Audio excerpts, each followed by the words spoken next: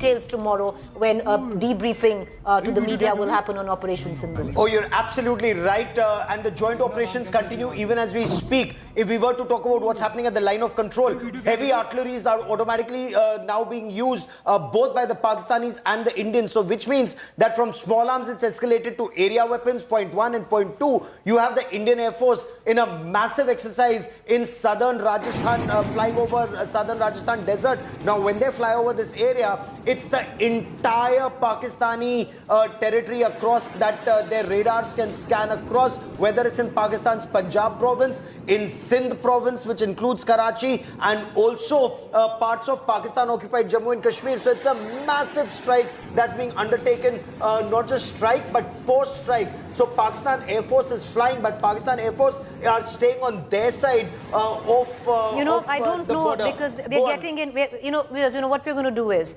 I want to bring in Gaurav on this. We're going to put out details only because Pakistan media is trying to propagate that, they do a lot of misinformation. There's a fair amount of disinformation and propaganda coming in from their side. But so, we'll continue to get our viewers more on this right now. Absolutely, because, even when Balakot had happened, they had claimed that multiple Indian aircraft had been shot down. They had claimed that that time. But unless it's officially confirmed by Government of India and by the Ministry of Defence, Pakistan does indulge in a lot of misinformation and disinformation campaign. Their media has been making a lot of claims about Rafales and so on. But our information is that this was standoff weapons that were used. The Pakistanis have officially also conceded that all the attacks that took place in Pakistan today and Pakistan-occupied Jammu and Kashmir were from the Indian side. So there is no question of any Indian fighter jet being across, as is being claimed by the Pakistani media. They indulge in a lot of disinformation But even the campaign. Pakistan army, Gaurav, has admitted that we did not violate the airspace. These were, our missiles did. But that's what at least they're saying, that there was, we fired from our own airspace. Is Absolutely. what they, at least that the brief that is coming from the Pakistan army is. All right, viewers, let me quickly take you through the latest that's coming in. Shivani, will you take us through what we've been given to understand that the entire LOC right now completely hot, heavy shelling? South of Panjal as of now. Okay, only south. Can you take us through the areas where there is massive shelling going on across the LOC?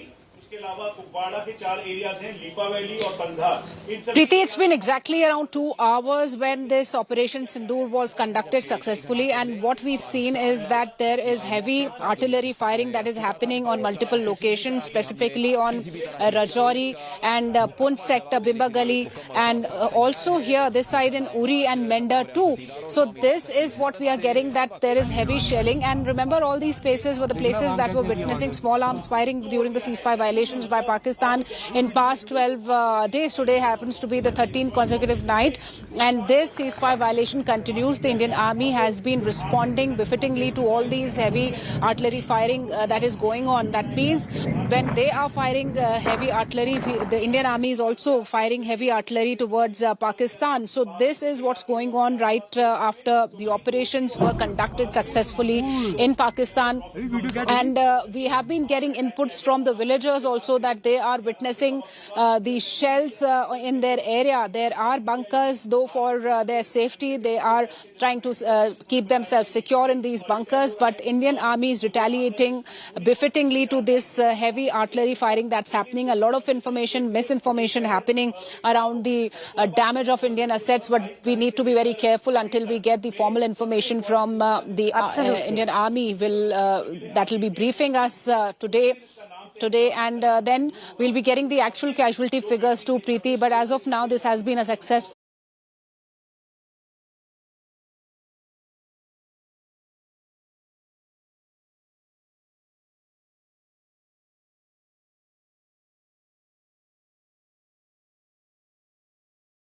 And we are ready to take on any kind of challenge or situation if it escalates on these border areas also, while the Indian Air Force is also vigilant and active. Right. Well, you're bang on, Shivani, because, whatever information that is coming in, we're only going to put out information that is verified, that is responsible, and that we, number one, caught unaware. 1:45 a.m. at night is when the first strike from India happened. Take us through. So from what sources are telling India today, a decision had been taken by the Prime Minister, left to the services to target areas, and that decision that a terrorist headquarters, this Masjid Subhanallah in Bahawalpur. So it's not the main headquarters of Maryam Nawaz is the Chief Minister of Punjab's province. We are told that there are other locations that have been targeted. Now, in all, there are 9 locations that have been targeted in India's air/missile strikes that have taken place since 1:45. Pakistan Army has conceded to 3. Pakistan's Prime Minister has conceded to 5 strikes that have taken place. How long did it take to execute this entire operation? It can happen in a matter of minutes, Now, if it is the BrahMos supersonic cruise missile, the moment you fill in the launch code and fire, it's a supersonic cruise missile that goes at 3 times the speed of sound. So there is nothing that can intercept it. Even if the Pakistanis could see it, there's nothing they can do about it. Now they have the entire Air Force, Pakistan Air Force, up in the sky because they anticipate perhaps there could be more action and also to prevent any further action. However, their aircraft are on their side. Their aircraft are not in the 10 kilometers border line only in case they cross. Indian Air Force aircraft are also in the sky, as is the AWACS, which is your eye in the sky, your airborne early warning command and control system, which scans the entire Pakistan border and the LC. So the Pakistan border, Preeti, is about 3,500 odd kilometers. The line of control is about 740 odd kilometers, and the actual ground position line at the Siachen Glacier is about 110 kilometers long. So that's the Pakistani land border that is being looked at right now. The Indian Navy is out there in the Arabian Sea, and that is where you can choke Pakistan should it try anything that it should not do in haste. All right, viewers, we're going to continue to get our viewers more. Now, this what we can confirm, and we're only giving out details that we can confirm. Operation Sindur is a success. It was a joint operation by the Indian Army and the Air Force using precision strike weapons. This is the information that has come out. Immediately after India conducted this strike, a press release was given out by the Indian Defence Service, by the Ministry of Defence, clearly stating that Operation Sindur, that the Indian Army conducted it on terrorist infrastructure in Pakistan, and Pakistan occupied Jammu and Kashmir. What is important to note at this point of time, viewers, is that very clearly what needs to be underlined is what India said. Our actions have been focused, measured, non-escalatory in nature. No Pakistani military facilities have been targeted. India has demonstrated considerable restraint in selection of targets and method of execution. And Gaurav, I would reckon this paragraph would be the most important when it comes down to this responsible press release, which immediately India put out after it conducted these strikes. Because this is India telling the entire world what we've done. 1, it's retribution. 2, it's non-escalatory. 3, it is not targeting any military location in Pakistan. It's only targeting a terror launchpad and a terror camp. So that is why, what can Pakistan hit back? If Pakistan then tries to hit a military location in India, then it is Pakistan that is escalating, because international law is very clear. What we are also being told that maximum military restraint from India and Pakistan, we're getting a lot of reactions that are coming in from world leaders. We are told that US President Donald Trump has also been briefed about these latest developments. India's National Security Advisor Ajit Doval spoke to his American counterpart Marco Rubio, and he informed Marco Rubio about the strikes that had taken place. And as of now, do keep in mind, the world wants maximum restraint both from India and Pakistan. But then Pakistan now has its entire Air Force up in the sky to respond. There's more information coming in, and we're going to just give it out right now. It seems the Pakistan Ministry of Foreign Affairs has reacted, and I just want to read out the statement that the Ministry of Foreign Affairs has put out of Pakistan, viewers. In an unprovoked and blatant act of war. So you have the Ministry of External Affairs, Gaurav, that has called India's strike on terror in Pakistan an act of war. So Pakistan is interpreting India's attack on terror spots as an act of war. I just want to take our viewers through that, and that's the news that we're breaking right now. A press release coming in from Pakistan's Foreign Affairs Ministry. In an unprovoked and blatant act of war, the Indian Air Force, which remaining within the Indian airspace, has violated Pakistan's sovereignty using standoff weapons, targeting civilian population across international border in Muridke and Bhawalpur and across the line of control in Kotli and Muzaffarabad. Azad, Jammu and Kashmir, of course, this is Pakistan-occupied Kashmir. India's act of aggression has resulted in martyrdom of civilians, including women and children. So this is Pakistan somewhere down the line trying to push the agenda. It's a big headline. It's a big headline. So it's not just Jaish-e-Mohammed. It's also Lashkar-e-Taiba headquarters in Muridke that's been targeted. Amazing, amazing. That's a big signal that India sends out, Preeti. Not just Jaish-e-Mohammed, but also Lashkar headquarters has been targeted. So clear demarcation by India. No terrorist training camp or launchpad is now safe from Indian response if there's terror that comes into Indian territory. This is huge, viewers, because earlier on we were been given to understand that there were only 3 locations, Muzaffarabad, Kotli and Bawalpur, where India had struck. But Pakistan has admitted that even Muridke and other parts of POK have been struck. India is very clear and firm, and we have to say this multiple times, that India has only targeted terror spots. Let's listen in once again. Now, we're getting in, lots of information that's filtering in, lots of international leaders reacting. India has already briefed America because now the ball technically is in Pakistan's court because India had sought retribution. Will Pakistan retaliate? A lot of international pressure would also be building up on Pakistan. Listen in to President Donald Trump. No, it's a shame. We just heard about it just as we were walking in the doors of the Oval. Just heard about it. I guess people knew something was going to happen based on a little bit of the past. They've been fighting for a long time. They've been fighting for many, many decades. Any message to and centuries, actually, if you really think about it. No, I just hope it ends very quickly. No, it's a shame. We just heard about it just as we were walking in the doors of the Oval. Just heard about it. I guess people knew something was going to happen based on a little bit of the past. They've been fighting for a long time. They've been fighting for many, many decades. Any message to and centuries, actually, if you really think about it. No, I just hope it ends very quickly. All right, so that's the statement of U.S. President Donald Trump. India has, NOC Ajit Doval has briefed America on India's strike on terror launch pads in Pakistan in 9 locations spread in 9 terror spots spread across 3 locations. But right now, viewers, Pakistan's statement that is coming in from the Ministry of External Affairs, the official statement from Pakistan coming in, where Pakistan has admitted that India has struck Muridke, Bahawalpur, and Muzaffarabad, Kotli, and other parts of Pakistan-occupied Kashmir. While India has maintained very clearly that India has only struck terror launch pads in these locations, Pakistan seems to suggest that this was an act of aggression. They've called India's strike on terror an act of war. And they say, and I quote, "This act of aggression has caused great threat to commercial air traffic.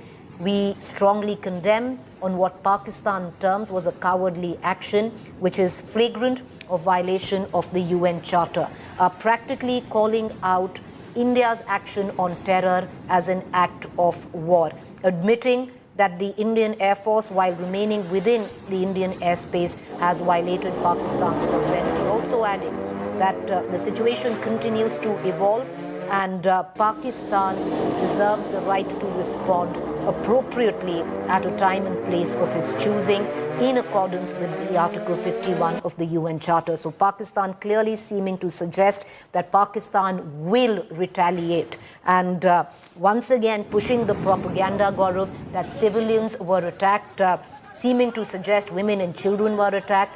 Clearly, this has been made very clear in India's statement, which was brought out immediately after the airstrike, that only terror launch pads across the 3 locations, which now seem to be at least 4 locations, which includes Muridke, where you have the LET headquarters as well. It's a huge, huge statement by government of India by targeting both both Buridke and Bahawalpur. And let's quickly bring in Lieutenant General KJS Dhillon, General Tiny Dhillon, former Kashmir Corps commander, former DG of Defense Intelligence Agency, joins us on the special broadcast. General Dhillon, both Buridke and Bahawalpur have been targeted along with Kotli and Muzaffarabad. For the benefit of our viewers, please give us the significance of each and every location that India has targeted, sir. Good morning, Gaurav, and good morning to all of you. Muridke is the headquarters of Lashkar-e-Toiba. Muridke is just very close to Lahore and is in Pakistani Punjab. So is Bahawalpur. It's the headquarters of Jaish-e-Mohammed, Maulana Masood Azhar's Jaish-e-Mohammed, and it is in southern Punjab. Whereas Muzaffarabad and Kotli are the launch pads and the training camps in Pakistan-occupied Kashmir. And as the reports which are now coming in, India has struck with the precision weapons on all the terror camps and terror bases. India has not targeted any civilian area or a military area. Hence, the onus of escalation lies on the Pakistan.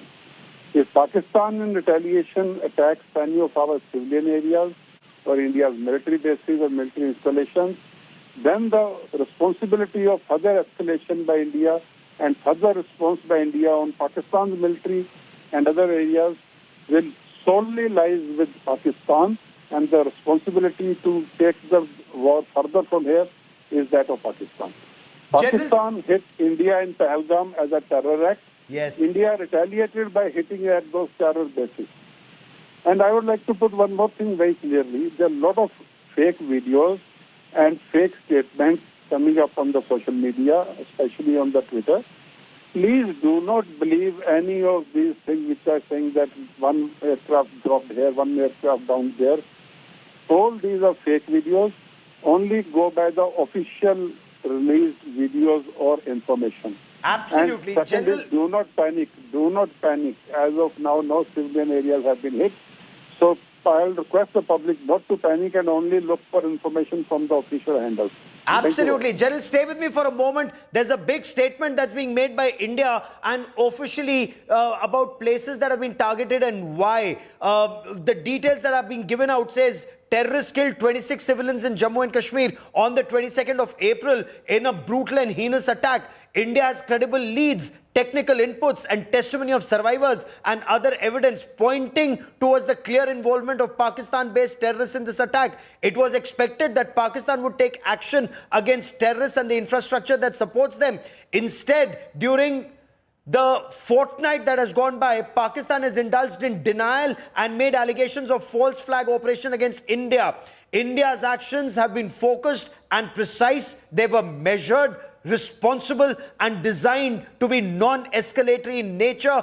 No Pakistan civilian, economic or military targets have been hit. Only known terror camps were targeted. Shortly after the strikes, NSA Ajit Doval spoke to US NSA and Secretary of State Marco Rubio and briefed him on actions taken. Very clear statement, Preeti. What Gaurav just elucidated is India briefing America, but we've been given to understand senior Indian officials through the course of the last few hours, viewers, have spoken to their counterparts in a number of countries across the world to brief them on the steps taken by India. Amongst these are the countries that have been briefed by India have been the US, the UK, the Saudi Arabia, UAE and Russia. So, General Dhillon, I want to bring you in because India on its own has sought retribution, retaliating, only striking terror launch pads, and now the ball is in Pakistan's court.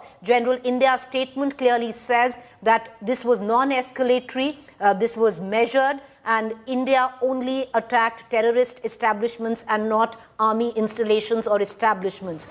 Clearly, there is an effort now by India to rally international support to put pressure on what has been largely a rogue nation, Pakistan, that it doesn't retaliate. Absolutely. India, in a very measured and very restrained reaction to the Pahalgam terror attack, has reacted and attacked only the terror bases and terror camps. India has not, and India has very clearly given out in the press release, released that India has not attacked any military installation or civilian area. This clearly means Pakistanis carried out a terror attack in Pahalgam. India retaliated by hitting the terror camps in Pakistan and Pakistan-occupied Kashmir. Now, any escalation by targeting by Indian military installations or Indian civilians lies solely on Pakistan. As regards the point you made about world opinion, India has been approaching all the world powers and through diplomatic channels to create a world opinion in our favor. It's an ongoing process and it will continue through the days to come. India is on the right path and India is in the right position and India is justified. But General Dhillon, one quick question that we'd like to ask you, because Pakistan in multiple press releases has already deemed this as an act of war.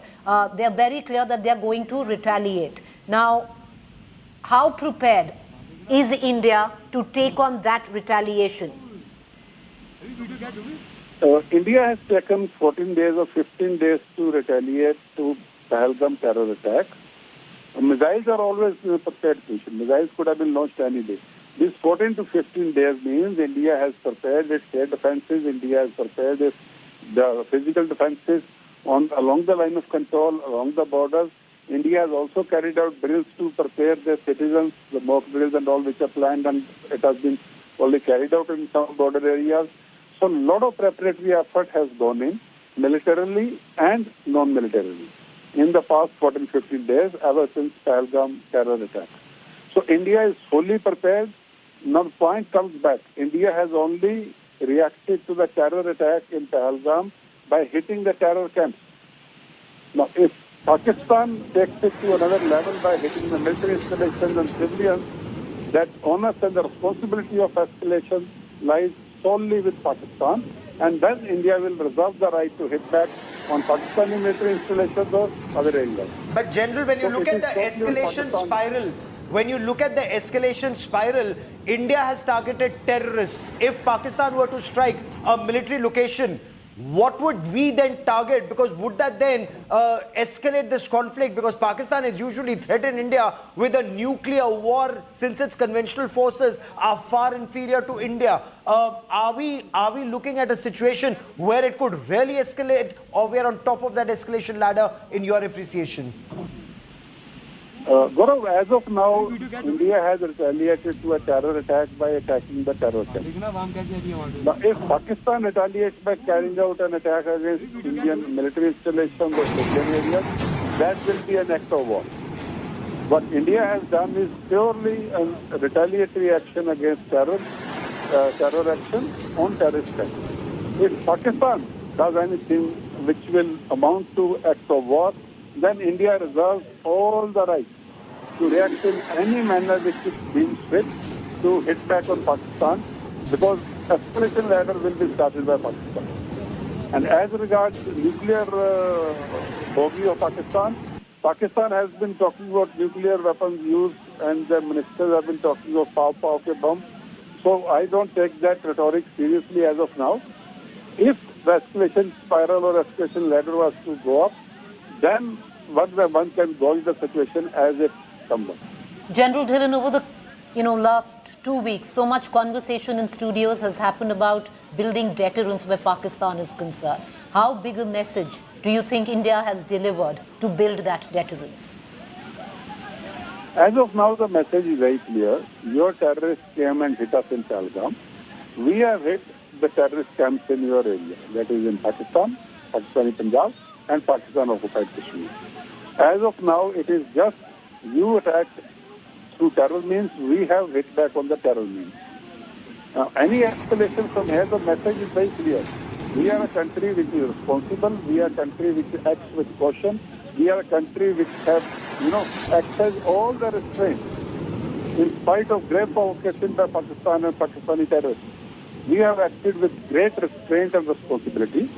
And from here onwards, any action by Pakistan against Indian military or against Indian civilians will be treated as an act of war. General, give me a moment, if you will, and read the enemy's mind for us. striking Pakistan in Pakistan's Punjab province. It's a direct hit for that Pakistani Punjabi Musalman, and that too on Asim Munir's face. This is a direct hit on Asim Munir, and he's a radical Islamist. He's not a sane general. How would he be reacting in this situation? General, before you come in, just breaking this news, and then you can take on Gaurav's question. Gaurav, the Srinagar airport has now been shut for civilian population. Yes. That's the latest news that is coming in. Srinagar airport will now only be allowed for military operations. No civilian flights will be taking off or landing at the Srinagar airport. General, please go ahead and take that question, sir. Yeah, first I will respond to Srinagar airport being shut for civilian traffic. It is a routine thing because now the Indian Air Force will be operating from Srinagar Air Base, and Srinagar Air Base and Srinagar Civilian Airport is a combined asset. Hence, we do not want any civilian aircraft getting, getting hit in the bargain. So it's a very sensible step and it's a normal step. There is no need to panic. It's only that these air bases now will only be used by the airport and not exposing the civilian aircraft to any fratricide or any action by Pakistani side. So that is a very, very sensible step, and I would request the public not to take it in any other manner than just a routine thing which is done in war. Now coming to Gaurav's question. India hitting inside Pakistani Punjab and hitting the pride of Pakistani Punjabi Musliman, yes. If Punjabi Pakistani Muslims will house the terrorists in Bahawalpur and Muridke, then India will hit Bahawalpur and Muridke. Because we are hitting terror camps, may it be Bahawalpur, Muridke, Muzaffarabad, Kotli. We are not differentiating where it is based. Our reaction is against terror camps and not against Pakistan territory per se. But if Pakistan does anything now against Indian military or Indian citizens inside Indian territory, that will be an act of war, and that will mean Pakistan has initiated the war. As of now, it's only retaliation to terror in a very, very dignified and restrained manner by a very responsible state, that is India. All right, General Dillon, appreciate you joining us, sir. We're going to continue to come back to you. But once again, viewers, we're going to take you through on what is possibly history in the making, where India and Pakistan is concerned and the bloody history is concerned between the two nations. Gaurav, we were just speaking of how days on, since the Pahalgam attack, that deterrence needs to be built. How big a message do you think this will prove to be, where deterrence from Pakistan, especially of fomenting terrorists and with what happened in Pahalgam is concerned?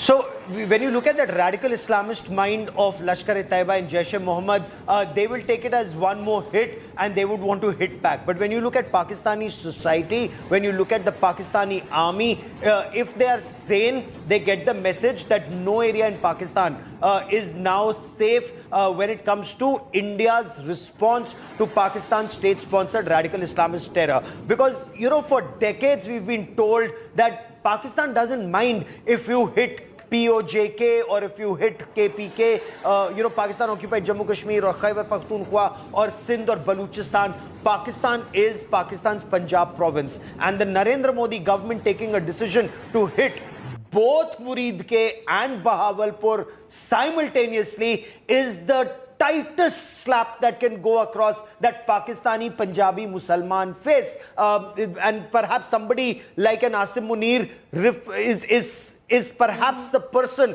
who's responsible for this slap across Pakistan Army's face, and that is why they will strike back. The manner of that strike back is that big question. Will it remain restricted to artillery strikes along the line of control, which India has seen years and years of, or will it be there's bigger? News break coming in, Gaurav. Let's quickly take that news break. Now, word coming in that precision strike weapon systems of the three forces, both Indian Army and the Air Force, were used in the attacks, including the loitering munitions. The coordinates for the attacks on terrorist camps inside Pakistan and Pakistan-occupied Kashmir were provided by intelligence agencies. The attacks were carried out from Indian soil only. Gaurav, that technical term there for our viewers, will you elucidate in the attack, there was precision weapons that were used, including loitering munitions. What does that mean? So loitering munition is a fire and forget system. It's an artillery ammunition or a rocket ammunition, usually a 155 howitzer munition. When you fire the loitering munition, it is you fire and it doesn't just hit on impact, it loiters over that area. And once it's loitering over that area, it is waiting to spot the target. Once it spots the target, it's only then that it goes and strikes. And these are, you know, in the past 2-3 years, India has really modernized its artillery. It's really modernized its air force in terms of not just the Rafale fighter jets, but the precision strike munition that is required to take down precise targets. You know, it's not an area destruction weapon in the traditional sense of that word. It is for impact. It is to kill the adversary or the terrorist that you want to neutralize. At the same time, it does not destroy a large amount of area in that sense. So that is why this precision munition has been used by the army to take down targets, both by the army and the air force to take down the threat. It's been talked about since the time of the Kargil war 25 years ago. It's finally with the armed forces and used to good effect. All right, viewers, so that's the latest information that is coming in. I'm going to take our viewers through it again. Gaurav just elucidated the kind of weaponry that was used by India to strike these terror launch pads, taking you through them again. Precision strike weapon systems of all three forces, Indian Army, Navy and Air Force, were used in the attack, including what Gaurav explained were loitering munitions. The coordinates of the attack on terrorist camps inside Pakistan and POK were provided by intelligence agencies. The attack was carried out from Indian soil. India took 2 weeks to do this, viewers, and that is what needs to be deliberated upon. This wasn't a hurried strike.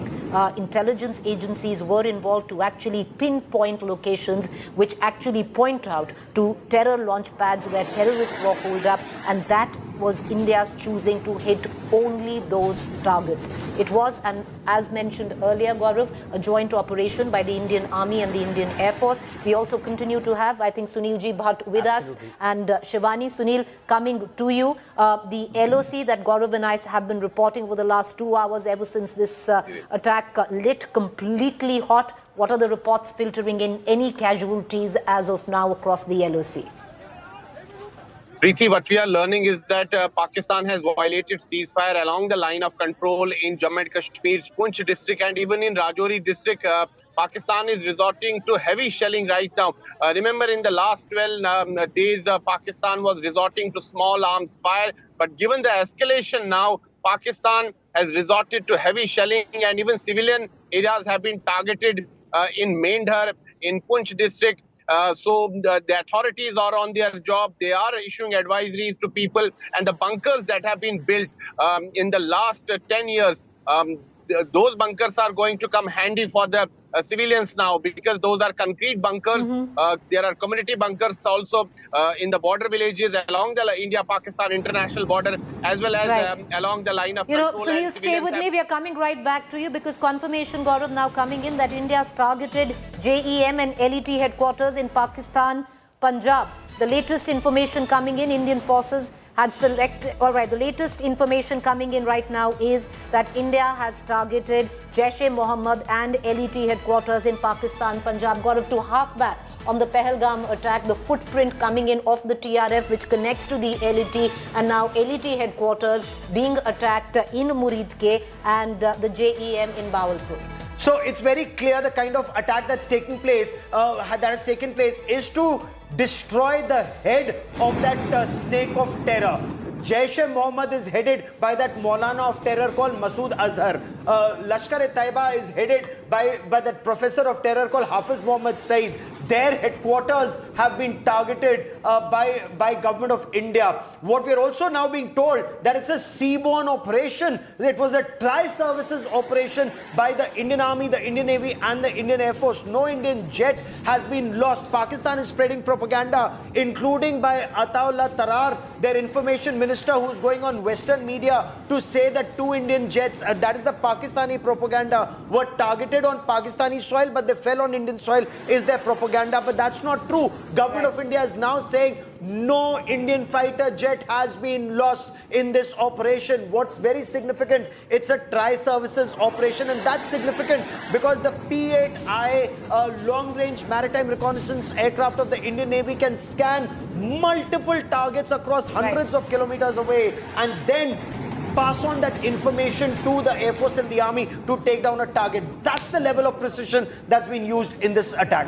The main objective, Gaurav, that is coming in and word filtering in on that, the main objective of Operation Sindur was to hit the top terrorist leaders of Jaish in Bawalpur and Lashkar in Muridke. Muridke is where Hafiz Saeed is holed up, and Muridke was on target. So ultimately, one of the main reasons and on the hit list of Operation Sindur, objective of Operation Sindur was not just to hit at the terrorist launch pads in 9 spots across these locations, but also to take down top terrorists that have bled India for decades. That includes the Jaish and the Lashkar-e-Taiba. You know, Preeti, this is such amazing information that's coming in about Jaish-e-Mohammed headquarters being targeted or Lashkar-e-Taiba headquarters being targeted in Muridke.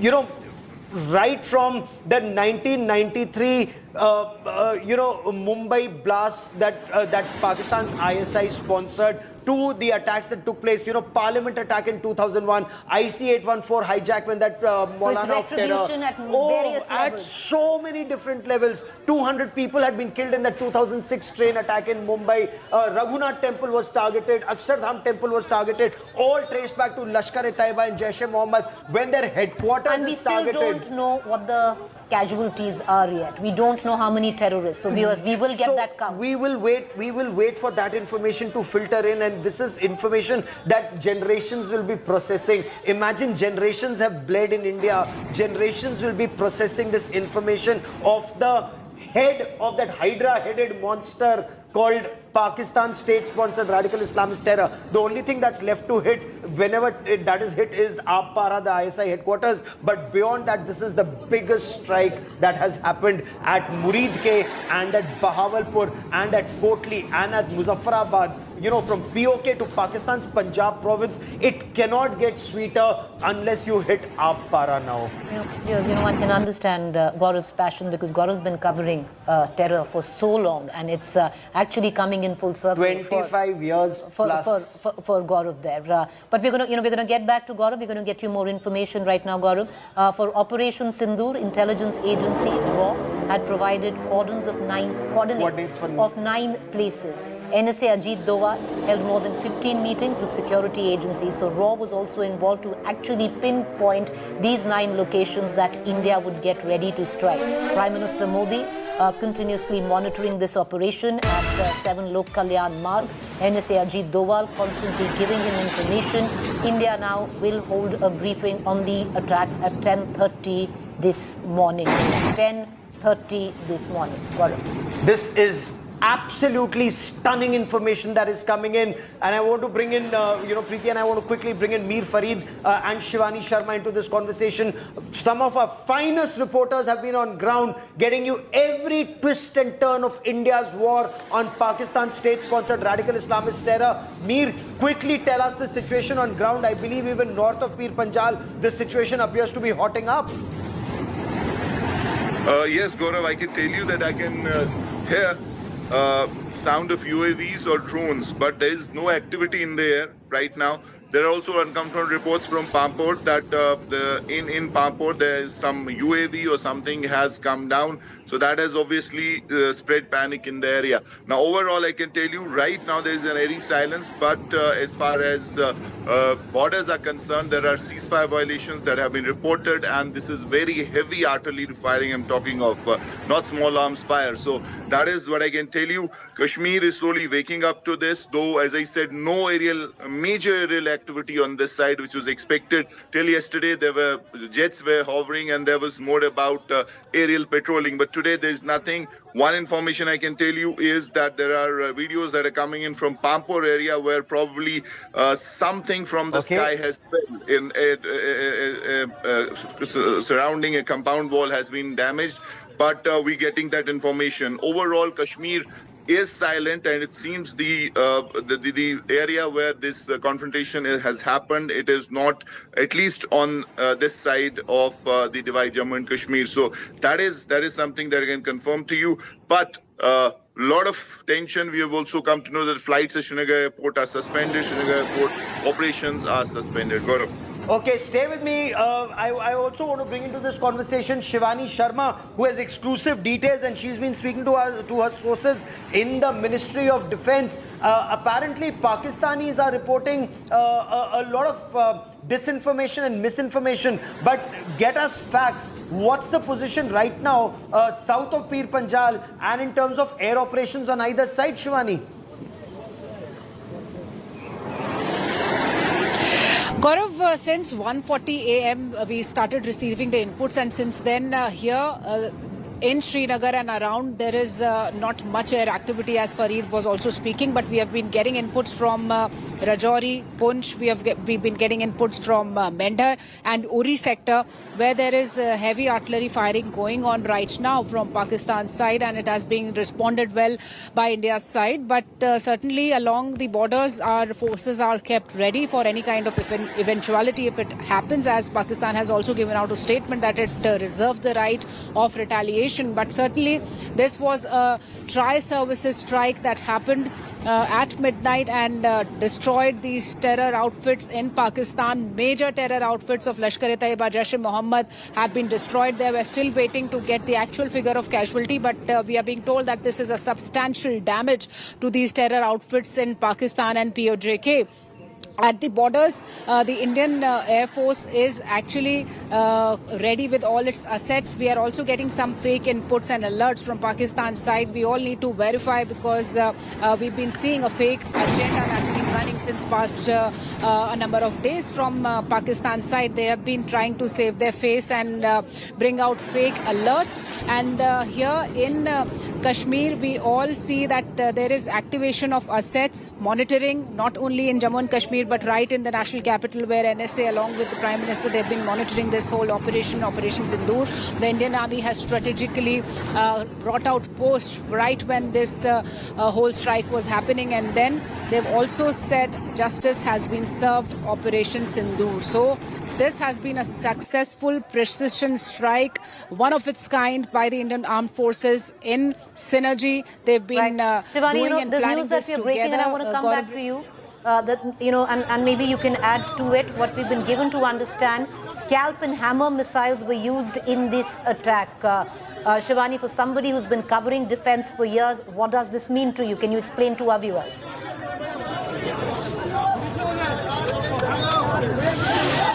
Preeti, scalp and hammer missiles, they give give us the capability to strike with exact, accurate, pinpoint accuracy. We can actually strike with a focused area. This comes with the ammunitions, loitering ammunitions that is being talked about in this particular strike, where we see that particular focused area have been targeted without even touching the civil areas there, which are close there in that area, and also without even touching any kind of military assets. So these have been, the scalp missiles have that capability to pinpoint accurately, precisely hit the target without damaging anything which is beyond that whole target area. So this is how the Indian forces have used. We are still waiting for more confirmation and more details, as the press conference is scheduled for the day today. So Shivani, these were the precision weapons that have been used. What all assets were utilized and what was the...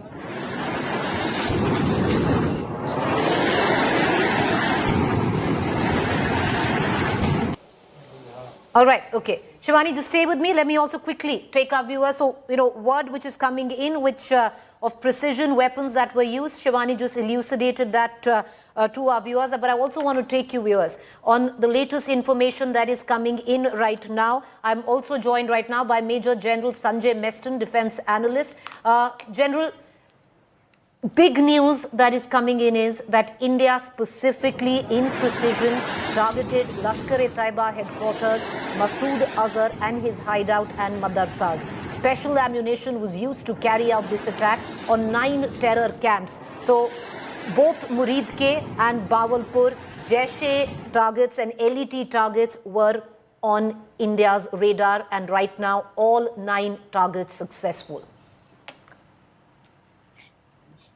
Sorry, I can't hear you. There is some, I can't even see the video, please.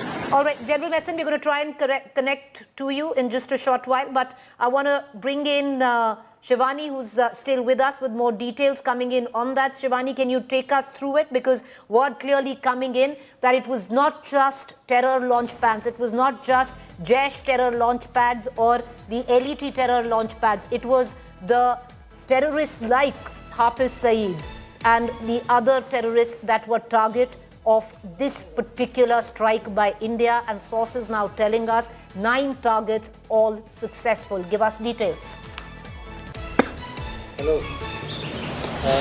Preeti, these 9 targets were actually chosen by the Indian forces together by the inputs that where all these terrorists who have been attacking and training terrorists to attack against India were involved. And this was the Lashkar-e-Taiba outfits, there were the Jaish-e-Mohammed outfits, Hafiz Saeed, who was being given a VIP treatment in Pakistan, was also targeted. And what we are learning from the sources that these 9 specific targets have been successfully destroyed in this particular Operation Sindur, and this is a big strike that not only gives a very strong message to Pakistan but avenges the deaths of 26 innocent tourists in Pahalgam.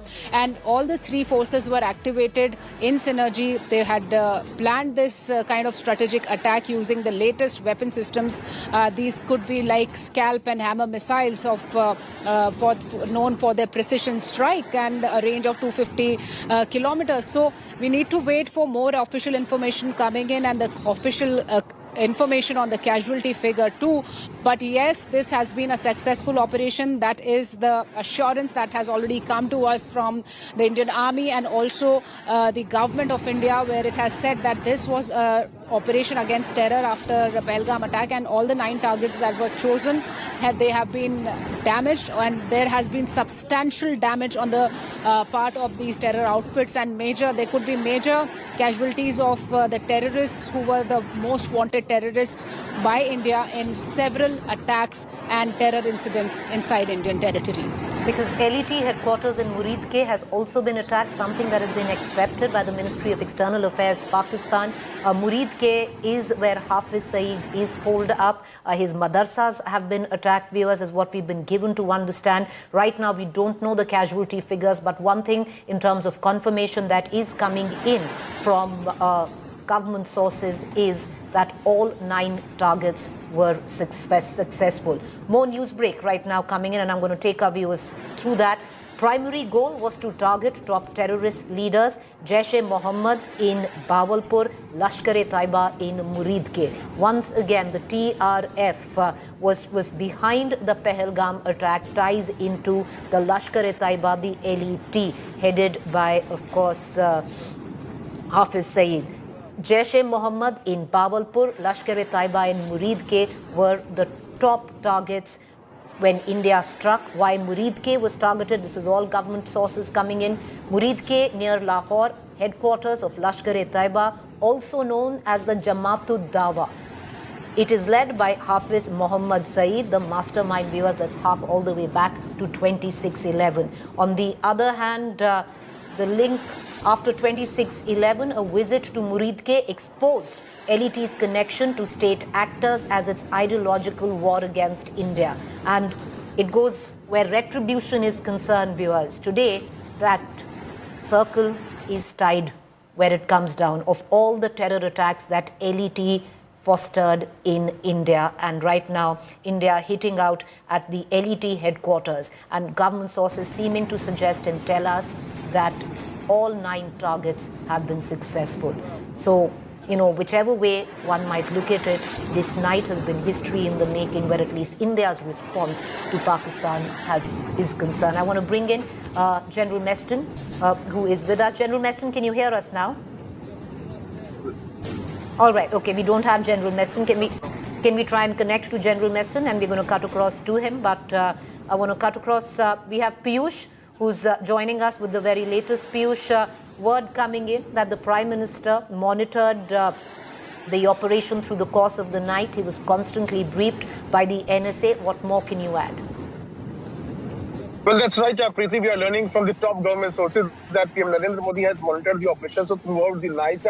He was also briefed by various officials. So remember that in the last 2 weeks, Prime Minister himself has been chairing various meetings. He has been in touch with top officials of the government. He has been meeting with NSA, Home Secretary, Defense Secretary, and various other officials. And now what we are told is that all these 9 targets have been successful, and Prime Minister Narendra Modi has been constantly monitoring the operations throughout the night. That's what the top sources in the government have confirmed to us. So one thing is clear, that all the 9 targets have been successful, and Prime Minister was constantly monitoring each and every development. You would remember that the day Pahalgam terror attack had taken place, Prime Minister had cut short his Saudi Arabia visit, and he was when he was landed in Delhi, he was briefed by NSA, Foreign Affairs Minister, Foreign Secretary, and then the very next day he chaired a cabinet committee on security. And today also, let us tell to our viewers that at 11 a.m.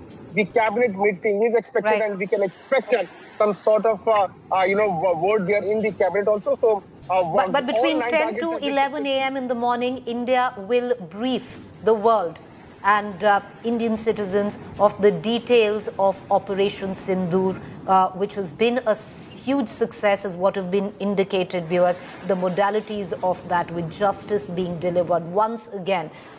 We want to hark back on why India's hand was forced, why this was necessary, and one needs to only go back as early as 2 weeks ago and what happened in Pahalgam. There's news break that's coming in right now, viewers. Now, all of this is not to create panic. These are all advisories, especially for citizens who are looking at flying to areas like Srinagar, Jammu, Amritsar, Leh, Chandigarh, Bikaner, Dharamshala. Well, Indigo, the airline, has come up with a statement, and I want to bring in Sunil Ji Bhatt on that. Due to changing airspace conditions in the region, our flights to and fro from Srinagar, Jammu, Amritsar, Leh, Chandigarh, Bikaner, Dharamshala are impacted by the current airspace restrictions. So understandably, not to create panic, but standard operating procedure, especially at a time like this. There have been restrictions where airspace is concerned. Sunil, what more can you add? Well, Preeti, Indigo has issued a statement, and as per that statement, it has said that due to changing airspace conditions in the region, our flights to and fro from Srinagar, Jammu, Amritsar, Leh, Chandigarh, Bikaner, Dharamshala are impacted by the current airspace restrictions. So clearly, the government, the security agencies are taking, precautionary measures, because after India's strong action against terror camps and, and against the LET headquarters, India's strike on Jaish's headquarters deep inside Pakistan in Punjab provinces, Bahawalpur. Now it's likely that Pakistan may try to resort to any kind of misadventure. We are ready. Our Air Force is on alert. All the 3 wings of the army are on alert, and in case there is any escalation, we are ready to give a befitting reply to the enemy. But for now, situation remains very sensitive. High alert has been sounded across the length and breadth of Jammu and Kashmir, particularly at sensitive places. That includes line of control and India-Pakistan international border. We are ourselves heading towards some border areas, because there are reports that there is heavy shelling along the line of control. Pakistani troops have now resorted to heavy shelling, and they are targeting the villages that are located. Sunil, I'm going to come in, and I want to just take our viewers through the latest news break that's coming in. And viewers, this is the first visual proof of India's airstrike on Pakistan. Hafiz Saeed's mosque has been hit in Muridke. The mosque has been linked to the LET terror activities.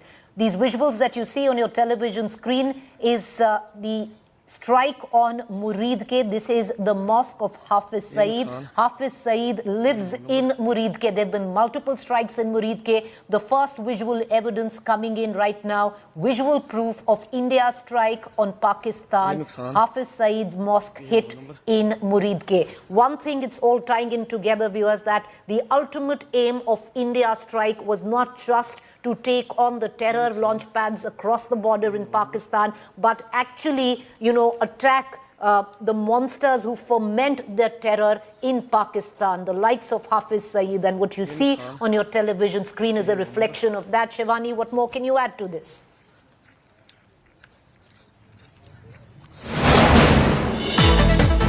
All right, we seem to have lost Shivani. We're going to try and connect to Shivani, but these visuals that you're going to see on your television screen is the first visual proof of the mosque of Hafiz Saeed being hit in Muridke. Once again, I'm going to take you back to the official statement that came out and what our sources seem to suggest, that these were precise strikes that have taken place with precision weapons. And all of these 9 sites were clearly pinpointed by Indian intelligence. The RAW was one of the key figures in identifying these 9 locations across the border, and one of them is Hafiz Saeed's mosque in Muridke.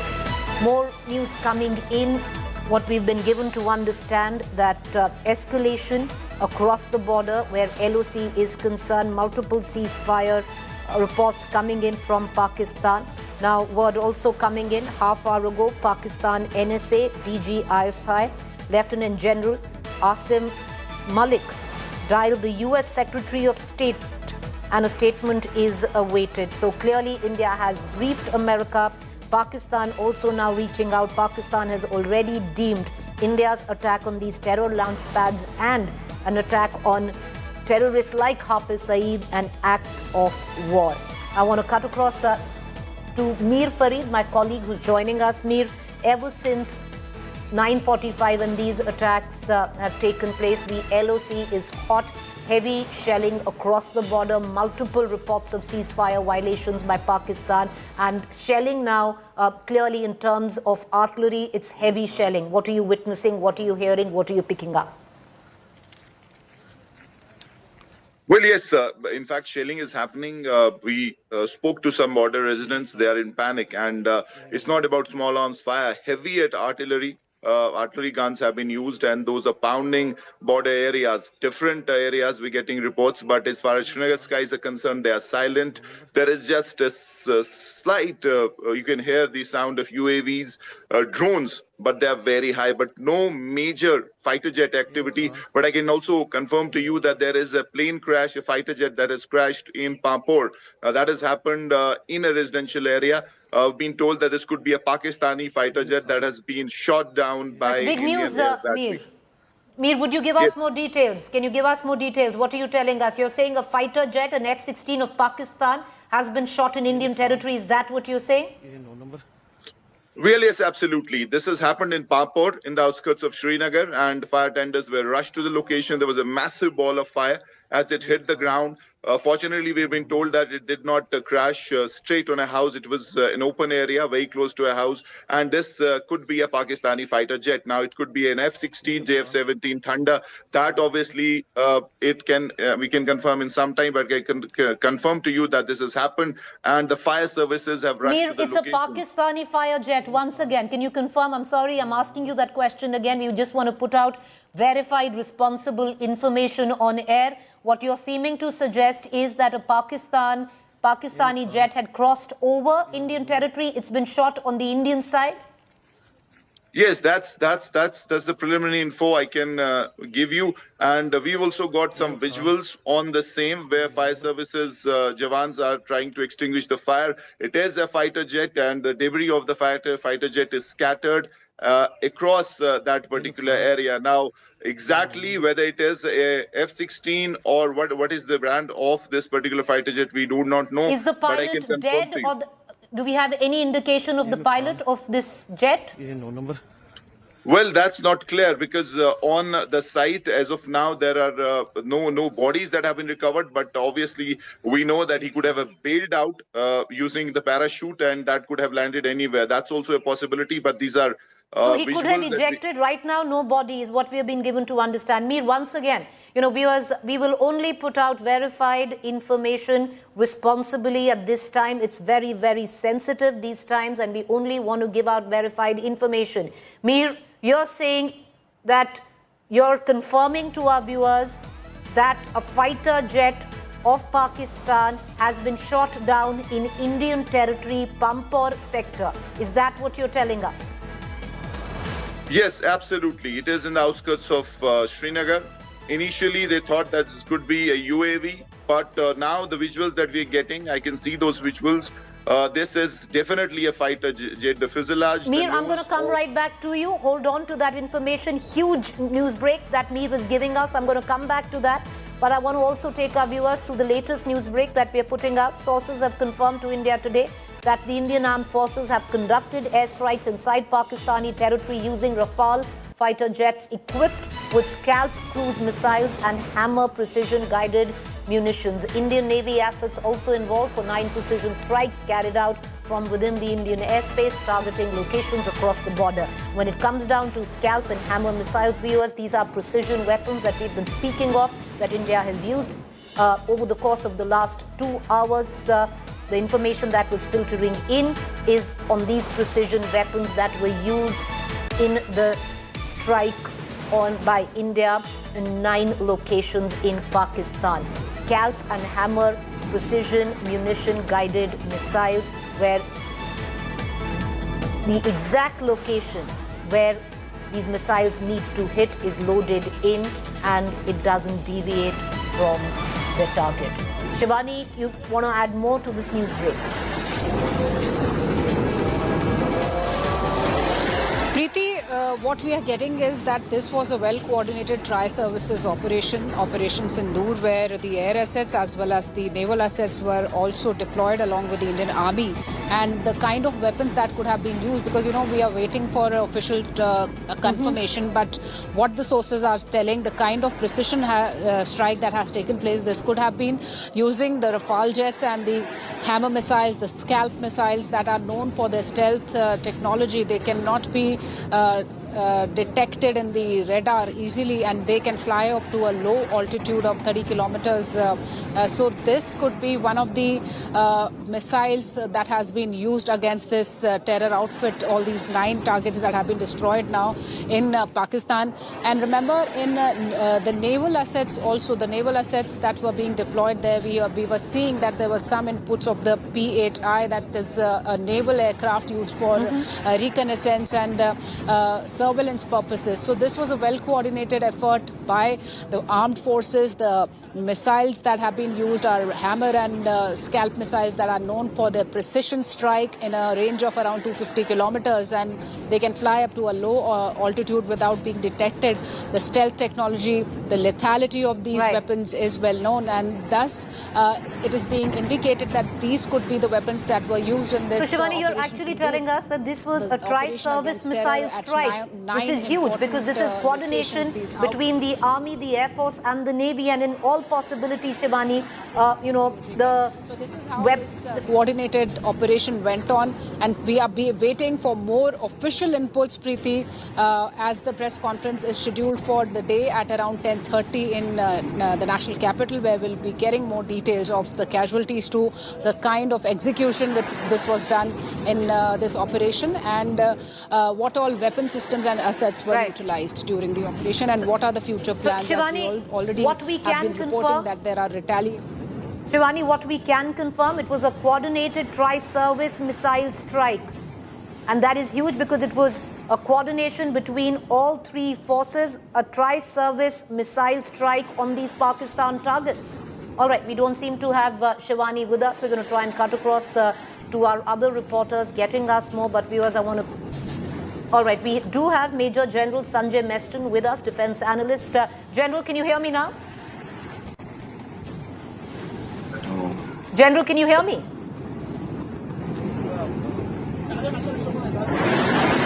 All All right, okay, we don't seem to have Major General Sanjay Meston, at least as of now. We're going to try and cut across to him. But right now, viewers, what we can tell you, that Operation Sindur, where precision weapons were concerned, a coordinated tri-service missile strike, we've been given to understand that even the Navy was deployed, and in all probability, some of the precision weapons that are being spoken of were actually fired by the Indian Navy. The Indian Armed Forces have conducted airstrikes inside Pakistan territory using Rafale fighter jets equipped with Scalp cruise missiles and Hammer precision guided munitions.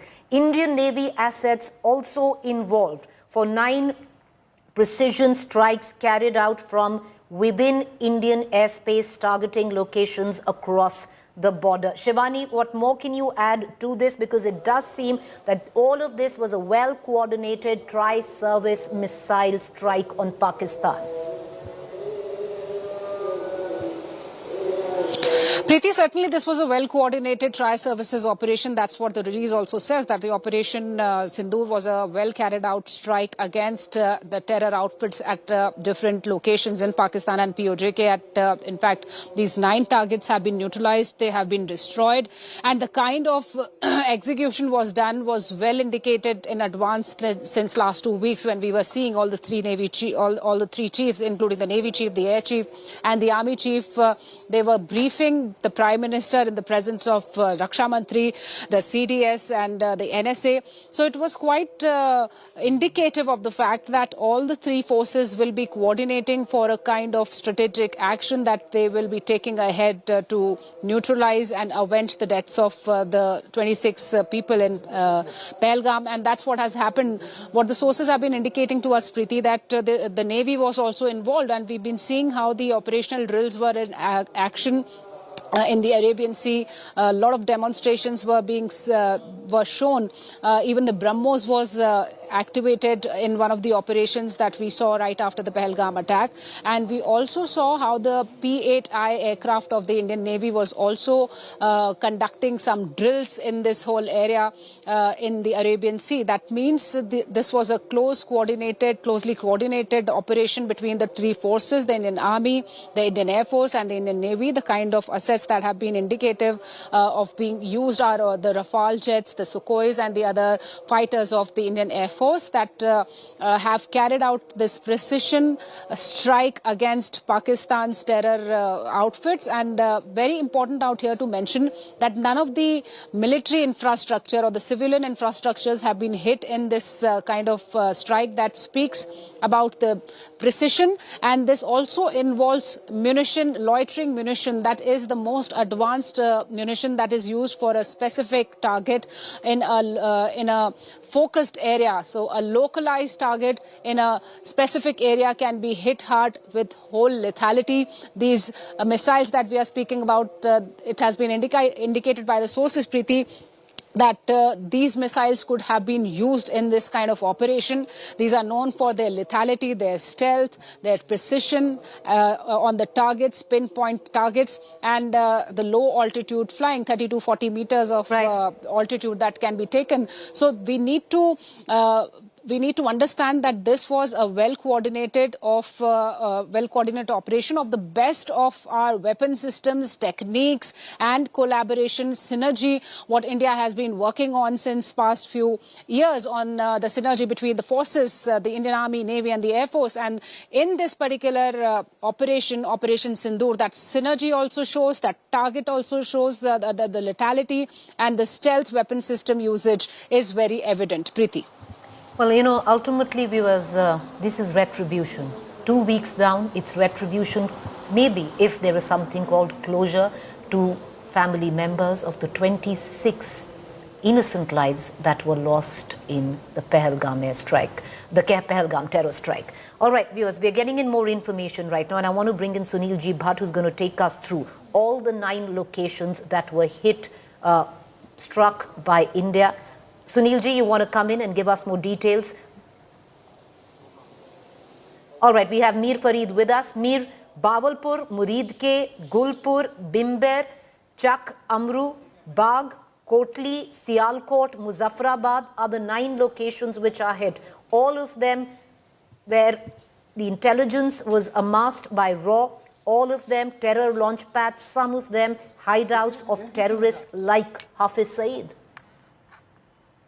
Absolutely, Preeti. This has taken quite a bit of homework as far as intelligences and the armed forces are concerned, because these are all hideouts of the Jaish-e-Mohammed Lashkar, especially Jaish-e-Mohammed, because while we have been repeatedly saying that they have been operating in shadow names like PAFF, like TRF, Kashmir Tigers, but we know that the mothership obviously is the Jaish-e-Mohammed, and we know who are operating Jaish-e-Mohammed and from where. So this is based on intel inputs from agencies, and on the basis of which these targeted attacks have happened, precise targeted attacks against the locations of Jaish-e-Mohammed, especially Lashkar, in these at least 8 to 9 sites which are in and around POK, Muzaffarabad. And we know that post the Pahalgam attack, and considering that Pakistan was expecting a response from India, some of these sites or terror launch pads and camps were vacated. But there were still reports that there were camps where there were Jaish and Lashkar terrorists. They're very much present,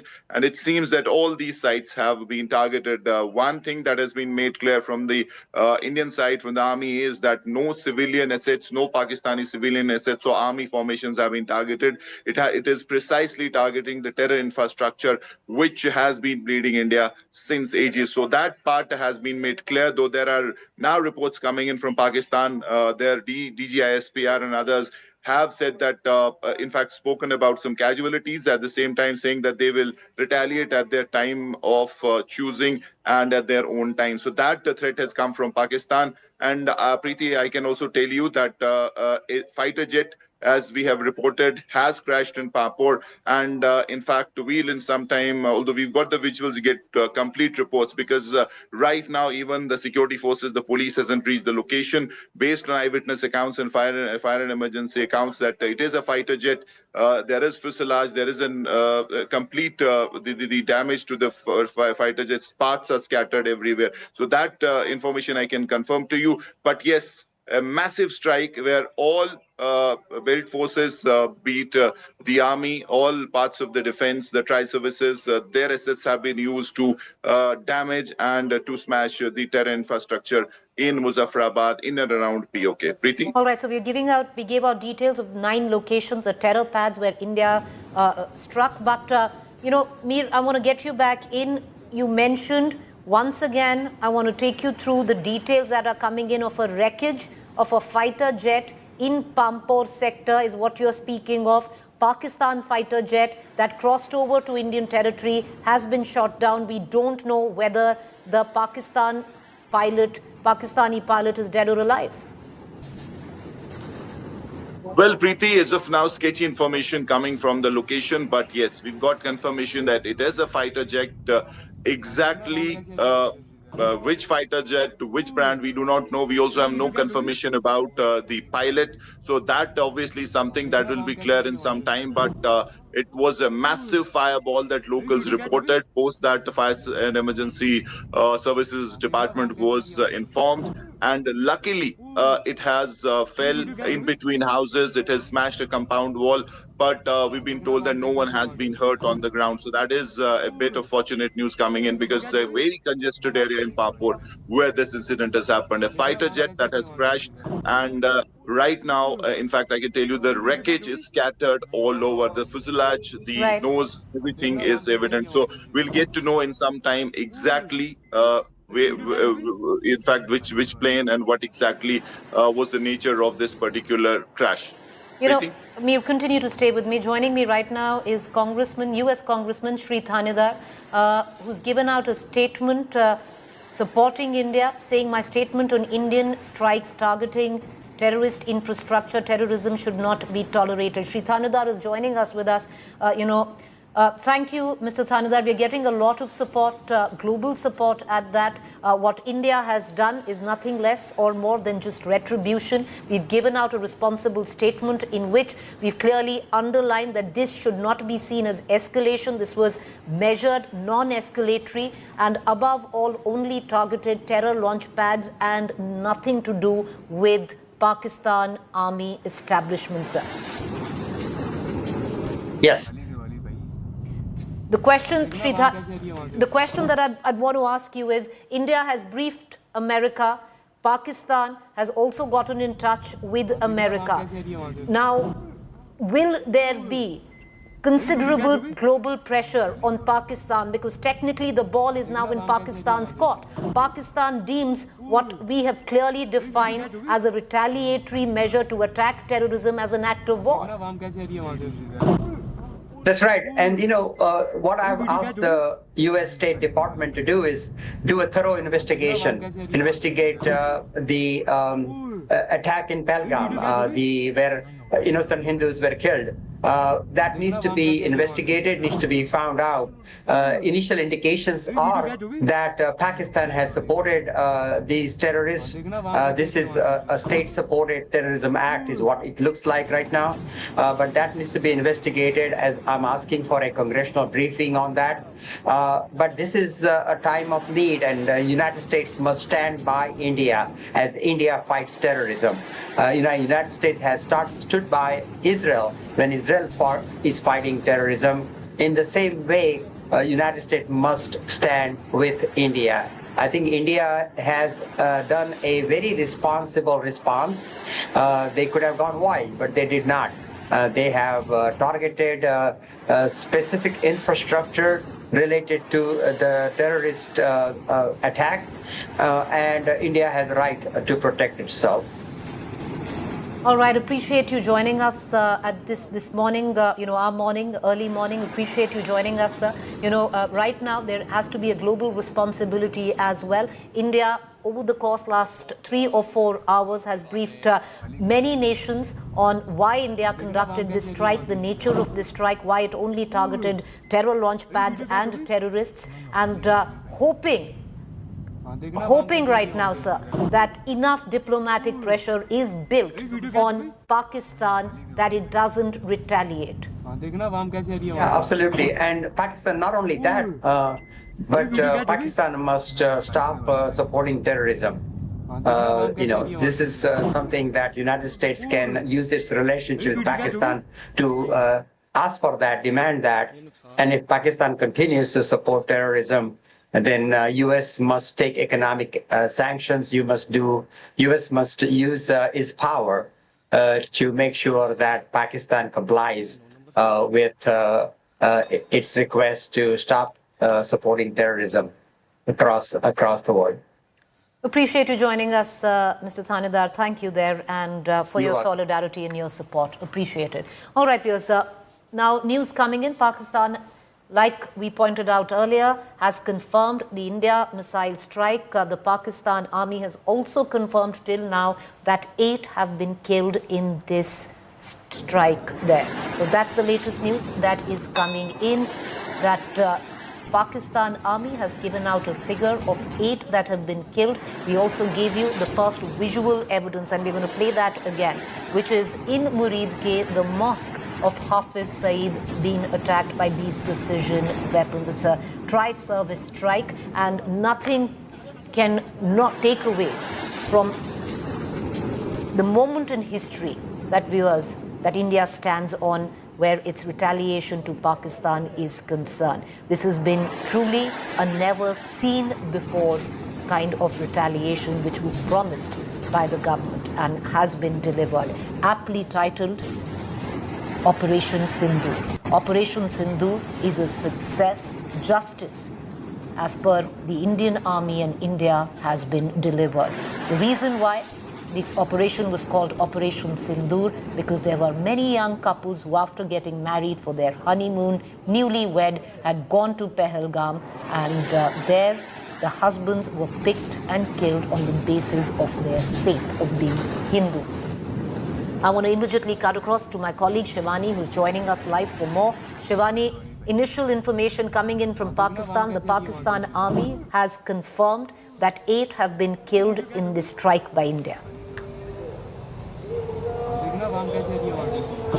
Preeti, these figures have come from the Pakistani army, but we cannot rely much on Pakistani figures because we know Pakistan of hiding its own casualties too.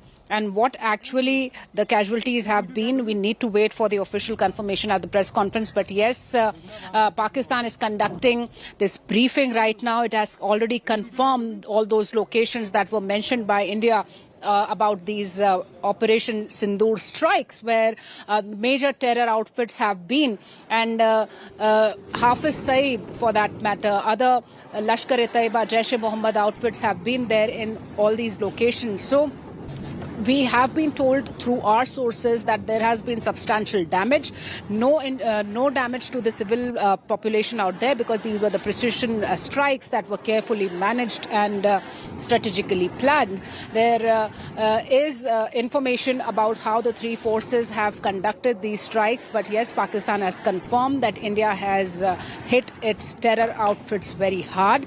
It has been bringing out this information now, as we've already spoken to the United States. NSA has briefed the United States about this operation that has been taken on by India, in which United States was standing as a support to India, as was conveyed in multiple statements, Preeti. Now, Pakistan has also apprised the United States about the same. And Pakistan has already given out a statement in which it has called India's Operation Sindur an act of aggression, to which it reserves the rights to retaliate. But at the same time, we are also getting inputs from the line of control, Preeti, where ceasefire violations continue. But important and notable is that this time heavy artillery gunfires are being heard in this location, to which Indian Army is retaliating befittingly. But certainly there has been substantial damage in Pakistan and POJK, where these terror outfits were running, sheltering, harboring these terrorists who were acting against India and were also involved in the Pahalgam terror incident. Shivani, stay with me on the news that we are breaking right now. Of the 9 targets successfully hit by the Indian forces, 4 are in Pakistan and 5 in Pakistan-occupied Kashmir. So 9 in total, 4 in Pakistan and 5 in Pakistan-occupied Kashmir. The 4 in Pakistan in all probability have to be in the Punjab province of Bawalpur. The targets in Pakistan include Bawalpur, Muridke, Sialkot, Sarjal. Special ammunition was used to target the terror camps. It was a tri-service missile strike. Shivani, I want to pull you in on this. Can you take us through the details that are now coming in, the micro details of what has been a successful Operation Sindur?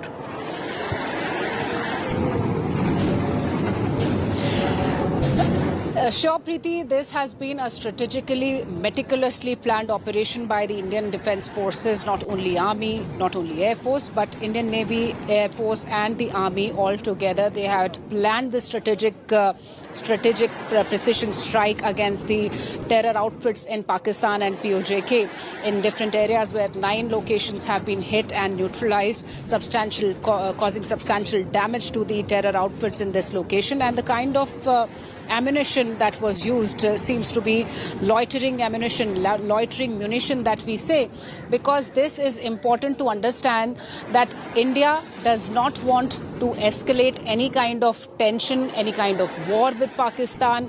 India believes that only and only the perpetrators, the terrorists, should be hit hard. No civilian should be damaged in this whole process. That is why specific choosing of these particular weapon systems was done.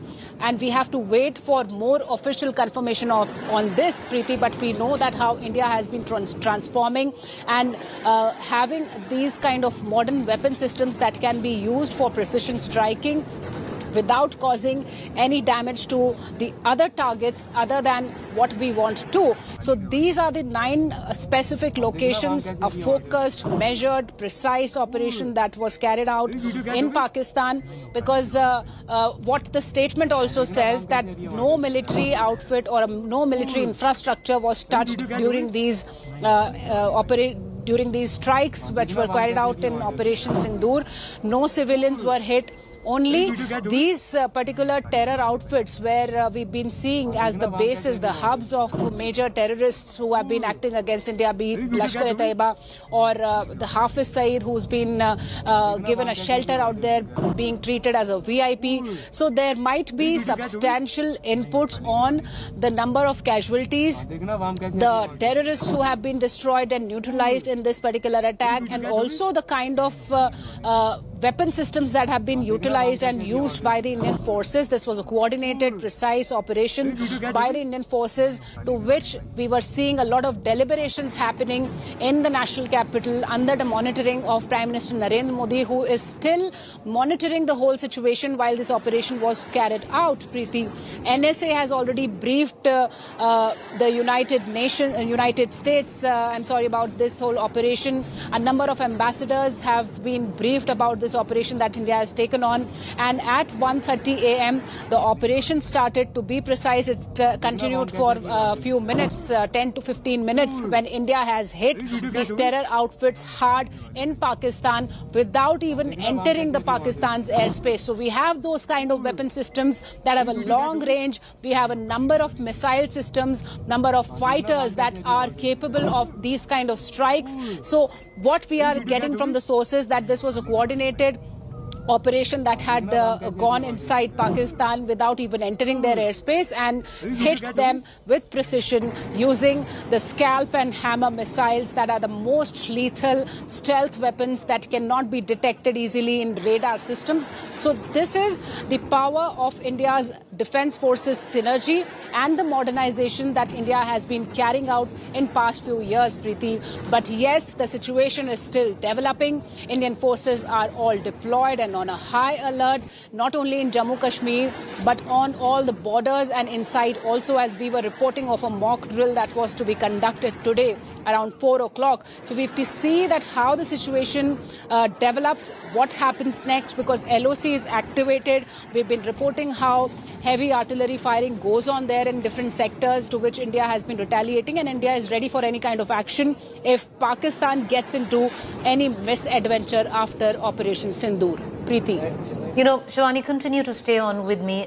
Viewers, there's more breaking news coming in, and once again, none of this is to spread panic, just to give out information, because there are going to be travel advisories. There is going to be restriction where airspace is concerned, and I want to bring in Sunil G. Bhatt, because after Indigo, Sunil, now Air India has come up with its own travel advisory where many flights to many locations, especially where Rajasthan, Punjab, Kashmir are concerned, stand cancelled. Will you give us details?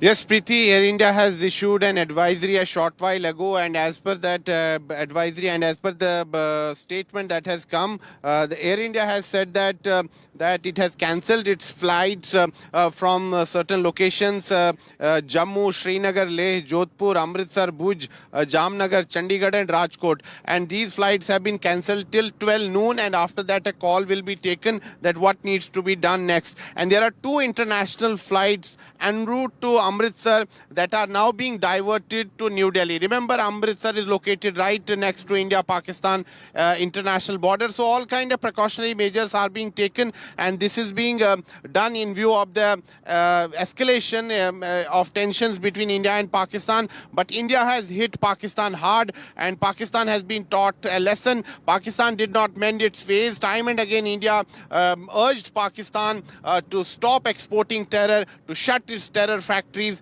but Pakistan continued to sponsor terrorism against India. And recently, what happened in Pahalgam, a horrific terror attack took place. Innocent people were targeted, and this was the tipping point. And now we decided to hit Pakistan hard, not only in Pakistan-occupied Jammu and Kashmir, but we have hit the targets of Lashkar and Jaish deep inside Pakistan, in Pakistan's Punjab province, and this is huge. And that is why now high alert has been sounded across the length and breadth of Jammu and Kashmir, particularly at sensitive places, whether it's the line of control and India-Pakistan international border. What we are learning from our sources is that Pakistan is resorting to heavy shelling right now along the line of control, particularly in Poonch district. Civilian villages have also been targeted. We are ourselves on our way to the border areas, and we are going to get ground reports from there. Preeti, back to you.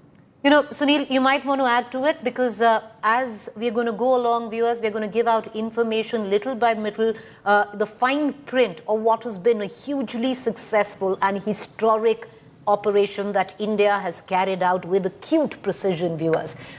More details coming in now. We gave you the list of the 9 locations that India has struck. Now, there is a new terror control room, or was, hopefully, a new terror control room in Muzaffarabad, which is in POK, from where Pakistan Army and the ISI plan major infiltration bids on Indian soil. The plan for infiltration of Jaish terrorists was always prepared from the new control room 88, built in Muzaffarabad, Pakistan.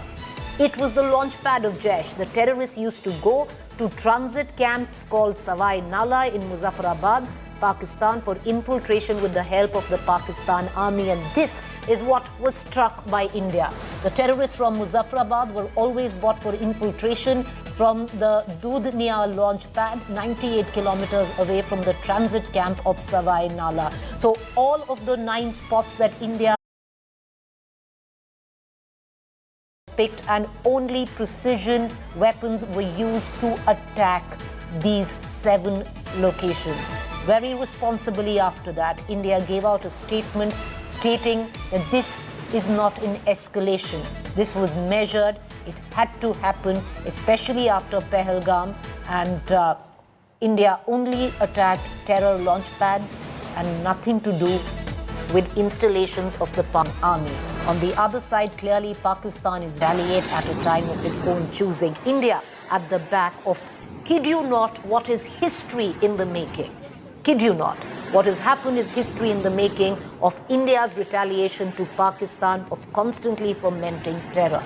But as we go on, we're giving you, the fine print, the details that are coming in, coming through of what has been a super successful, a super historic and successful Operation Sindoor. Retribution, revenge, and if one can call it, closure to 26 families and their loved ones who lost their loved ones in the Pahalgam terror attack. Closure at some level for them. Aptly titled, and sadly, there's a bit of irony to it. Operation Sindoor, because many young women lost their husbands newlywed on their honeymoon to this terror attack at Baisaran Meadow in Pahalgam. These visuals that are coming in would possibly burn into the memory space of anyone who would think of fomenting trouble or terror in India again. This is payback, viewers, and this is as big as it gets. I have with me Ankit Kumar, my colleague, who's going to take us through the 9 locations that India picked, curated as terror hotspots and targeted them with precision weapons. Ankit. So Preeti, the entire list, although the official announcement from the Indian Armed Forces is yet to be made, but going by whatever official word that has been put in so far from Indian side, as well as the press conference that was just addressed by the DG ISPR from Pakistan Army.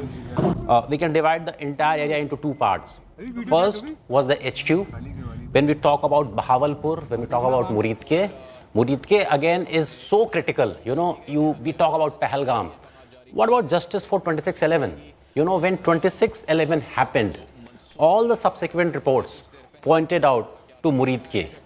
That was the place where people like Ajmal Amir Kasab, they were recruited, they were trained, right? So a Lashkar HQ in Pakistan, again Bahawalpur, Jamia Subhanallah. Very interestingly, DG ISPR said east of Ahmadpur. He did not say Bahawalpur, right? East of, because everybody understands Bahawalpur is Jaish-e-Mohammed HQ, right? Interestingly, in March, first week, India Today, we did a story, we brought a story.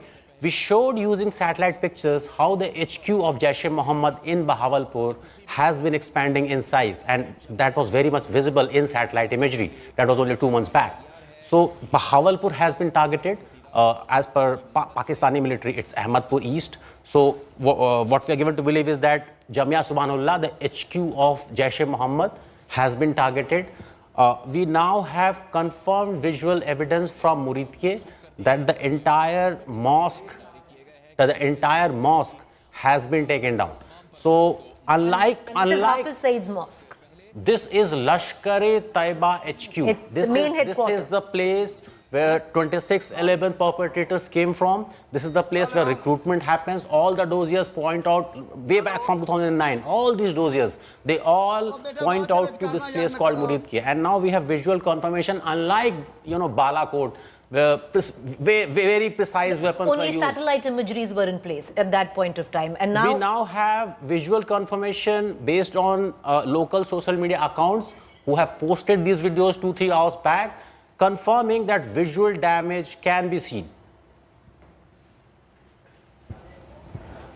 The second part of these attacks, POK, Muzaffarabad, those kind of places, these were what we call terror launch pads. Temporary places, not HQ level places, but these are the places where recruits who have been trained are sent in POK. So the entire plan, the entire target list can be divided into two parts. One, places like Kotli, Muzaffarabad, Pakistan occupied Kashmir. And then province Punjab, which is headquarters mainland Pakistan, where HQs, recruitment centers, training centers of Jaish as well as Lashkar-e-Taiba exists.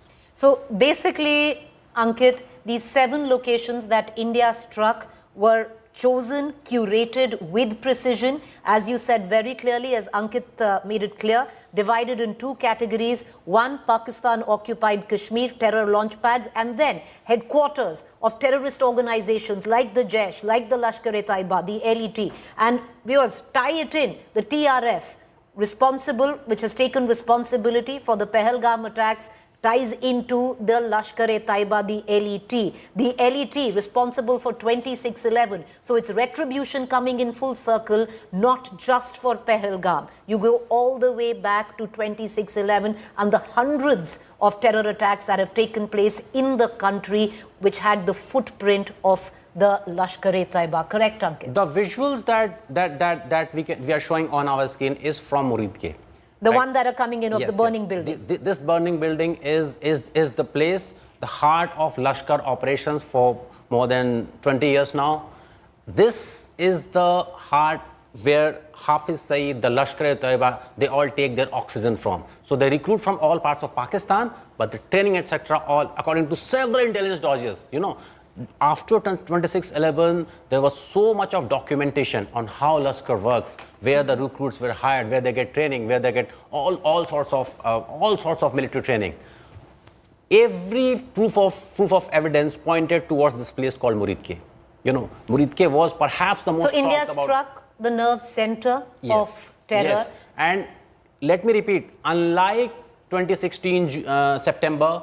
Unlike February 2019, this time the damage is very much visible, as you can see in these pictures. Exactly, because still now in Pakistan denied the surgical strikes. There was evidence in terms of only satellite imagery, and here you have Pakistan admitting that India struck. You have visual evidence that is coming in from multiple sources. More details coming in, more news break coming in. Full details of India's strike on Pakistan and POK. Of 9 targets hit by India, terror hub in Muzaffarabad exposed, Pakistan Army ISI control room 88 used for infiltration plots. Sources suggest, now all of this is coming in from source-based information. Pakistan Army and ISI plan major infiltration operation from this new base. The control room, codenamed 88, used to coordinate Jaish terror moves. Jaish launch pad active inside Muzaffarabad facility. Infiltration blueprints regularly made in control room 88. Pakistan Army ISI-backed terror network uncovered. Terror launch operations traced to Muzaffarabad hub. And that is what was attacked and struck by India in the missile strikes. Munish Pandey, my colleague, joining us for more. Munish, what more can you add?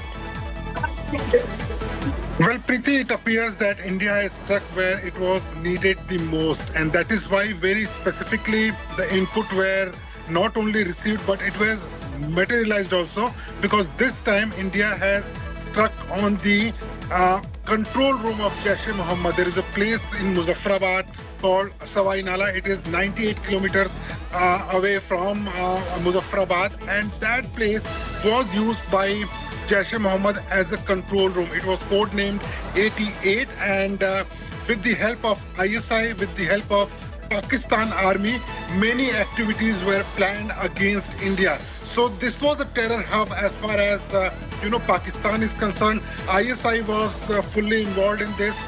Even Pakistan or army was involved in the operations of this Jaish-e-Mohammed control room. But now what we have been given to understand is that this place was targeted by India, and now it has been struck down in the Indian strike, which is in Muzaffarabad. So it's a huge success, not only for Indian Army, not only for India, but as far as India's action against terrorism is concerned. Remember, India, this Muzaffarabad reference came just within 24 hours when the Pahalgam terror attack took place, and that time there was credible information that even the terrorists who were involved in this terror attack, they were from Muzaffarabad, they were trained in Muzaffarabad, and that is why this input was particularly developed. All the information was gathered, and later when the inputs were confirmed in today's strike, this particular control room has been struck down.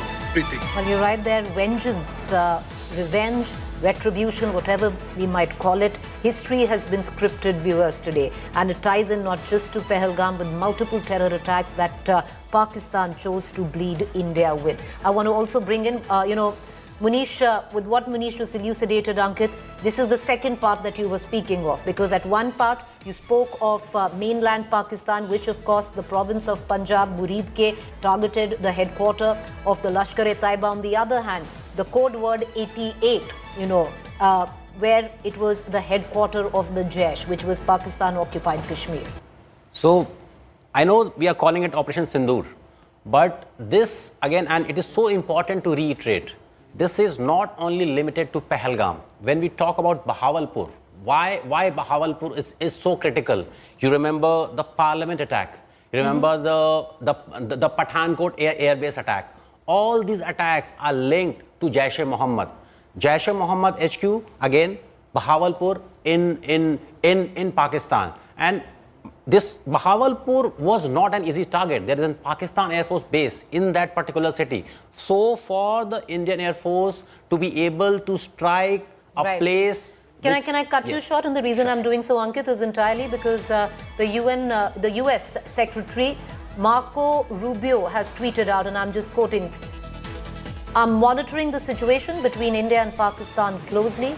I echo POTUS's comments earlier today," that POTUS is, of course, the President of the United States of America, "that this hopefully ends quickly and will continue to engage both India and Pakistan leadership towards a peaceful resolution." This is very important, viewers, because right after India conducted these strikes in Pakistan, it put out a press release where it clearly stated that this should not be read as escalatory. This was a very, very measured response only to target terrorist launch pads and terrorists, and did not touch any military establishment or installation. And what really needed to be underlined in India's response at that point of time, viewers, was this should not be seen as escalatory. Pakistan, on the other side, has called what India's attack on terror an act of war. Now, India, immediately, the NSA Ajit Doval reached out to America, briefed America on the nature of India's attack on Pakistan and why it needed to conduct it, and especially the locations where it has attacked Pakistan. And on the other hand, Pakistan has also, viewers, reached out to America. Will there now be considerable global pressure? Because the ball technically is in Pakistan's court. Pakistan can choose to look at this as India's attack on terror, however, in the kind of language expected that is coming in from the Pakistan army, from the Pakistan dispensation, political dispensation, seems to suggest that Pakistan would be looking to escalate it. We're already in a place of high escalation where there's heavy shelling going on across the line of control. And from here on, will there be enough global pressure on Pakistan to not retaliate on what was a rightful strike by India? Listen in to the President of the United States of America. No, it's a shame. We just heard about it just as we were walking in the doors of the Oval. Just heard about it. I guess people knew something was going to happen based on a little bit of the past. They've been fighting for a long time. You know, they've been fighting for many, many decades. Any message to and centuries, actually, if you really think about it. No, I just hope it ends very quickly. No, it's a shame. We just heard about it just as we were walking in the doors of the Oval. Just heard about it. I guess people knew something was going to happen based on a little bit of the past. They've been fighting for a long time. You know, they've been fighting for many, many decades. Any message to and centuries, actually, if you really think about it. No, I just hope it ends very quickly. All right, so at the back of it, after being briefed by India, Ajit Doval, NSA, we have also been given to understand that Pakistan has also reached out to the United States of America. The U.S. Secretary of State, Mark Rubio, has tweeted out a short while back saying, I'm monitoring the situation between India and Pakistan closely. I echo what the President's comments earlier today, that this hopefully ends quickly and will continue to engage both India and Pakistani leadership towards a peaceful resolution. I want to connect right now immediately to SP Vaid, former DGP, Jammu and Kashmir.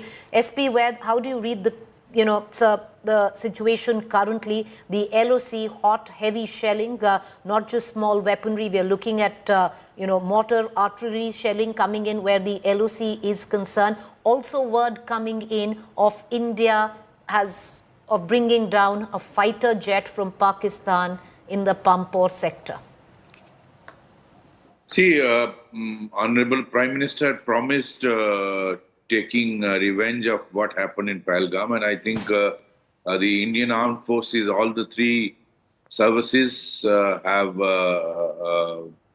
in a coordinated operation, hit back exactly on the terror camps, and 9 of them, I'm told, in Pakistan and POK, including Murid-Ke, which we know is the headquarters of Lashkar, and Bahawalpur, headquarters of Jaish. I think it's a significant achievement, and the whole world recognizes India's capability, and Pakistan must understand that we will hit back.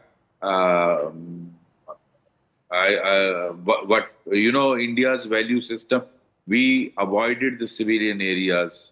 We have a value system. We do not hit the civil people, though the difficulty was that most of these training camps and these terror camps are within the civilian areas. That is the difficulty. So I think a precise hit has been made by through the missiles and our systems. India has that capability. So the whole world is watching, and Pakistan should understand and not escalate. If it escalates, it will be taught lesson by Indian Armed Forces. And my appeal through you to the people that don't listen to Pakistan's propaganda. True. Just listen to Indian Armed Forces press brief. Sir, you're bang on. You're very right, because there's lots of misinformation. There are lots of claims coming in from Pakistan at this point of time. And, this is Pakistan propaganda. I think, and it's best to caution our viewers at that as well. But, Mr. Vaid, do you see this as historic now, somewhere down the line? Because, you've been the former DGP of Jammu and Kashmir. You've seen the situation at very close hands. Striking Murid-Ke, striking the headquarters of Jaish in Pakistan-occupied Kashmir. Do you think the deliverance, the deterrence that we were speaking of has finally happened? It will have a deterrent effect, and they will think 10 times before strike. They would know that India has hit the mother of their training camps, and that means if next time, if they, whenever they think of an attack like this, they will think twice that we can again be hit. So I think the message is very, very clear. We are long of the arm of the armed forces can get your neck wherever you hide. That is very important. Importantly, SP Ved, the LOC in multiple areas right now hot. What we've been given to understand, Pakistan has now started mortar and artillery shelling in Tangdhar sector of Kupwara. And this will only escalate. So we are in a situation of very high escalation, especially where the LOC is concerned. Yes, that is the apprehension, and I think people are careful in this whole international border and the LOC of Jammu and Kashmir, and armed forces are very, very alert. If they try to escalate, we will give a befitting reply. I'm told they don't have ammunition for more than 5-6 days. So I think Pakistan better, I hope the better sense prevails and they do not escalate it. But let's hope things cool down after this. But if they try to escalate, India will give a befitting reply. And I think that our government has demonstrated. So one final question before we let you go. A well-coordinated, precise strike where tri-services were concerned. This is historic in nature. Yes, it is. In fact, that shows how India's armed forces work with precision, all the three services. That's why you saw during Prime Minister's meeting, CDS along with all three service chiefs and NSA. So the coordination is taking place very precisely. All three services in unison have responded to the challenge posed to India. And I think our armed forces have demonstrated that very, very clearly to the world. Appreciate you joining us, sir. Thank you, SP Ved, for joining us this morning. Once again, viewers, one thing that you cannot emphasize enough on this morning, this would be our red letter day. Where Operation Sindur is concerned, where India's response to terror, and this is history in the making when it comes down to that, because this will go down in the annals of Indian history of how India retaliated. It doesn't just tie in to retribution or response or retaliation where Pahalgam is concerned. You can get all the way back to 26/11 and the multiple terror strikes that Pakistan has bled us with. We were speaking of how it was a tri-service strike, a well-coordinated strike with precision where all three services, be it the Air Force, the Indian Army and the Indian Navy were concerned. Weapons of precision were used. Scalp cruise missiles, long-range air-launched cruise missiles. Their range is over 500 kilometers. And what is, one of their biggest factors that is that it strikes with precision. The warhead, 450 kgs broach warhead. Guidance, GPS, inertia, navigation system, launch platform. यहाँ पर आप देख सकते हैं कि लोग भी काफी यहाँ पर आ गए हैं. हम इनसे बातचीत करने का प्रयास करते हैं. भाई साहब, मुझे बताइए कि जिस प्रकार से जो पाकिस्तान के जो आतंकी ठिकाने हैं उनको हमने ध्वस्त कर दिया है यहाँ पर, मुझे बताइए क्या कहेंगे आप? जो देर रात जो कार्रवाई हुई, पता नहीं है. अच्छा, अभी आए हैं? हाँ, अभी आए. तो रात भर क्या माहौल था यहाँ? पता नहीं, हम सोए हुए थे. तो अभी आप बाहर आ गए. तो यहाँ पर लोग जो हैं, अभी उन्हें ज्यादातर लोग जो हैं वो कह रहे हैं कि उन्हें भी एकदम से ये जब सूचना मिली कि यहाँ पर तनाव बढ़ गया है सीमा के पास, क्योंकि यहाँ पर कुछ एक्टिविटी भी देखी गई थी, एरियल एक्टिविटी भी देखी गई थी और पाकिस्तान ने यहाँ पर दुस्साहस करने का प्रयास किया था और पाकिस्तान के हर दुस्साहस का यहाँ पर मुंहतोड़ जवाब भी दिया गया है. और यहाँ पर अगर हम देखें तो सुरक्षा बल भी भारी संख्या में तैनात है. वहाँ पर देखिए लोग भी काफी ज्यादा जमा है. हम यहाँ पर लोगों की प्रतिक्रिया भी लेंगे, लेकिन जिस प्रकार से भारत ने एक बड़ी इच्छा शक्ति दिखाई आई है। पाकिस्तान के जो आतंकी ठिकाने हैं उनको ध्वस्त किया गया है और ये बहुत ही बड़ा डेवलपमेंट है। जो आतंक के खिलाफ हम लड़ाई लड़ रहे हैं यहाँ पाकिस्तान के खिलाफ, उसमें हमें बड़ी सफलता मिली है और उसके लिए हमने बड़े बोल्ड कदम उठाए हैं। और जिस प्रकार से किसी ने कल्पना भी नहीं की होगी कि ऐसा भी समय आएगा कि हम मुरीद के को स्ट्राइक करेंगे, हम बहावलपुर को स्ट्राइक करेंगे, क्योंकि 26/11 के आतंकी हमले के बाद भी ये बात सामने आई थी कि इस बात पर विचार किया जा रहा था कि लश्कर के जो ठिकाने हैं उनको निशाना बनाया जाए, लेकिन उस समय फिर ऐसा नहीं हुआ। लेकिन इस बार पहलगाम में जो बर्बर आतंकी हमला हुआ उसके बाद भारत ने अब कड़ी कार्रवाई की है। बताइए।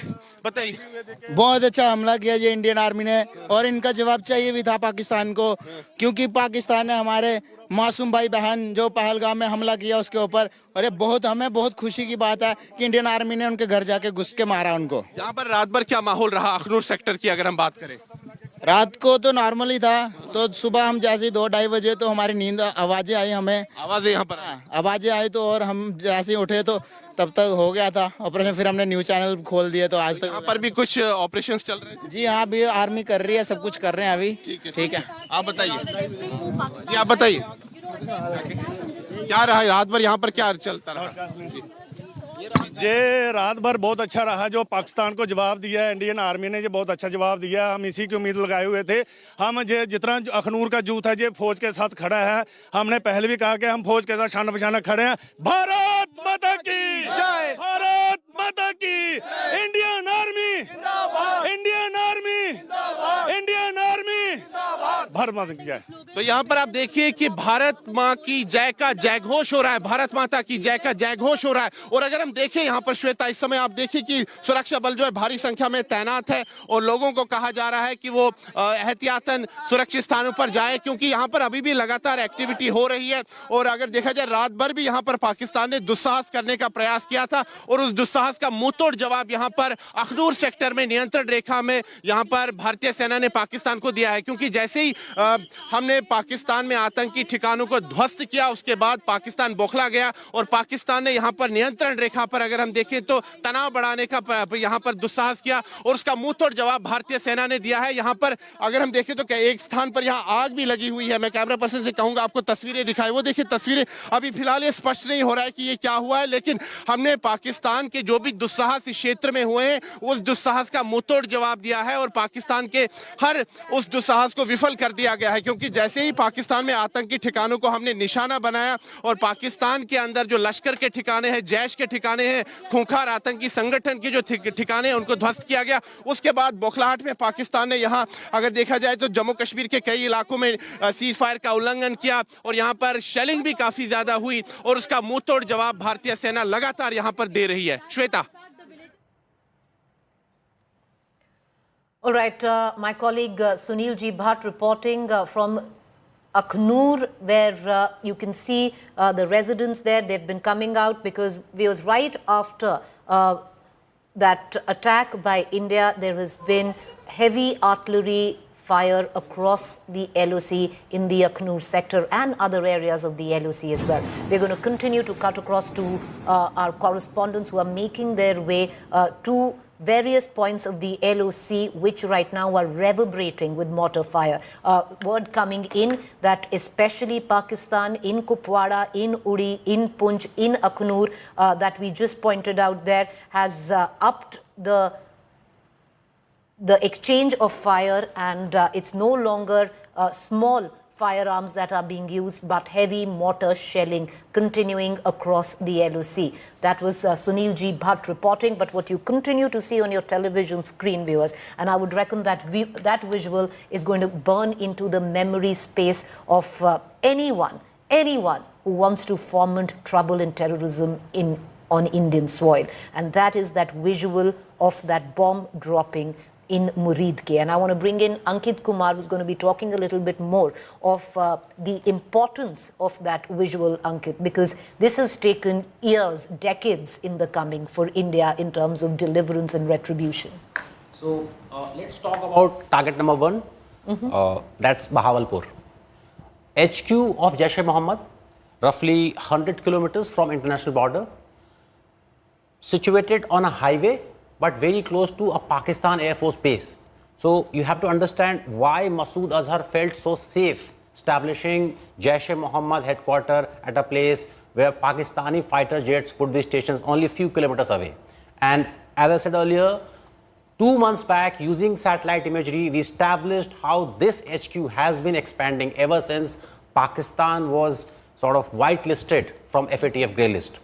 So that's target number 1, responsible for Pathankot attack, responsible for Parliament attack, responsible for hundreds of attacks over past 30 years.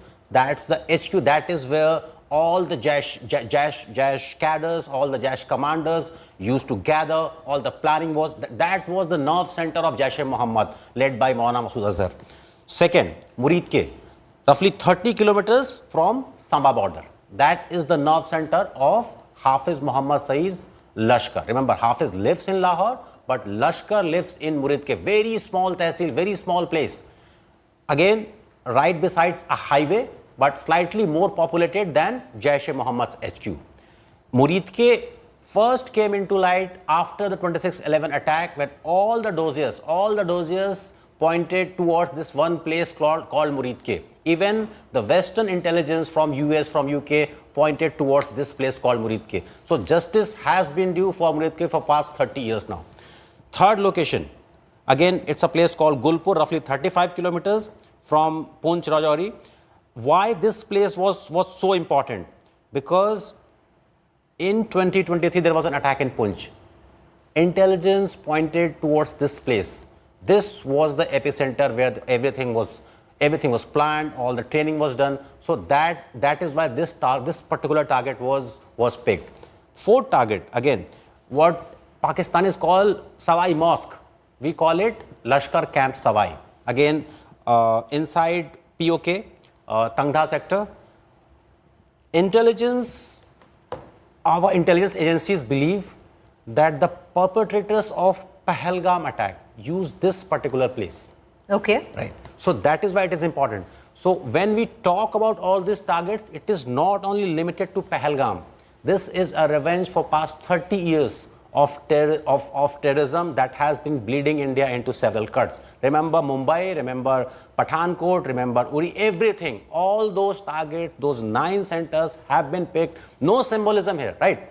These are actions with very solid consequences, right? To be able to strike a place which is only few kilometers away from a PAF base, this is no joke. This is no symbolism. So India has now kind of up the ante. This cannot be compared with Balakot, cannot be compared with Uri. It is much higher level of response, hitting Jaish-e-Mohammed HQ, hitting Lashkar HQ, as well as those launch pads in POK, in Muzaffarabad, in Kotli. That is so important.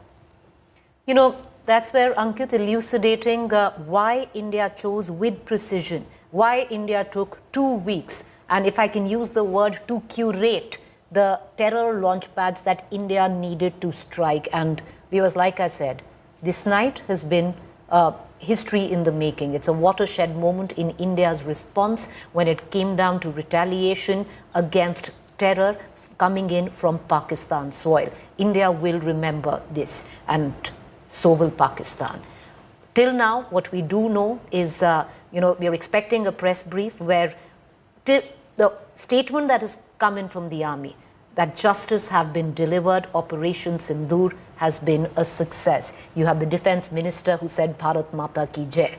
And at the back of it, just right after, India conducted these strikes on Pakistan responsibly. As a responsible nation, we put out a press release in which what really is that needed to be read were 4 lines, where India said this is not escalation. This was a measured, non-escalatory response. It also said that India only targeted terror hotspots and launch pads and did not strike any Pakistan military establishment or installation. At the back of it, Pakistan admitted to these strikes, however, called this an act of war. India striking on these terror outfits, calling it an act of war. I want to cut across. We have Sunil G. Bhatt and Asim Basi with us. Sunil, what's the latest? You're at the Akhnur sector. lots of shelling where the border areas are concerned across the LSC. What are you picking up?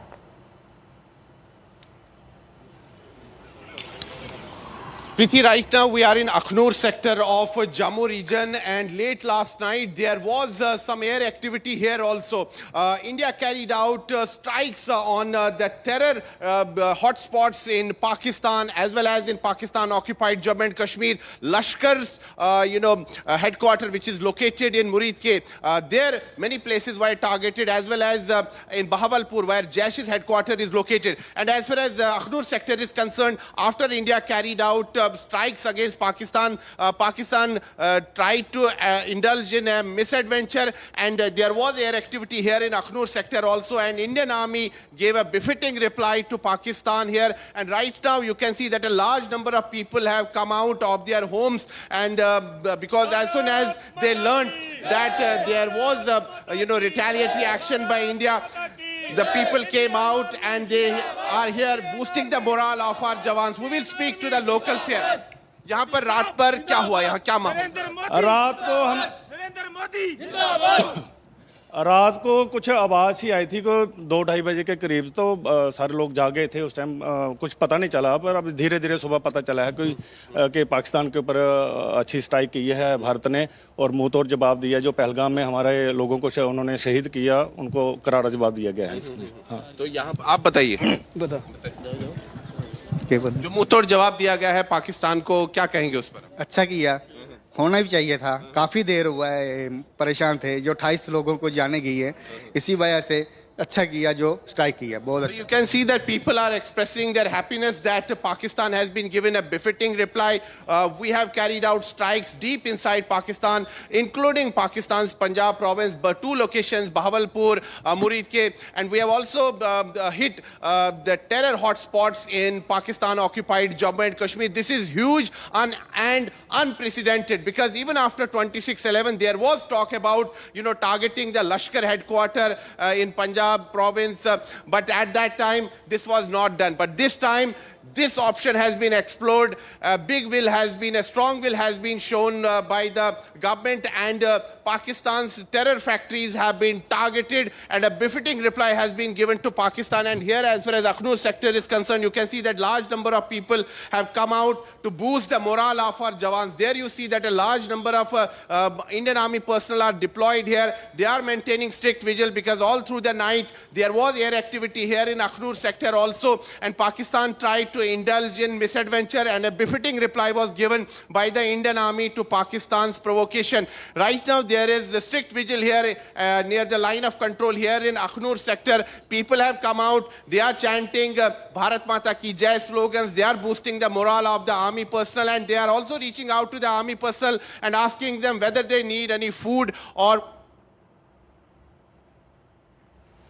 All right, we seem to have lost Sunil. We're going to try and connect back to Sunil, but I want to bring in, because these images, viewers, once again, just look at these 2 splitting images. And Ankit will weigh in on this image, Ankit, because this was what Hafiz Saeed's mosque in Muridke looked like. Basically, the LET headquarters looked like before India's strike, and this is what it looks like after. Slight correction, Preeti. The mosque on the left is the Bahawalpur Jamia Subhanallah Mosque. So that belongs to Masood Azhar's Jaish-e-Mohammed. So we're going to correct that. We're going to correct the location. Visuals on the right is Muridke, the nerve center of Lashkar-e-Taiba.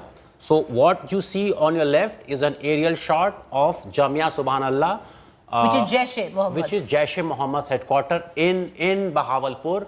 This is what we call the nerve center of all entire Jaish operations. Remember, in 2019, India struck Balakot. Balakot was kind of a intermediary place, right?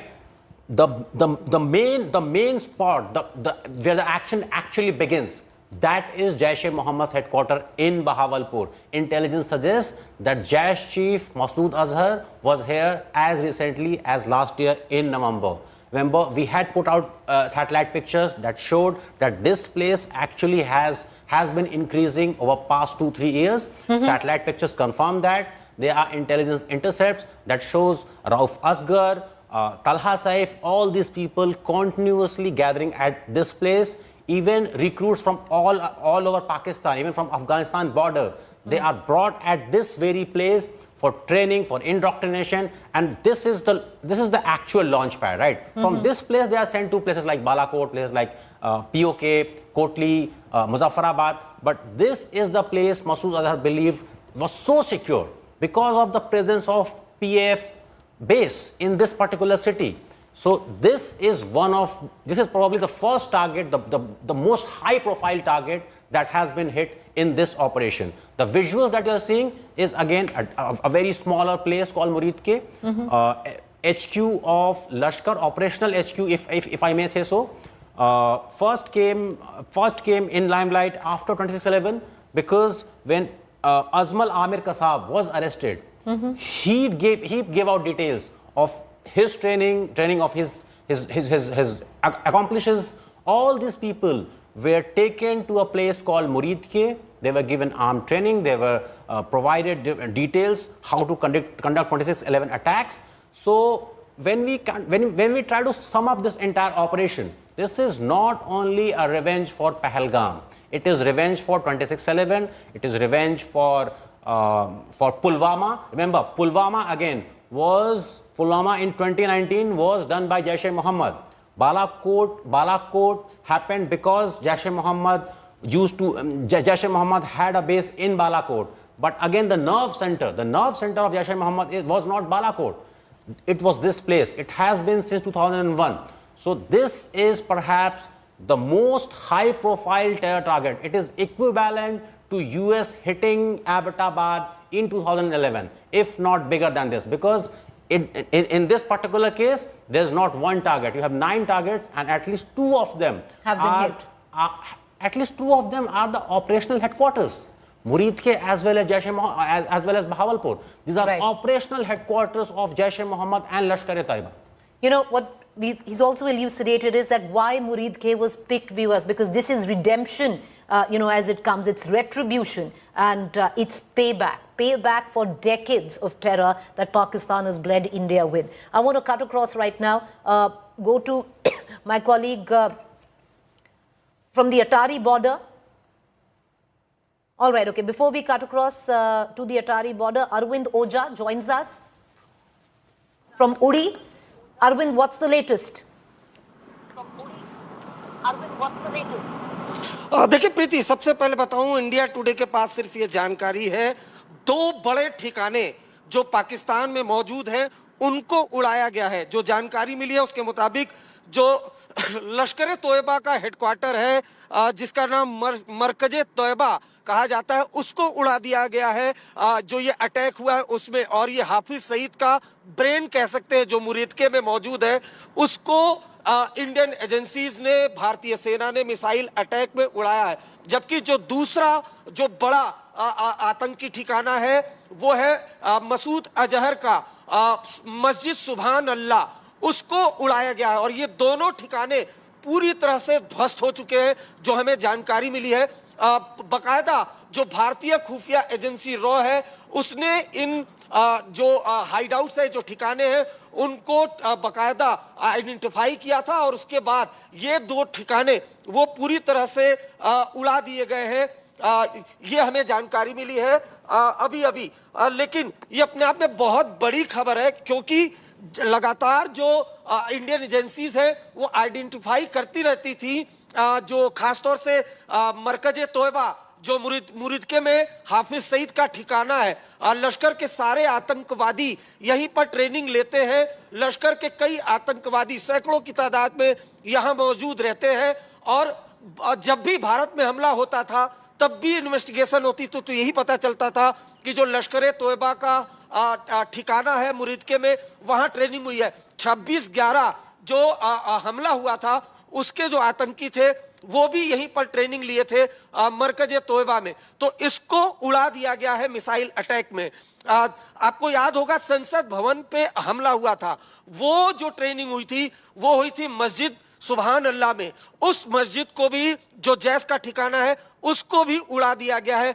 ये हमें खुफिया एजेंसियों से जानकारी मिली है और सटीक जानकारी है इंडिया टुडे के पास कि ये 2 ठिकाने जैश के इनको उड़ा दिया गया है। और ये बहुत बड़ी बात इसलिए भी है क्योंकि हमेशा इंडियन एजेंसीज जब भारत में कोई हमला होता था तो ये जो ठिकाने थे वो आइडेंटिफाई होते थे और इंडियन एजेंसीज बाकायदा वहां की मूवमेंट ट्रैक करती थी, लेकिन कभी नहीं कोई सोचा नहीं होगा कि इस जगह पर भारत अटैक कर सकता है। और भारत ने अटैक किया है मरकज तोयबा, जो हाफिज सईद का जो लश्कर का हेडक्वार्टर आप इसे कह सकते हैं, इसको उड़ा दिया गया है। जबकि दूसरा जो बहावलपुर, पाकिस्तान के बहावलपुर में जो मस्जिद सुभान अल्लाह है जैश की, इसको उड़ा दिया गया है। ये 2 ऐसे बड़े ठिकाने हैं जहां पाकिस्तानी की खुफिया एजेंसी ISI, पाकिस्तान की आर्मी, वो बाकायदा हाफिज सईद से एक तरफ मरकज तोयबा में मिलकर मीटिंग करती थी और भारत में हमले की प्लानिंग करती थी, जबकि जो मस्जिद सुभान अल्लाह जो जैश का चीफ मसूद अजहर का ठिकाना है वहां पर मीटिंग्स होती थी। ये 2 ठिकाने भारत के लिए सरदर्द बने हुए थे कई सालों से। आप सीरीज वाइज अटैक देख लीजिए, 26/11 हमला, उसकी ट्रेनिंग मुरीदके में हुई थी, उस ठिकाने को उड़ाया गया है।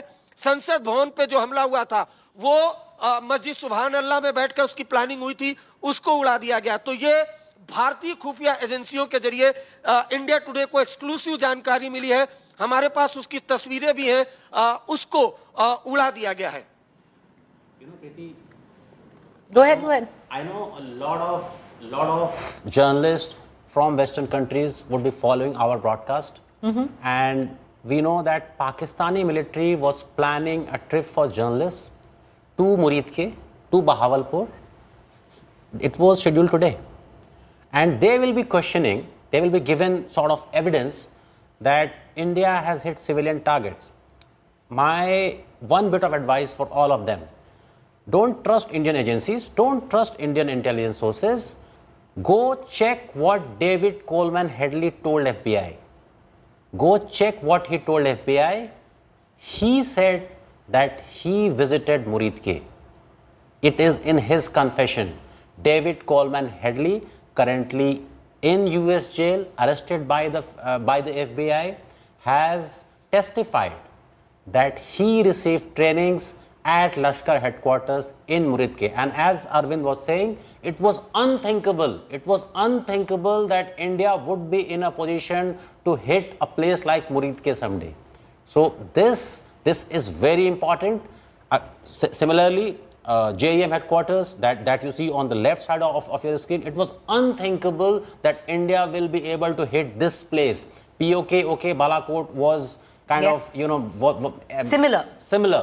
But to hit places like Jamia Subhanallah, to hit places like Markaz-e-Taiba in Muridke, it was unthinkable, and there are enough evidence. There's enough evidence as to why this place as well as Muridke has been the heart of terrorism that has been bleeding India for several decades now. Well, Ankit, you are right, because the propaganda machinery of Pakistan is already overworking. There is so much disinformation, viewers, right now that Pakistan is trying to spread at the back of India conducting these strikes on terror launch pads in Pakistan is amazing. So, everybody's a little richer than buying in to just that with what Pakistan has to say, because, that propaganda machinery is churning over time. And let's cut across right now, viewers. I want to go, we have Mir Farid, who's joining us with more information coming in, because at the back and of India's strike on these terror launch pads and where these terrorists live, 9 areas in Pakistan, there has been heavy shelling, mortar shelling now coming in from across the LOC, from Pakistan side, in multiple areas where the LOC is concerned. There is also a travel advisory, and once again, this is not about panic. We don't want to sound alarmist at all. This is just standard operating procedure in times like this. Airlines like Air India, like Indigo, if you have a flight to Kashmir, if you have a flight to border areas, or Jodhpur, or Jaisalmer, or Punjab, then do check before you go in, because there have been changes that have been made where these flight schedules are concerned. I want to cut across to Mir. Srinagar Airport, Mir, right now stands suspended for any civilian operation as well. What more can you add? Yes, Preeti. In fact, as you rightly said, a lot of propaganda online, a lot of fake news being peddled, but we'll basically bank on facts and what we get to know from official sources and reliable sources. Right now, I can tell you, Srinagar airport civilian operations have been absolutely shut. Srinagar skies are silent. There was a lot of fighter jet movement around 1 a.m. to 2 a.m., but post that there has been silence. So also, we're getting reports that at least 3 locations there have been reports of fighter jets, UAVs that have crashed in Jammu and Kashmir. One in Pampur, where I'm standing. Behind me, a school was hit. This happened at around 2:30 in the morning. And it is a fighter jet. I can confirm to you this much. And I can also tell you that this perimeter has been secured by security forces. And this fighter jet has crashed right in between a house and a school. Fortunately for the locals, it is a congested area. No one, in fact, one child has been injured in this, that much I can confirm to you, but no casualties. The remains of this fighter jet are scattered in a large area, so the Air Force is trying to secure the perimeter. We also do not have any information about the pilot, but yes, a lot of tension, and as you rightly said, All right, Meera, I'm going to continue to come back to you, but viewers, once again, you cannot emphasize enough on how historic this night has been, where India's strike for retribution is concerned. This will be recorded as a watershed night or a red letter day when it comes down to India retaliating to Pakistan, when it comes down to terror. Cutting across to Gaurav Sawant. Hello and welcome to an India Today special broadcast. It's a big, big day. India has hit back at Pakistan's state-sponsored radical Islamist terror and hit at the heart of Pakistani terror in Muridke and in Bahawalpur in Pakistan, Punjab province. But that's not all. India strikes Pakistan after Pahalgam, and it's not 1 or 2, but 9 different targets across Pakistan and Pakistan-occupied Jammu and Kashmir that have been struck overnight. Precision strike by the Army, the Navy and the Indian Air Force. Simultaneous strikes from 3 different locations at 9 different locations in Pakistan and Pakistan-occupied Jammu and Kashmir. And this is India's Operation Sindoor. Remember what the Pakistani terrorists did in Pahalgam. They wiped out the Sindur of Indian Hindu women when they killed their husbands. The 25 Indians and 1 Nepali citizen were killed. India has hit back. 9 different locations, from Muzaffarabad in Pakistan-occupied Jammu and Kashmir to Kotli, to when you come to Pakistan to Sialkot, from Sialkot to Muridke, the headquarters of Lashkar-e-Taiba. Remember that professor of terror, Hafiz Muhammad Saeed, has his headquarters in Muridke. But that's not all. Just go down to Bahawalpur, again the heart of Pakistan's Punjab province in southern Pakistan, Punjab. Bahawalpur is the headquarters of Jaish-e-Mohammed. And this is not retribution just for Pahalgam. IC-814 hijack in 1999. That's the time that Maulana of terror Masood Azhar had to be released. He went to Bahawalpur in Pakistan's Punjab and set up Jaish-e-Mohammed, which repeatedly bled India from the Parliament attack to the Pathankot attack to the Pulwama attack. Finally, that terror headquarters has been targeted as part of India's Operation Sindoor. Hafiz Muhammad Saeed's terror training camp has also been destroyed. And the information we have, this was a joint operation of the Indian Army, the Indian Navy and the Indian Air Force. And India Today has the biggest team of reporters getting you 360-degree perspective of the precision strikes in Pakistan and Pakistan-occupied Jammu and Kashmir using the Rafale fighter jets. You had the Sukhoi 30 MKIs, you had the Mirage 2000s, and there's a massive exercise of the Indian Air Force that's currently underway. I want to quickly cut across to Pampur in Jammu and Kashmir. Joining me now from Ground Zero is India Today's Mir Fareed. Mir, massive strikes into Pakistan, but Pakistan is also talking about a process where it will hit back What's the latest situation on ground? Well, Gaurav, obviously, a lot of tension. 2-3 things I can confirm to you straight away is that the Srinagar Civil Airport, civil traffic has been shut at Srinagar Airport. And right now, I'm in Pampur. Now, as we have been reporting since morning, early morning, that there's a fighter jet that has crashed in this particular location. The remains of this jet are scattered in a large area. Air Force, Garud commandos, and everyone has come to the location. The periphery has been completely sealed.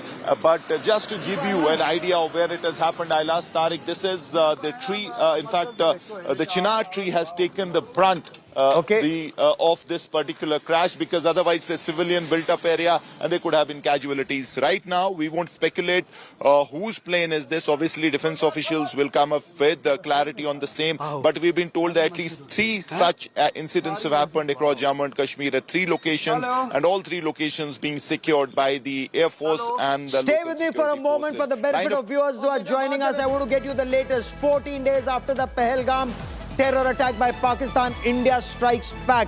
India targeted 9 locations across Pakistan, and Pakistan occupied Jammu and Kashmir, and the precision strike exactly at 01:44 hours. 1:44 in the morning, 9 targets acquired. Successful hit by the Indian Army, the Indian Navy and the Indian Air Force. Now, there were 4 targets in Pakistan-occupied Jammu and Kashmir and 5 in Pakistan. The targets in Pakistan, very, very significant. They include Bahawalpur, the headquarters of Jaish-e-Mohammed, Muridke, the headquarters of Lashkar-e-Taiba, Sialkot and Sarjal. There's a special ammunition that was used to target these terror camps. These were PGMs or precision-guided munition. You had the Scalp cruise missiles fired off a Rafale. You also had the Hammer missile precision munition. Once again,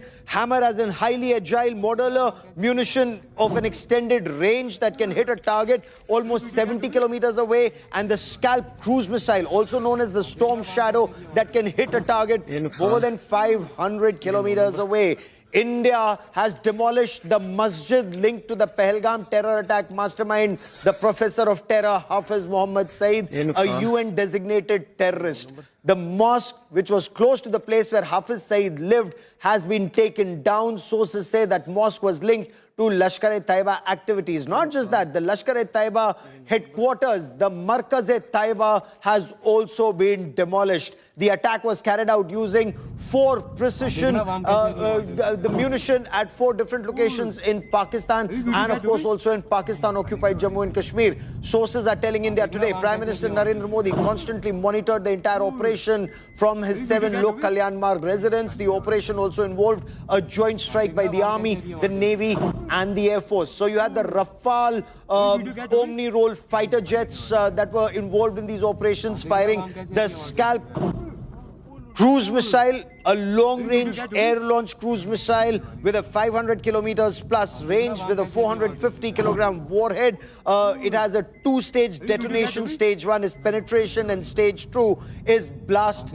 fragmentation. The images that you see on your television screen are images that have been shot from a mobile phone camera in Pakistan at that massive destruction, that massive explosion that took place once the Scalps and the Hammers found their target. But that's not all. Seaborne strikes were also carried out as part of the coordinated attacks at Bahawalpur. India, of course, has now informed global powers after the attack on Pakistan terror training camps and launch pads. Sources tell India Today top Indian diplomats have spoken to their counterparts, not just in the United States of America, but also in Russia, the United Kingdom, Saudi Arabia, and the United Arab Emirates immediately after the strikes. National Security Advisor Ajit Doval, he briefed his US counterpart Marco Rubio. Donald Trump, the US president, has reacted, saying he hopes tensions will end soon, will de-escalate. Now, I want to show you on a map not just of Pakistan, but also of Pakistan-occupied Jammu and Kashmir for a better appreciation of the wide range of targets that were acquired, not just Muzaffarabad and Kotli in Pakistan-occupied Jammu and Kashmir, but Sialkot, Bahawalpur and Muridke in Pakistan. We are also told Chakamru was targeted just across, and for these, each and every target was very carefully chosen. So take a look at that map in front of you. When you talk about Pakistan-occupied Jammu and Kashmir, I want you to look at Muzaffarabad. Pakistan-occupied Jammu and Kashmir, Muzaffarabad, we are told 2 targets in Muzaffarabad, 2 terror launch pads and training camps. Kotli, just come south of that in Gulpur and Bimbar. Now you've come on the other side in Pakistan-occupied Jammu and Kashmir, the area opposite Jammu where Gulpur and Bimbar were targeted. Come down even further, Sialkot was targeted, and now you come to the main strikes that took place at Muridke and at Bahawalpur. And like I told you, Chakamru was also targeted. Now, Muridke is very significant. Muridke is the headquarters of Lashkar-e-Taiba. Bahawalpur is the headquarters of Jaish-e-Mohammed. So very carefully chosen targets to send across a very clear message. And Indian Army in a statement said no Pakistani military installation was targeted. There is no escalation from the Indian side. A fortnight was given to Pakistan to act on terror, and only those terror camps, launch pads and headquarters have been targeted. We are told immediately after this, Pakistan retaliated with a massive artillery barrage along the line of control.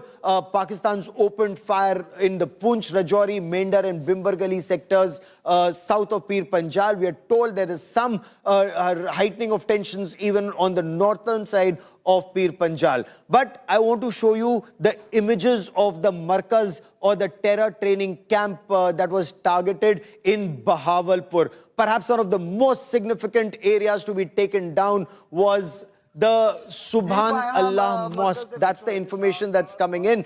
Bahawalpur is the headquarters of Jaish-e-Mohammed. This is where Jaish-e-Mohammed terrorists were trained to launch attacks into India, including the Pulwama attack of 2019. We are told several Jaish commanders associated with operations in Afghanistan were used to visit this Markaz for terror training, meetings and planning.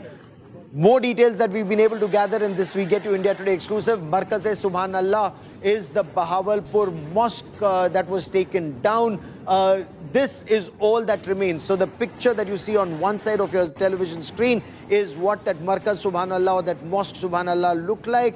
And the image on the right is a precision strike that took place at that location.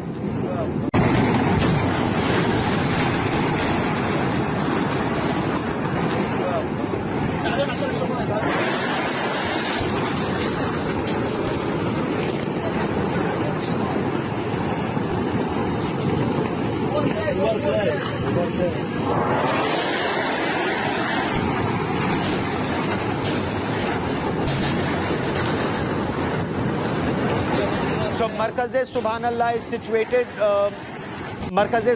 situated along the Karachi-Torkham highway in Pakistan. It's right on the outskirts of Bahawalpur in the southern part of Pakistan's Punjab province. As the crow flies from the Indian border, it's about 180 kilometers, less than 200 kilometers. It's a 15-acre facility functioning as the main training and indoctrination center of Jaish-e-Mohammed. Now this strike is very, very significant because this is where Jaish-e-Mohammed terrorists planned. For example, like we just told you, the Pulwama terror attack of February 14, 2019, the perpetrators were trained here. Leadership of top Jaish-e-Mohammed modules are present here. Residences of Jaish-e-Mohammed terrorists are there, including the Maulana of terror, Masood Azhar. He's apparently currently in protective custody either in Islamabad or in Rawalpindi, but the de facto chief of Jaish-e-Mohammed, Mufti Abdul Rauf Asgar, he's also handling operations control. He was also living here. Yusuf Azhar, also known as Ustad Gauri, he was also living here. Gauri, he's the head of the armed wing. We are also told that several other relatives of that Maulana of terror, Masood Azhar, including Maulana Ammar and Talha Saif, were living here.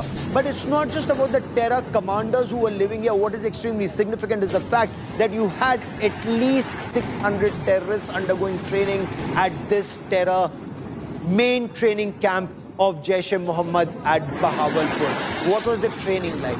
Information that India Today has been able to gather, and not just overnight, but over several years. The training included arms training, physical fitness training, religious indoctrination. Maulana Rafiqullah, for example, is one of the chief instructors who radicalizes youth to train them as Jaish-e-Mohammed terrorists to launch attacks into India. The training includes archery, swimming, diving, horseback riding for physical fitness. The infrastructure, we are told, and this is information that we have from way back in 2018, even before the Pulwama attack of 2019, they have a gymnasium, they have a swimming pool.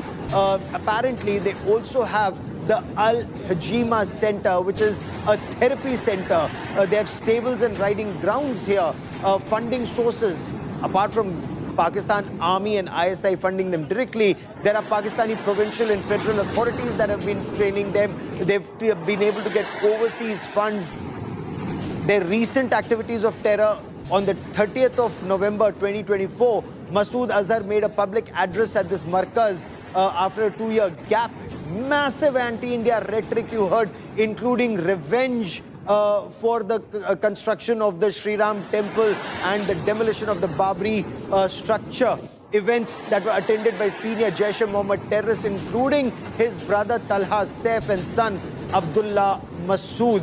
So despite international pressure, Jaish-e-Mohammed continued to operate. Pakistan government took no action against it. And government of India, in a statement very clearly has said, Pakistan had a fortnight to act against Lashkar-e-Taiba and Jaish-e-Mohammed, but when they didn't, because of that continuous threat that India receives from these places, India had to target these terrorist training camps and launch pads. I once again want to quickly bring in Mir Farid into this conversation, and India Today's biggest team of reporters join us on our special broadcast and continuing coverage. We've been live. 1:44 is when India struck multiple targets in Pakistan and Pakistan-occupied Kashmir, and we've been live throughout the night and get you more updates. Mir, the situation in Jammu and Kashmir, especially along the LC, as far as the situation south of Pir Panjal is concerned, but also the threats that come from Pakistan of retaliatory strikes. What more can you tell us about India's preparations?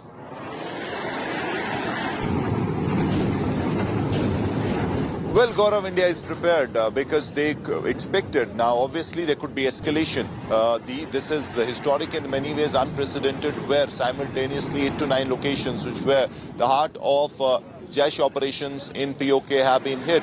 Pakistan, be it DGISPR and other people who are coming on the media are claiming that they will hit back, they will retaliate. So obviously all army formations, Air Force bases are on the highest alert. Right now I'm in Pampur.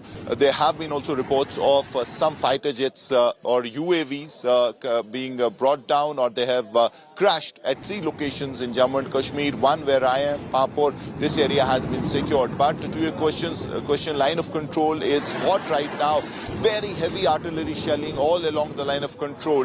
We've got reports from Tangdar, which has faced major damage. Even Tangdar market has been smashed by artillery shelling. At least 3 people have been killed in this shelling. Many are injured.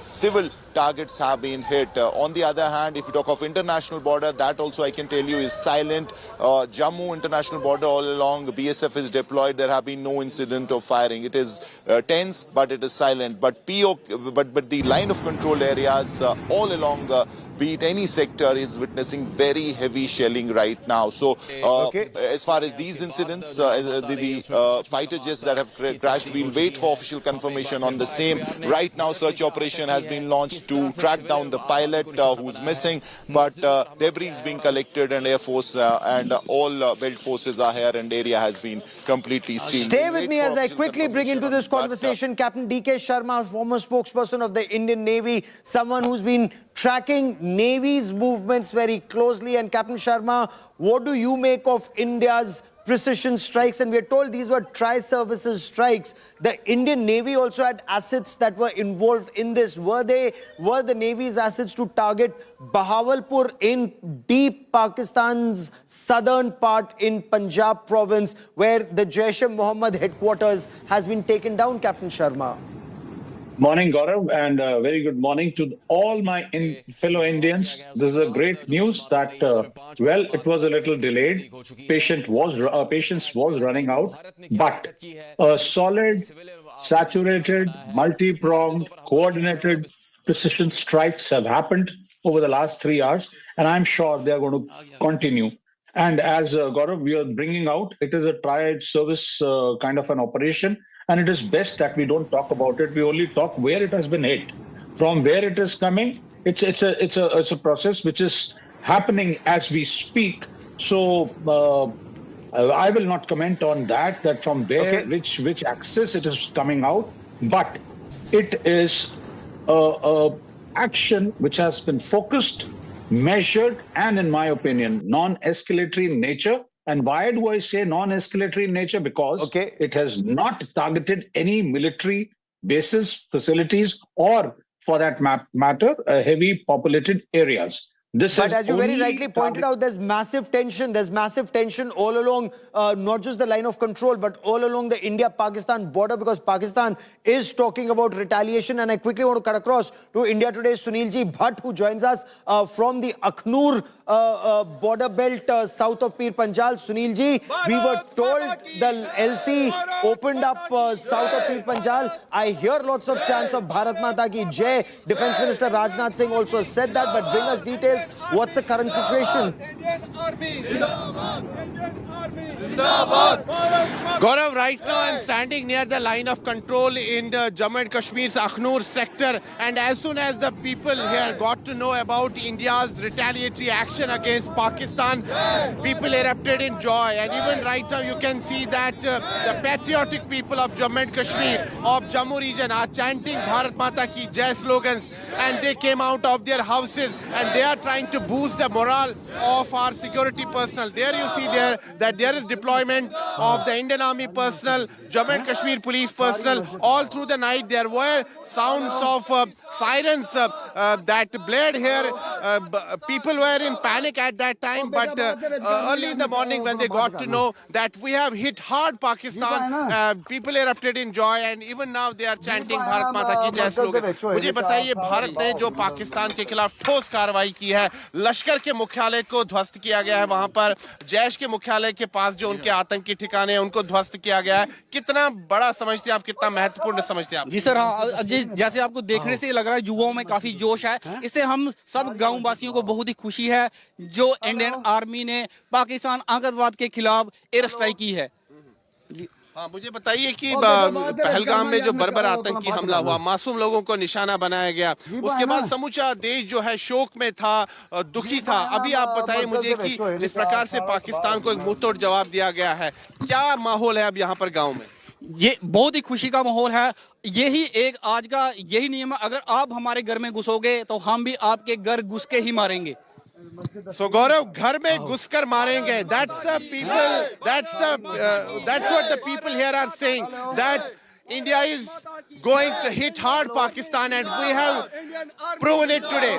Even after Uri terror attack, we carried out surgical strikes. After the Pulwama terror attack, we carried out air strike. But Pakistan did not mend its ways. Pakistan continued to sponsor terrorism against India. And the tipping point was reached now. People were saying enough was enough. Now it was time to hit hard Pakistan. And that's what our armed forces have done in a well-coordinated operation. We have carried out these strikes against Pakistan, not only in Pakistan-occupied Jammu and Kashmir, but deep inside Pakistan, in Pakistan's Punjab province. Gaurav, back to you. Oh, absolutely. That's such a significant step that the precision strike has been carried out not just in POJK, but also in Pakistan's Punjab province, because that is where it hurts Pakistan's military jihad infrastructure when Pakistan's Punjab province is targeted, whether it's Muridke or Bahawalpur, or the fact that Chakamru and Sialkot have also been targeted, or when you come to the belt in POJK, you've had 4 targets there from Kotli to Muzaffarabad and 2 strikes in Muzaffarabad. Why Muridke?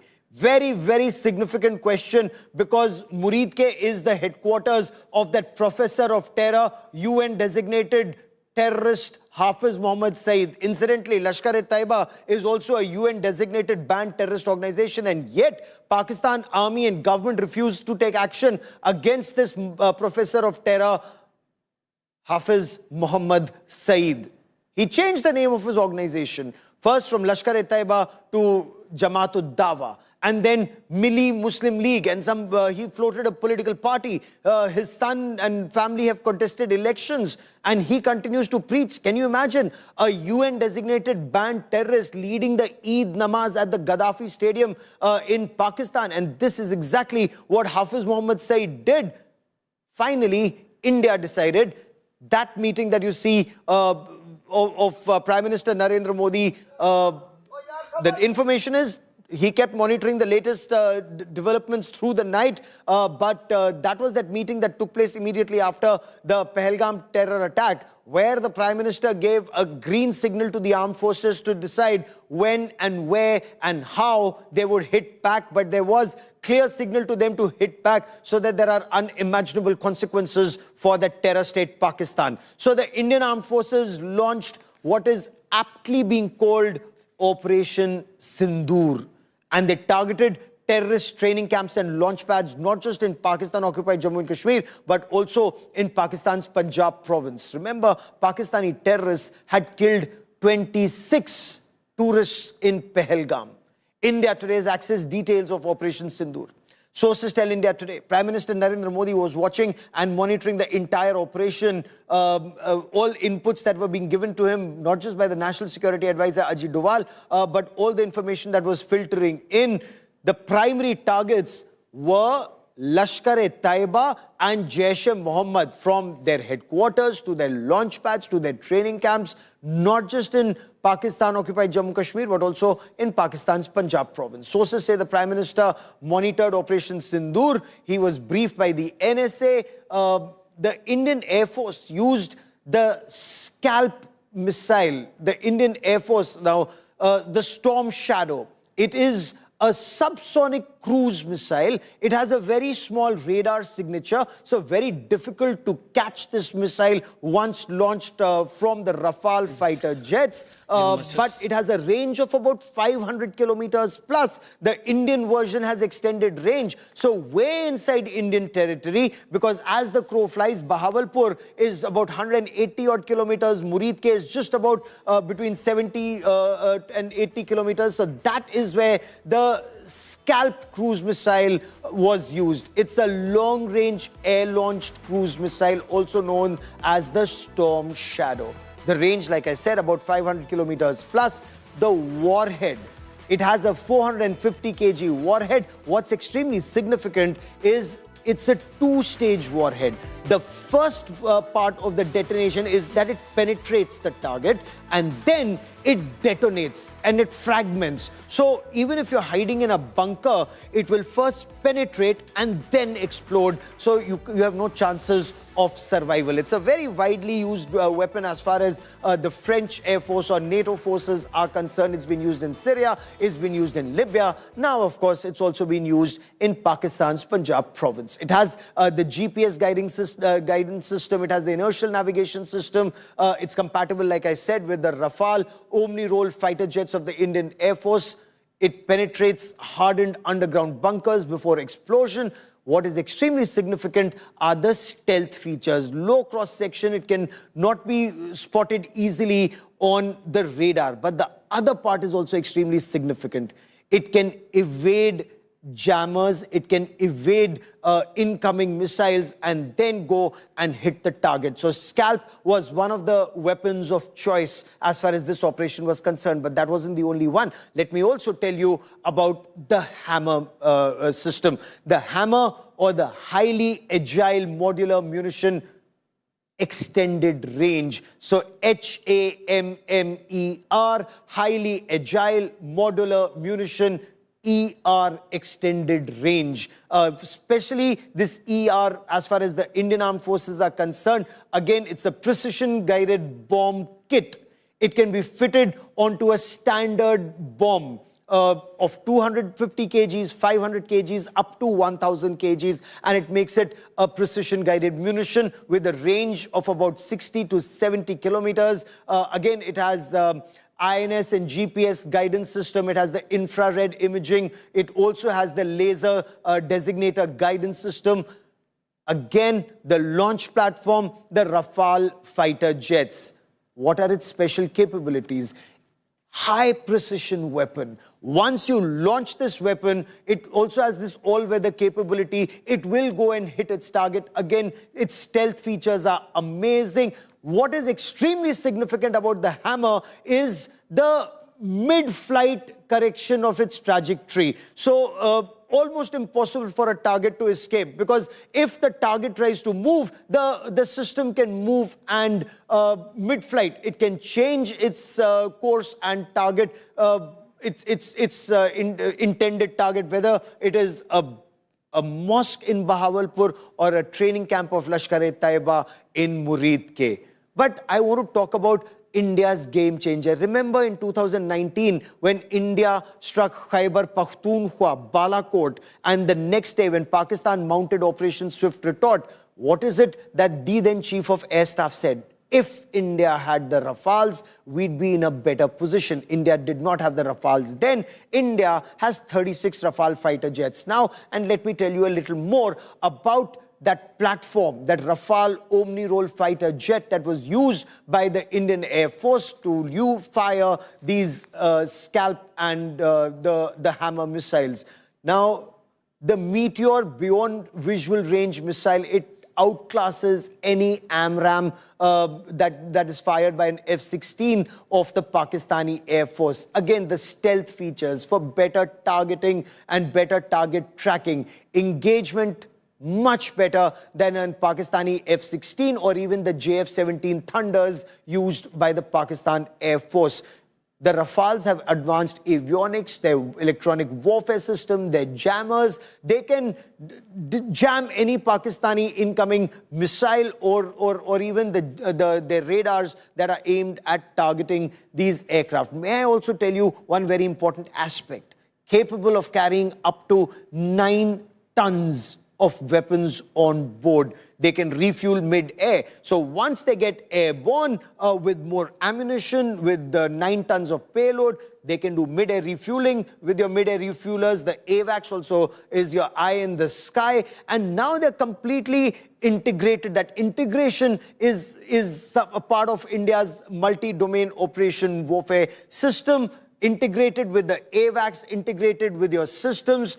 And I want to quickly now cut across to India today's Shivani Sharma, who joins us with more on this. Shivani, so we know it was a tri-services operation. The Rafales were used, the Mirages were used, the Su-30 MKIs were used. But tell us more about those 9 targets. How were they taken down? And Shivani, Pakistan is not going to just stay quiet. Pakistan attempted a strike back. We are told Pakistan is heating up the LC. What else are we preparing for, Shivani? Gaurav, certainly this is not a small or a usual kind of an operation. This happens to be one of the biggest airstrikes that India has taken at midnight at 9 specific targets in Pakistan and POJK, where all these terror outfits have been destroyed.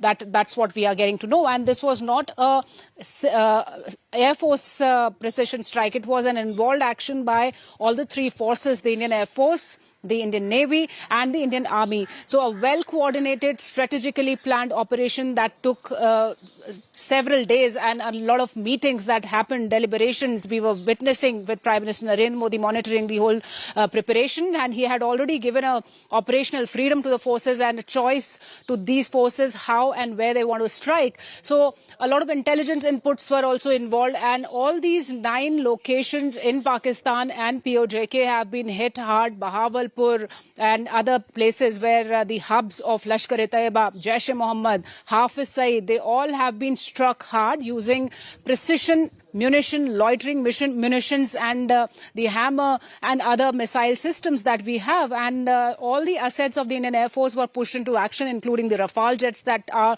the game changers for us. And we are seeing a lot of action still happening along the line of control, Gaurav, where Pakistan has resorted to heavy artillery firing that goes on. 3 civilians have lost their lives in different locations while India is responding befittingly. The whole situation is being monitored. The forces are deployed along the borders. The air assets are activated. And in the seas also, the Navy is vigilant. So there were Navy's P-8Is involved. There were Rafales involved in this action. There were multiple other aircraft of the Indian Air Force that were involved in the action. There were special forces that were involved. So a lot of deliberation has gone into this operation, and Operation Sindur is successful.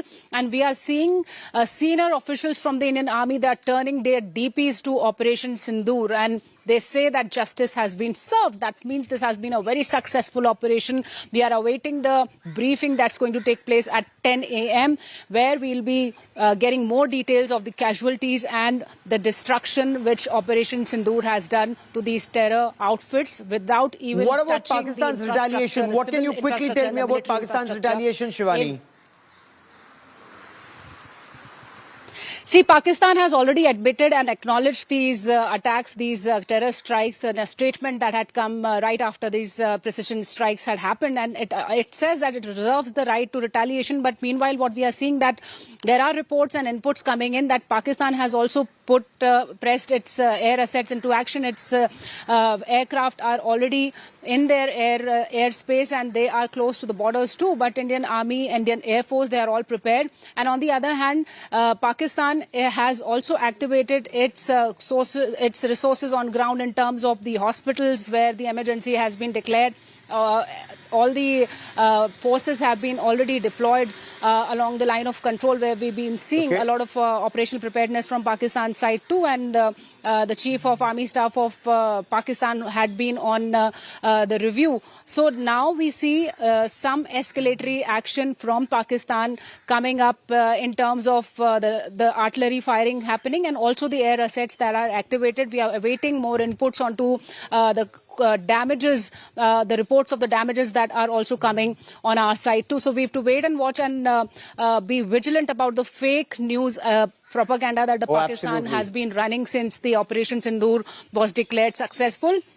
So we have to wait for the formal Stay with me. I also want to bring in Ankit, my colleague, joining us with more on the story. Shivani, stay with me. Captain Sharma stays with me on this big broadcast. But Ankit, what more can you tell us about the choice of the targets, the Jaish headquarters, the Lashkar headquarters? This is retribution not just for Pahalgam, but pain that Pakistan's state-sponsored radical Islamist terror has given India over decades, from IC-814 hijack to Parliament attack to Pathankot to Pulwama and of course Pahalgam, Ankit. Well, Gaurav, what was unthinkable has happened. You know, it was one thing to be able to strike locations in POK. It was one thing to strike locations in Balakot. But what has happened today or last night is something very much different. The nerve center of terrorism in Pakistan, Murid Ke, Jaish-e-Mohammed headquarters in Bahawalpur has been targeted successfully. We have a set of satellite pictures. Remember, India Today, 2 months back, used satellite pictures to show why Jaish-e-Mohammed HQ was so important. There was visual evidence to show that the headquarters of Jaish-e-Mohammed in Bahawalpur has been expanding over the years. Now, this on your screens is the satellite pictures, one of the prominent targets hit by the Indian armed forces. This particular building is called Jamia Subhanallah. This particular building is called Jamia Subhanallah. Now we have visual evidence to confirm that over past 2-3 years, this compound has increased dramatically. You see these marks marked in red. This is where the expansion has been happening over the years. Remember, Pakistan was whitelisted from FATF's grey list for doing enough to curtail terrorism. And throughout all those months and years, the HQ of Jaish-e-Mohammed in Bahawalpur has been expanding. You know, there is even a swimming pool there. These red marks that you see, these part of the compound have come up over past few months and years. Remember, this building is known as Jamia Subhanallah.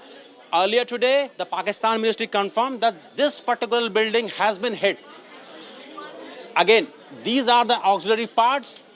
What we are given to understand is that a lot of construction has been happening in this part of the compound. Some residential places, maybe some hostels. There was also a madrasa here. One of the key targets, why this place was so important, Gaurav. Unlike Balakot, this is not a semi-permanent place. This was supposed to be so safe for Masood Azhar because a Pakistan Air Force base is just right here in this town, and right on this highway is the HQ of Jaish-e-Mohammed. Masood Azhar, Maulana Asghar Rauf, all his associates felt so safe staying here because they believed, because there is a PAF base in this particular city, they will be safe. But what has been achieved today, it is unparalleled. Similarly, the other target, Muridke, the HQ of Lashkar-e-Toba. You know, Pakistani military was trying a propaganda operation. They were supposed to take all the foreign journalists today for a tour to Bahawalpur and Muridke. I know a lot of them have been following India Today broadcast. One important point, Gaurav. Don't go by Indian media reporting. Don't go by what Indian military is saying. Just go and check what David Coleman Headley told FBI. David Coleman Headley, the key plotter, arrested by FBI, currently serving prison in the US, is on record saying that he visited Muridke. There was a Lashkar camp in Muridke. Tahawur Rana visited Muridke. So that is why Muridke is so important. And this place, fighters, militants, terrorists from Afghanistan were brought here to listen to Maulana Masood Azhar. And this place was supposed to be the Abbottabad, the new Abbottabad of Pakistan. Why? Because of its proximity with the Pakistan Air Force base. And this place has been hit. So this is why we are calling it the unthinkable in terms of what Masood Azhar, the likes of Hafiz Saeed, has been thinking. The unthinkable has happened. This visual and that is what Prime Minister Narendra Modi had said. That's exactly what Prime Minister Narendra Modi had said, that the punishment would be unimaginable, it would be unthinkable, and that's exactly what has happened, and this is just the beginning. Should there be a retaliation from Pakistan, that would be escalation, because remember, India has very clearly said they've only targeted terrorists and terror training camps and launch pads and not any Pakistani military installation. In retaliation, if Pakistan were to attack a military installation in India, that would be an act of war, that would be escalation, and India then reserves the right to hit back. And when you talk about the escalation ladder, India's assessment is that India is on top of that escalation ladder. But the world is worried. Now, there are multiple voices from across the world who are now saying that there should be restraint that must be exercised. Immediately after the strikes, India reached out to interlocutors in the United States of America, in Russia, in the United Kingdom, Saudi Arabia, and the United Arab Emirates about the strikes. Sources tell India Today that senior Indian officials, including National Security Advisor, spoke to his counterpart in the United States of America. Ajit Doval spoke to Marco Rubio about the strikes. Now, we have a reaction from US President Donald Trump, who said, I hope it ends very quickly. He said, it's a shame this has been going on for such a long time. He said he knew that something was going to happen. He urges both sides to de-escalate quickly. Listen in to US President Donald Trump. No, it's a shame. We just heard about it, just as we were walking in the doors of the Oval. Just heard about it. I guess people knew something was going to happen based on a little bit of the past. They've been fighting for a long time. You know, they've been fighting for many, many decades. Any message to and centuries, actually, if you really think about it. No, I just hope it ends very quickly. I just hope it ends very quickly is what the US President Donald Trump has said. But will it end or will it escalate? A little bit of the past. They've been fighting for a long time. You know, they've been.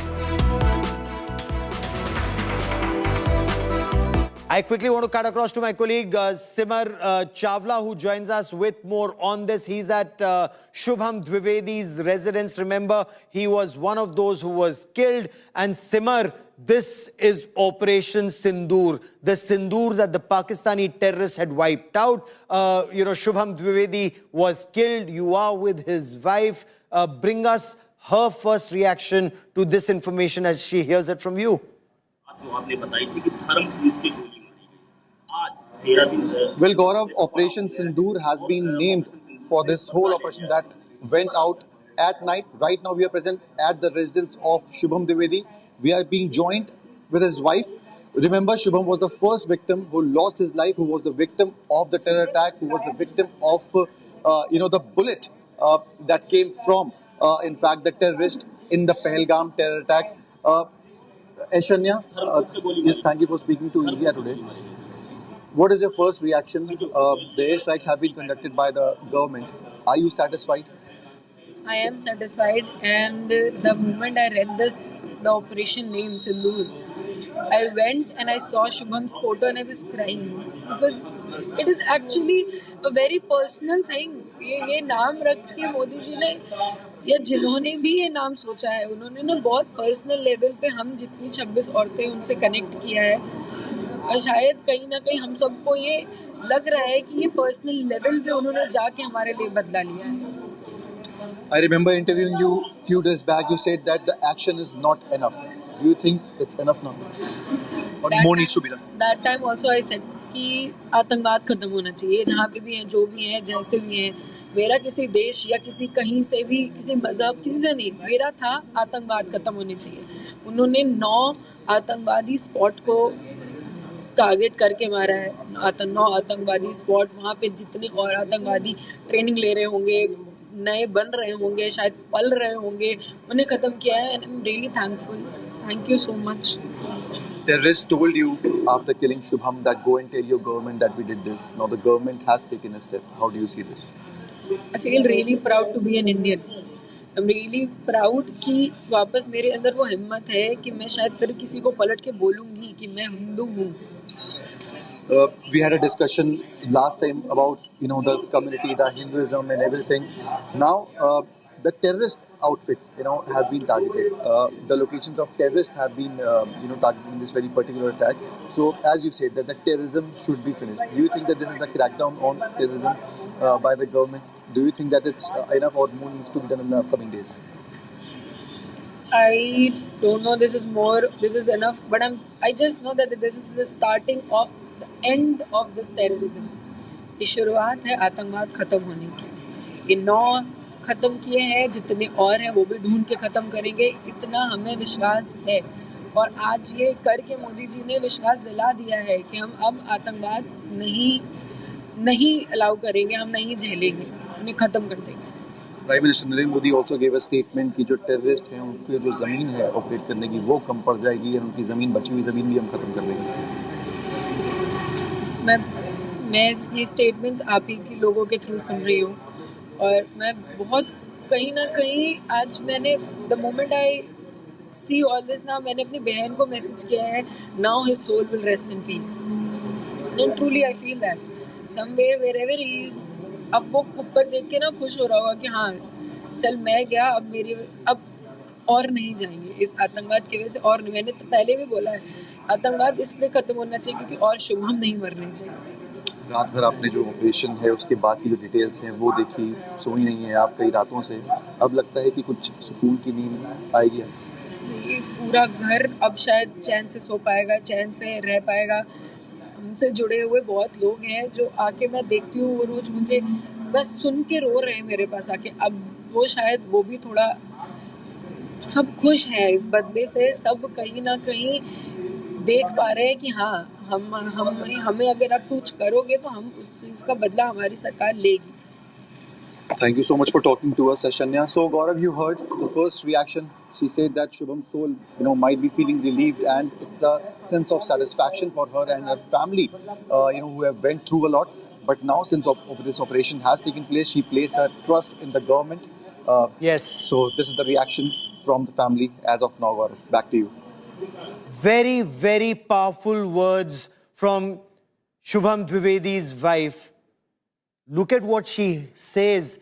Prime Minister Narendra Modi has taken revenge for all of us, for all the widows, for all the women who lost their husbands. The fact that it's called Operation Sindur, it was personal for us. It's personal, the manner in which Prime Minister Narendra Modi ordered the targeting of these 9 locations for these terrorists to be eliminated. But that's not all. She says, maybe now, once again, I will be able to say without fear, I am Hindu. मैं फिर बोल सकूंगी, मैं हिंदू हूँ. That is what Shubham Dwivedi's wife just told India Today. And why? Because her husband was the first to be killed by these Pakistani terrorists who came and asked the religion. And when he proudly said he's Hindu, he was shot dead at point blank range. And when she said, kill me too, you know what they said? Go tell Modi, go tell your government. And this is now the response. This is the response from government of India. The Pakistani terrorists have been targeted, the terror launch pads, the terror training centers, they've been neutralized. Big story coming in. Sources are telling India Today, Defense Minister Rajnath Singh has spoken to the 3 services chiefs, and this is very significant because there is still clear and present danger. Remember, Pakistan will and is trying to strike back in response to Operation Sindur. That Operation Sindur that was conducted at 1:44 a.m. to be precise. Now, Pakistan has started responding along the line of control, but we are also told that Pakistani Air Force fighter jets are trying to target multiple locations in India. And there's a threat they've issued. We'll tell you more about it. I want to quickly bring in India Today's Piyush Mishra for more on this. Piyush, what more can you tell us about the meetings that are on Defense Minister Rajnath Singh's interaction with the 3 services chiefs? Because Piyush, there is still clear and present danger.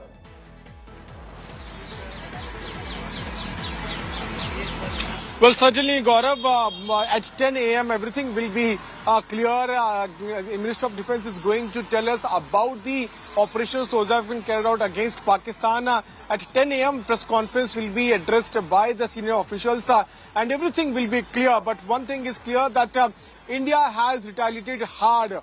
All 9 targets were successful. PM Narendra Modi was monitoring each and every development throughout the night. At 11 o'clock, Gaurav, there is a cabinet meeting also that will be chaired by PM Narendra Modi at his residence. So what we're also learning from our sources is that just before the cabinet meeting, the cabinet committee on security meet will also take place, in which all top mantris of Modi cabinet, including Rajnath Singh, Amit Shah, Nirmala Sitharaman, S. Shankar will be present, and most likely NSIG Doval will also be there. You would remember that in the last 2 weeks, PM Narendra Modi has held multiple meetings. The day he was back in India after cutting short his Saudi Arabia trip, he was briefed by senior officials, and then since then he has been holding multiple meetings. And last we also heard from Prime Minister where he was quoted where he said with me for that a moment and joining me now on India Today on this big momentous day. On India Today, with me is Air Chief Marshal Rakesh Kumar Singh Bhadoria, former Chief of Air Staff. Air Chief Marshal Bhadoria, your appreciation of India's strikes at 9 different locations, sir. Your first response. No, very clearly, it's a very robust response to the terrorist act at Pahalgam in terms of the choice of targets, the number of targets, the nature of targets, and it's a very clear message. What Honorable Prime Minister has said to inflict unimaginable punishment on the terrorists and their backers. This is exactly what it is, and it has been effective from what I can make out in terms of all. Okay. That is being shown. So very clearly, a very strong step, a very clear message to the terrorists, very clear message to the backers in Pakistan and to the world that we are not going to take this anymore.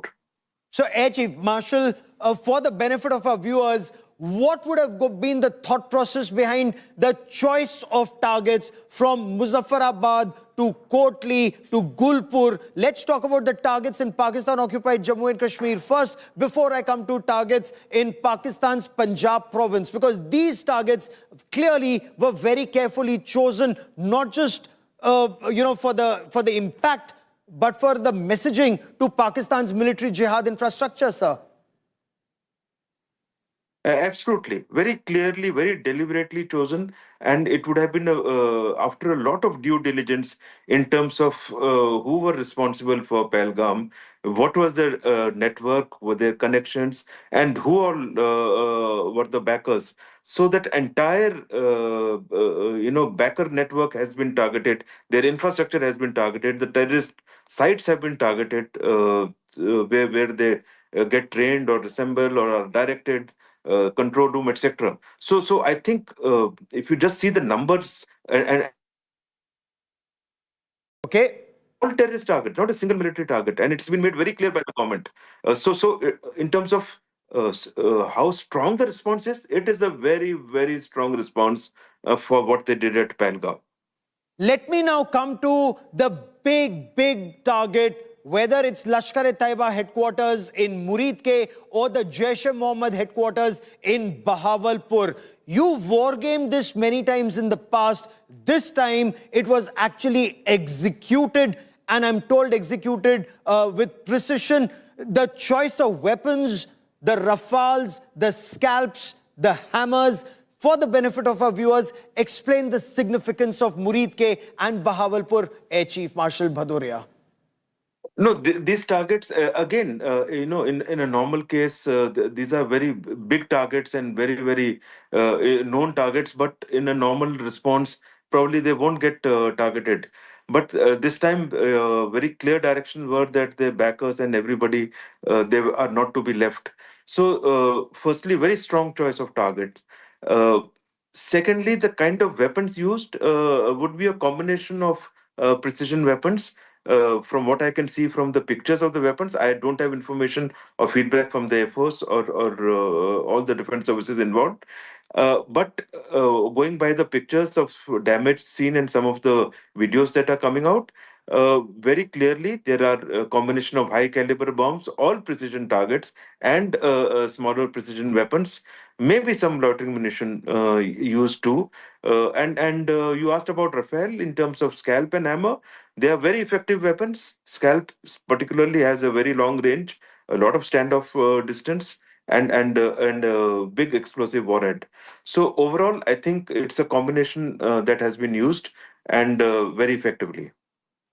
So scalp and hammer, the rafales. I want to specifically spend a moment more on Muridke first, and then I will come to Bahawalpur. This is extremely significant. Perhaps from your younger days in the Air Force to the time that you headed the Indian Air Force, Muridke was the headquarters of Lashkar-e-Taiba. So from the Parliament attack to multiple attacks we've had, Mumbai 26/11 Mumbai terror attacks, Raghunath Temple attack, various other attacks that took place, it was always traced back to Muridke and Lashkar-e-Taiba and that professor of terror Hafiz Muhammad Saeed. Why was a decision not taken earlier to target Muridke? And in your appreciation, why was it taken now to target Muridke and the Lashkar headquarters, sir? No, I would put it this way, that last time it was done, it was again a very well thought out target and calibrated to what kind of response that was required at that time. This time, the nature of barbaric act and the way it was implemented, and the fact that in spite of the warning last time. They decided to do it again. So, Honorable Prime Minister had given very clear direction that the punishment to the terrorists and their backers has to be unimaginable, and it is clearly the choice has emerged from there in terms of numbers, in terms of kind of targets.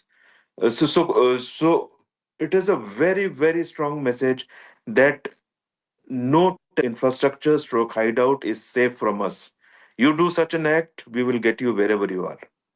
And that also includes Bahawalpur, because once again, I've covered IC 814. I've covered the release of that Maulana of terror, Masood Azhar. I've covered the parliament attack, the Pulwama attack, the Pathankot attack, and a series of other attacks that took place, including Pahalgam. The tragedy is it was always traced back to Jaish-e-Mohammed. It was always traced back to Maulana Masood Azhar. But Bahawalpur in the past was never targeted.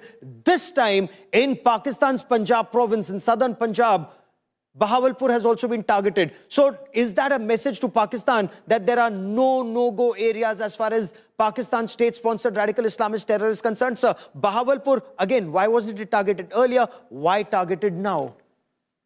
Again, very clear message. Absolutely. I think that is the intent. Very clear message.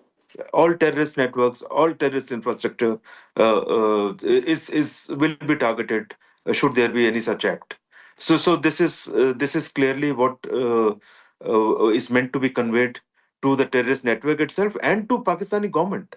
I think they have to realize and get their hands and fingers out of support to terrorism.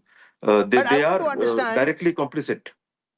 They are directly complicit. You've made that point, sir. But what I want to understand is, what are lessons learned from Operation Swift Retort last time? So last time when India targeted Khyber Pakhtunkhwa and that big base of Jaish-e-Mohammed in Jabba Top, in Balakot, Pakistan did Operation Swift Retort. Now, we're told the entire Pakistan Air Force is up in the sky almost simultaneously. What are lessons learned from Operation Swift Retort in your appreciation right now, sir? No, very clearly, having taken this action, immediately after the targets were struck, entire Air Force, the Army and the Navy would have gone on to absolute high alert. They would get deployed operationally. So the level of preparedness to handle whatever follow-up action that Pakistan takes would be already happening, or part of it happened. From Air Force perspective, entire AD network would be in total alert. So whether we expect some action from Pakistani side, of course we do. They would act, and therefore we need to be fully prepared. We need to see what kind of action, and thereafter calibrate our response. Our further response will really depend upon. We have made it very clear. The government has specified very clearly that no military targets were targeted. Our intention is to get the terrorist network, and it is in itself it's a de-escalatory plan. But they would respond, is my assessment, some nature of a response. How much they want to escalate is their call at the moment. Thereafter, what we do would depend upon the nature of their response. So the element of calibration would need to come in, but our response will be dependent on how they respond. So if sense prevails on the other side, they would need to start de-escalating from their very first response. No, but will they de-escalate? Sir, I want you to read General Asim Munir's mind. General Asim Munir is very clear in his understanding or his appreciation. The way you would look at Asim Munir, he's a radical Islamist. He's talking about this jihad, the Hindus and Muslims being different, and they're waging this just war for Kashmir and the world. Will he escalate further, even though there has been loss of life in Pakistan's Punjab proper? I think so. He will certainly target 9+ targets in terms of optics. There would be maybe 10, maybe 11 targets chosen, because that's how they would want to present to their public. It would really be calculated or studied from point of view of what kind of damage or what happens really in the next interaction, which will pan out maybe in the next 24 hours. But what is important is, I think, for the Pakistani public to realize that where their military leadership is heading them into, Because what we have done is against a terrorist network. You have no such targets on our land. If you have to have that kind of target, they will end up targeting some of our military targets. If that And that's happens, the we are not point I going was to keep coming to. quiet. Yes, that's the point I'm coming to. That's a very significant point you've made. India has targeted 9 locations in Pakistan and Pakistan-occupied Jammu and Kashmir. Your appreciation is Pakistan Army will want to have that equivalence or false equivalence. They would want to target 9 locations in India and, in all parts of India, including Jammu and Kashmir. But what will they target in India? Absolutely. Let us see. That is where their sense and sense will show, and their level of maturity to handle this kind of escalation. But frankly, at the moment, it is in their hand. If they want to escalate beyond a point, I'm sure our defense forces have taken all measures, and they would be ready for it. We are better prepared from any escalatory ladder or even going on to full-fledged conventional conflict than they are in economic terms, in overall terms, in terms of capability, whatever. So having taken such a bold action, I'm sure our forces will be fully prepared. So it is better sense has to prevail on the Pakistani side to start calibrating de-escalatory measures within their first response itself. Otherwise, they are the ones who would lose out in the long run. So are you saying that there still is clear and present danger, and there is clear and present danger of escalation? We've targeted 9 terrorist training camps and launch pads and headquarters. Pakistan, if it chooses to retaliate either against any military installation or any strategic installation in Jammu and Kashmir, remember what Pakistani ministers have said in the past, that in case India stops the Indus Waters Treaty or holds it in abeyance, stops their water, they will target our dams, and words to that effect. God forbid, if they were senseless enough to do that, would that be seen as a major act of escalation? And how do you see this escalation ladder move, sir? No, they better not target the dams. I'm sure their sense will prevail.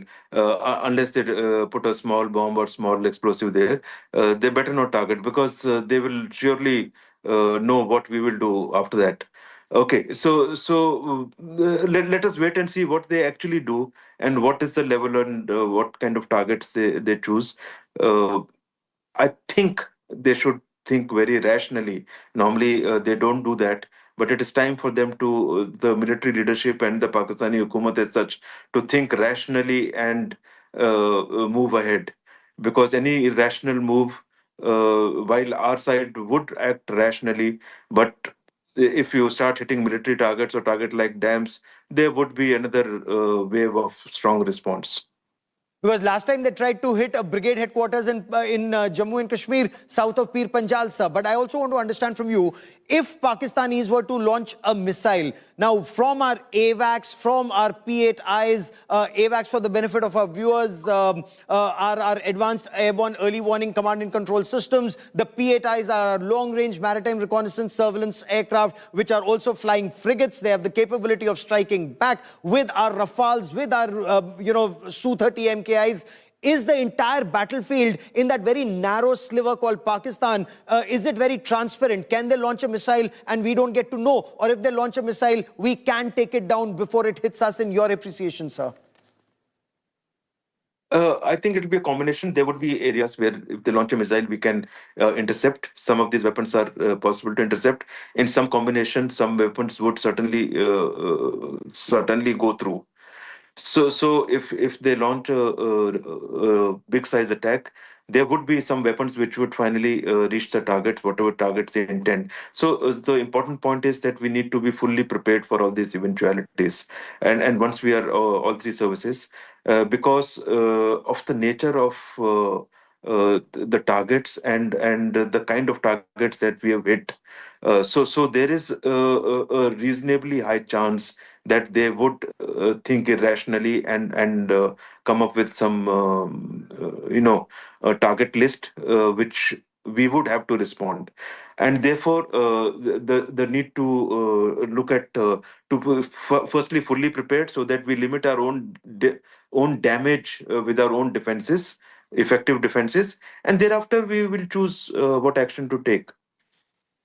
Because even for Pakistan, their Air Force would be their weapon of choice. LC is already hotting up at the line of control. They're already using their artillery, we are told, on either side of Pir Panjal. Or can the Navy do something, or is the Navy not powerful enough in your appreciation, or could they target one of our ships? On the LC, like you said, action has already started, so that would remain. I think that would only increase. Air Force would end up using their Air Force would end up using standoff weapons, for which I'm sure that kind of defense would have got factored from our air defense perspective. Navy could choose some targets. So it really depends on the level that they want to escalate it to, and we should be prepared for the worst, and we should defend effectively whatever actions they take, and thereafter we will need to decide on our own actions. That is where the next level of calibration would happen. Okay, and the fact that Government of India used all three armed forces to respond to Pakistan's state-sponsored terror, the Navy, the Army, the Air Force, all assets, that were used for this operation, does that also send out a significant message to the adversary? Of course, it does. It does, and it's also a message that we are fully prepared, and by now. In some services like Air Force and all fully deployed, in other services deployment would be happening to the required level, and ready to take on whatever comes now. You see this escalate to beyond a theater conflict? No, I think in about 2 to 3 days they should come under control. So 2 to 3 days, the escalation could still happen. Air Chief Marshal R.K.S. Bhadoria for joining me here on this India Today special broadcast. Many thanks. Now, escalation matrix, India's assessment is we are on top of the situation. I also want to bring into this conversation my colleague Preeti Chaudhary. And Preeti and I have been reporting through the night. 1:44 a.m. was when the missile strike took place. And Preeti, right after that, India is prepared for any response, but that's a very clear signal that's gone out to Pakistan. Well, a very clear signal that has gone out to Pakistan. This is a very, very sensitive time, viewers, and we will only give out calibrated and factual information, verified information that's coming in. I just want to take our viewers through on what has transpired in the last 4 to 5 hours. I want to just take you through that. 14 days after the Pahalgam attack, India strikes back at Pakistan. India targets 9 terror pads. It happened at 1:44 a.m. Of the 9 targets successfully hit by the Indian forces, 4 are in Pakistan and 5 in Pakistan-occupied Kashmir. That makes it a first where India comes into question with retaliation to Pakistan terror. The targets in Pakistan include Bahawalpur, Muridke, Sialkot, Sarjal. Special ammunition was used to target these terror camps. When I say special ammunition, viewers, it means weapons of precision were used. Meanwhile, India demolished masjid linked to the Pahalgam attack mastermind Hafiz Saeed, and this is retribution that goes beyond Pahalgam, viewers, all the way to 26/11 and the many terror attacks that have taken place, which had the footprint of the man on your television screen, Hafiz Saeed. India has attacked the mosque that is close to the place where Hafiz Saeed allegedly resides himself, the headquarters of the Lashkar-e-Taiba. Sources say the mosque was linked to Lashkar terror activities. The headquarters of Lashkar terror, Markaz Taiba, demolished. The attacks were carried out with precision at 4 locations of Pakistan and Pakistan-occupied Kashmir. Sources say that Prime Minister Modi is monitoring the entire operation from his official residence, 7 Lok Kalyan Marg. Operation involved joint strikes by Indian Army, Navy and Air Force. Rafales, Scalp and Hammer missiles, drones used. Seaborne strikes were also carried out as part of coordinated attacks. Top terror hub of Jaish-e-Mohammed destroyed in the missile strikes by India. Masood Azhar's nerve center in Bahawalpur brought down to the ground. The main operation base of Jaish, a well-equipped complex spread over 3 acres, destroyed.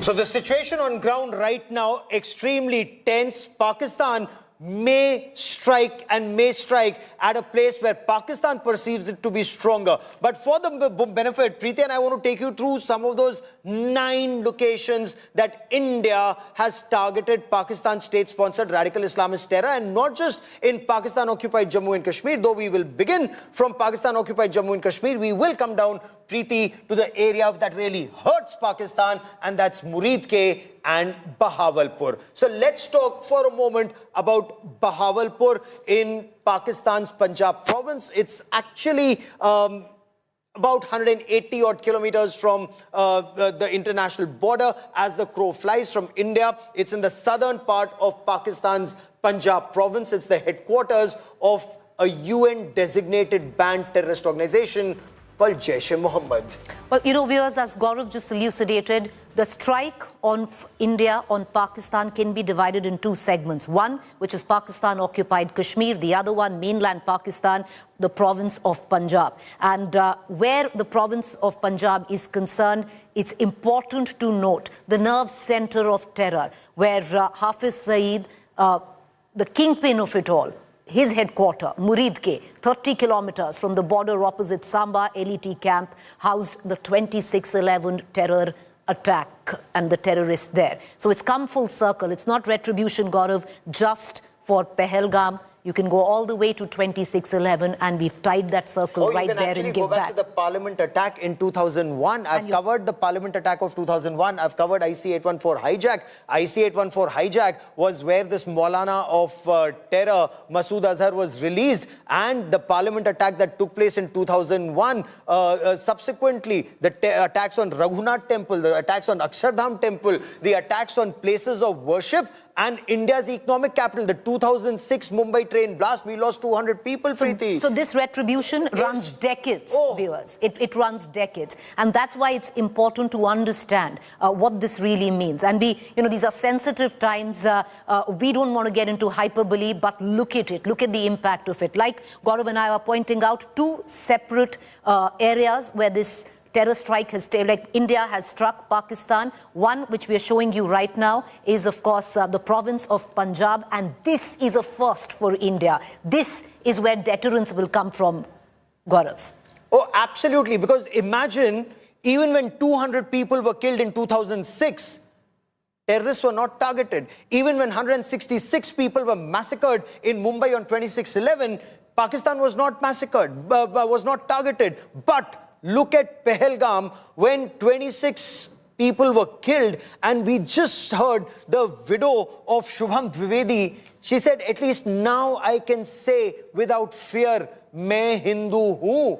And the heart of this radical Islamist terror in Pakistan at Bahawalpur and Muridke, that's been targeted, Preeti. You know, let's just move on and get you the other locations where India has struck. In all of this, viewers, and if I can say, is curated over the last 2 weeks by Indian intelligence agencies in a very responsible manner. We did not want to strike where civilians were there, so it was curated where these terror launch pads were concerned. And the other one, Gulpur, 35 kilometers from the LOC Poonch Rajouri, routes of attack in Poonch on 20th April in 2023. Let's move on now to the other point of attack, Savai LET camp, 30 kilometers inside Pakistan-occupied Tangdhar sector, and this is where you move from one part of the attack to the other, Gaurav. From what is province of Punjab, which is mainland Punjab, Pakistan, you move into Pakistan-occupied Kashmir, two areas where India's attacked last night. So, the attack was in Pakistan-occupied Kashmir, opposite the Tangdhar sector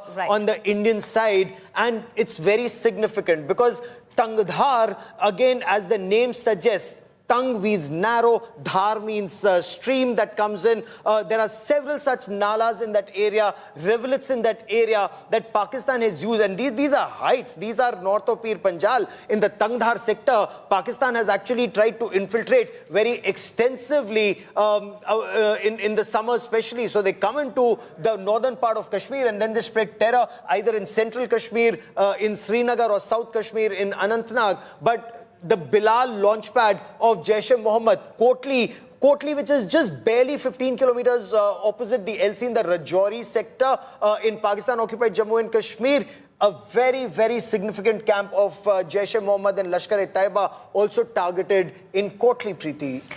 Once again, all of these 9 are not army installations, they are not ISI installations. All of these 9 points where India has attacked last night are terror camps, either belonging to Jaish or LET, viewers. That's it. The other one, Barnala, 10 kilometers from LOC opposite Rajouri. Let's move on. Sarjal, JEM camp, about 8 kilometers from the international border. And Mehmuna. Very significant once again. Now, Sialkot is a very important training camp or a launch pad. And this is not the LC. Now we've come to the international border in the Jammu sector. The 200-kilometer long international border in the Jammu sector. That is where Sialkot has a very significant training camp of the Hizbul Mujahideen, but that's a training camp that's also been extensively used, Preeti, by Lashkar-e-Taiba and Jaish-e-Mohammed. There's breaking news coming in, big story. The Indian army has responded in a big way to ceasefire violations by Pakistan along the LC. We are told Pakistan is using heavy artillery now, which is 155mm howitzers are being used to respond. Pakistan army, we are told, has suffered massive casualties in India's retaliatory strikes along the LC. That is what sources are telling India today. And this is where Pakistan really feels the pain. Remember, Pakistan shot the Ramzan ceasefire in 2002 because after the Kargil war, after 1999, through 2000 and 2001, Indian army punished Pakistan extensively along the LC. The images that you see there on your television screen, the moment 155mm howitzers open up, and now India has their guns with the 52 caliber guns with the extended range. Preeti, they can hit a target more than 50 kilometers away in that altitude. And I quickly want to bring in India Today's Shivani Sharma into this conversation with Preeti and I. Shivani, LC heating up is not good news for Pakistan all along the LC, but I believe now it's no longer restricted to small arms. Yes, you're right, Gaurav. Since last 13 days, we've been seeing the ceasefire violations, and these ceasefire violations were happening with the small arms, the unprovoked firing that was going on along all the regions across the line of control we were witnessing. But now what has happened after these strikes by India, Pakistan has resorted to heavy artillery firing, and we've been receiving inputs from almost all these locations, be it Bimbar Gali area, Rajouri Poonch area, or in Valley also from Uri region. We are getting this input that there have been heavy shells that have actually there are houses that are damaged. 3 casualties have been confirmed by the army, and this is very important to understand that India is also retaliating in similar manner, because India has been resorting and retaliating to small arms till now. But when Pakistan has opened these artillery guns towards Indian side, Indian army has also started retaliating in similar manner. That's what the inputs are. And these are 155mm howitzer guns, the artillery guns that have been deployed with a long range of around 50 kilometers. Preeti, I've actually seen these 155mm howitzers in action. So yeah, not just in the Kargil war. Yeah, stay with us, Shivani. These 155mm howitzers, They were the death of Pakistani soldiers in the Kargil war. Amazing strike capabilities, amazing precision, and you know the 39 caliber that time. Now you have 52 caliber rounds that hit. It's 155 mm, 52 bore weapon that goes and sits. The ammunition that goes and hits the enemy. They have nothing that will save them now. Well, you know, so this was expected, viewers. Once India struck Pakistan at about 1:44 a.m., we gave out that statement, and minutes after that, Pakistan admitted that India had, in fact, attacked Pakistan. Of course, India has maintained and continues to maintain that India has only struck terror launch pads. Pakistan has deemed what India says was an attack on terror launch pads as an act of war. And right after that, the LOC in the Jammu and Kashmir area lit up, viewers. Heavy artillery mortar shelling from Pakistan, and now India giving it right back. So that engagement continues. I want to cut across right now to Piyush Mishra, who's joining us from New Delhi. Mir Farid, live from Pampore. Mir, what's the latest that you are picking up? Earlier on, there were indications that one fighter jet of Pakistan was down in Pampore itself. What more can you add?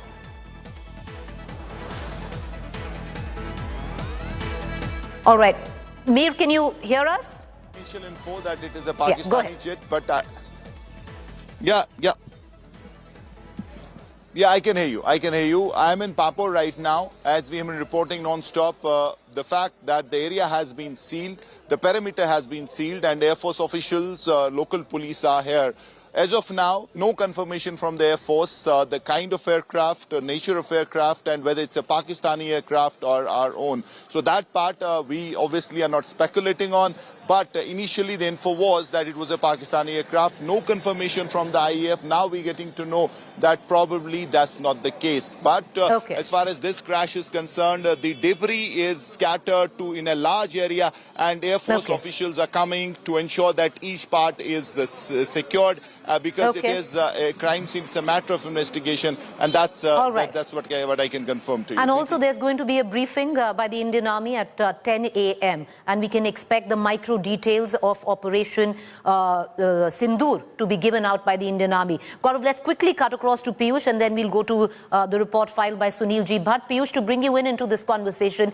Piyush, you know, India's done what it has. Now, with little chest thumping, we need to move to the second part of this operation, because it's not over yet. The Prime Minister from 7 Lok Kalyan Marg through the course of the night, along with the NSA, the Home Minister, has been monitoring the situation. Now is the second part, because Pakistan is all set to retaliate. In what measure is one question. The other side, the diplomatic side of it, has already kicked in, Piyush, where you've had the NSA that has spoken, briefed America. We've had our various diplomatic officers through the course of the night speaking to multiple countries like Russia, like UK, like France, and making them understand why this attack was necessary. Now's the time for diplomatic pressure to build on Pakistan.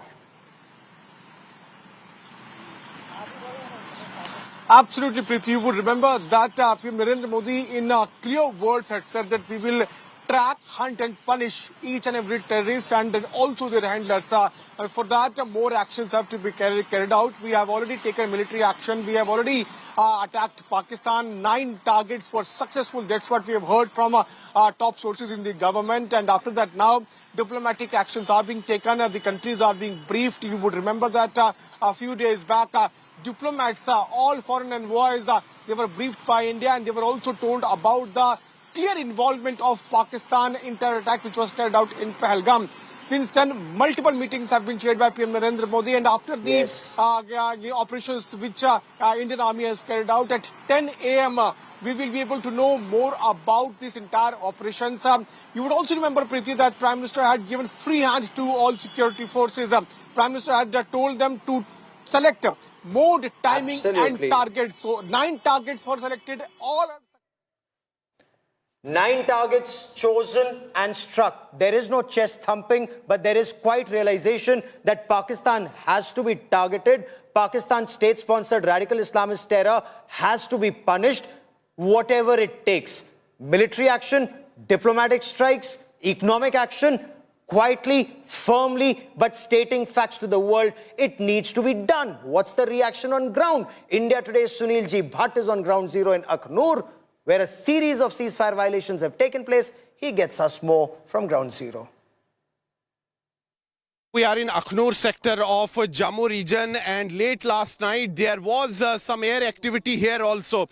India carried out strikes on the terror hotspots in Pakistan as well as in Pakistan occupied Jammu and Kashmir. Lashkar's headquarters, which is located in Muridke, there many places were targeted, as well as in Bahawalpur, where Jaish's headquarters is located. And as far as Akhnur sector is concerned, after India carried out strikes against Pakistan, Pakistan tried to indulge in a misadventure, and there was air activity here in Akhnur sector also, and Indian Army gave a befitting reply to Pakistan here. And right now you can see that a large number of people have come out of their homes, and because as soon as they learned that there was retaliatory action by India, the people came out and they are here boosting the morale of our jawans. We will speak to the locals here. यहाँ पर रात पर क्या हुआ, यहाँ क्या माहौल? रात को कुछ आवाज़ ही आई थी को 2-2:30 बजे के करीब, तो सारे लोग जागे थे उस टाइम। कुछ पता नहीं चला, पर अब धीरे धीरे सुबह पता चला है कि पाकिस्तान के ऊपर अच्छी स्ट्राइक की है भारत ने, और मुंह तोड़ जवाब दिया। जो पहलगाम में हमारे लोगों को उन्होंने शहीद किया, उनको करारा जवाब दिया गया है। तोड़ जवाब दिया गया है पाकिस्तान को, क्या कहेंगे उस पर? अच्छा किया, होना भी चाहिए था। काफ़ी देर हुआ है, परेशान थे। जो 28 लोगों को जाने गई है, इसी वजह से अच्छा किया जो स्ट्राइक किया, बहुत अच्छा। You can see that people are expressing their happiness that Pakistan has been given a befitting reply. We have carried out strikes deep inside Pakistan, including Pakistan's Punjab province, but 2 locations, Bahawalpur, Muridke, and we have also hit the terror hotspots in Pakistan-occupied Jammu and Kashmir. This is huge and unprecedented, because even after 26/11, there was talk about targeting the Lashkar headquarters in Punjab province, but at that time this was not done. But this time this option has been explored. A strong will has been shown by the government, and Pakistan's terror factories have been targeted, and a befitting reply has been given to Pakistan. And here, as far as Akhnur sector is concerned, you can see that large number of people have come out to boost the morale of our jawans. Right now there is a strict vigil here near the line of control here in Akhnur sector. People have come out, they are chanting Bharat Mata Ki Jai slogans. They are boosting the morale of the army personnel, and they are also reaching out to the army personnel and asking them whether they need any food or water, and they are delivering it to the army personnel. So you can see that the spirit of patriotism, the spirit of camaraderie.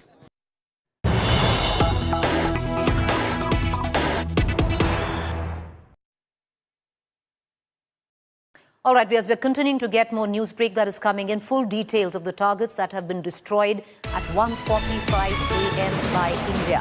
Jaish training camp destroyed in Muzaffarabad. Sayyidina Bilal Markaz main JEM transit camp. Terror camp used to train 50 to 100 terrorists. The Pak army trained the Jaish-e-Mohammed terrorist in Sayyidina Markaz. Sayyidina Bilal Markaz, Jaish-e-Mohammed, Muzaffarabad.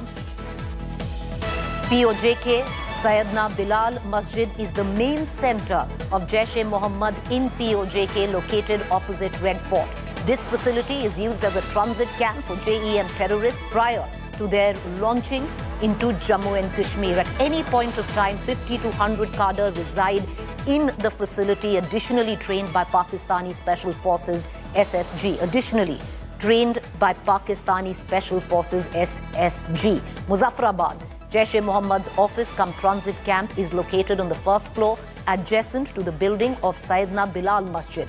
The masjid building consists of a 3-story building, 2 stories from front, wherein the Hijama Center pressure cupping medical therapy is located on the ground floor. This facility is spread over 8 to 10 canals. This facility has family quarters, office buildings, office of Al Rahmat Trust, charity wing of Jaish-e-Mohammed.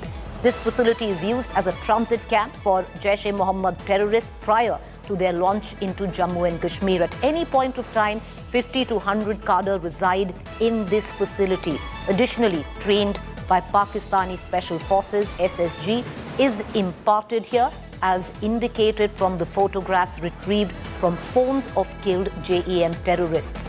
The Jaish-e-Mohammed operational commander and Jaish-e-Mohammed head of POJK, Mufti Asghar Khan Kashmiri, is in charge of this facility. Abdullah Jihadi, Abdullah Kashmiri and Ashik Nengru also operate from this center. Mufti Asghar Khan Kashmir and Abdullah Jihadi are wanted accused in the Nagrota attack 2016, as they had planned and executed the Nagrota attack, in which terrorists enter into the army camp at Nagrota near the Balini bridge and started to indiscriminately fire upon army personnel. The selection of cadre to carry out Nagrota attack at that facility.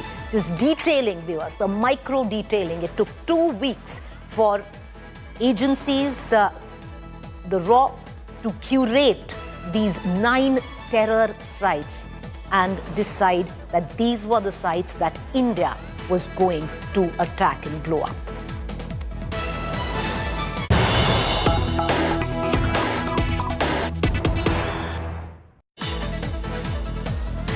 Meanwhile, India's Operation Sindur, a big success. Over 80 to 90 terrorists have been killed in this attack on Pakistan and Pakistan-occupied Jammu and Kashmir on terror camps. Around 25 to 30 terrorists each have been killed in Bahawalpur and Muridke, which are the biggest 2 sites. Indian agencies are verifying the numbers in other terror camps. So justice has been served. All 9 sites where India attacked at 1:44 a.m. has been deemed a success. My colleague Shivani Sharma joining us live from Srinagar. Shivani, what more can you add? Preeti, this is a big success for Operation Sindur, although we are waiting for the official briefing that's going to take place at 10. But through the sources, we are trying to get more and more details. And what the sources have indicated, that this has been a big success for the Indian Armed Forces, because the numbers of the terrorists that have been killed in this action can be more than 90. And that is a big figure, a huge figure.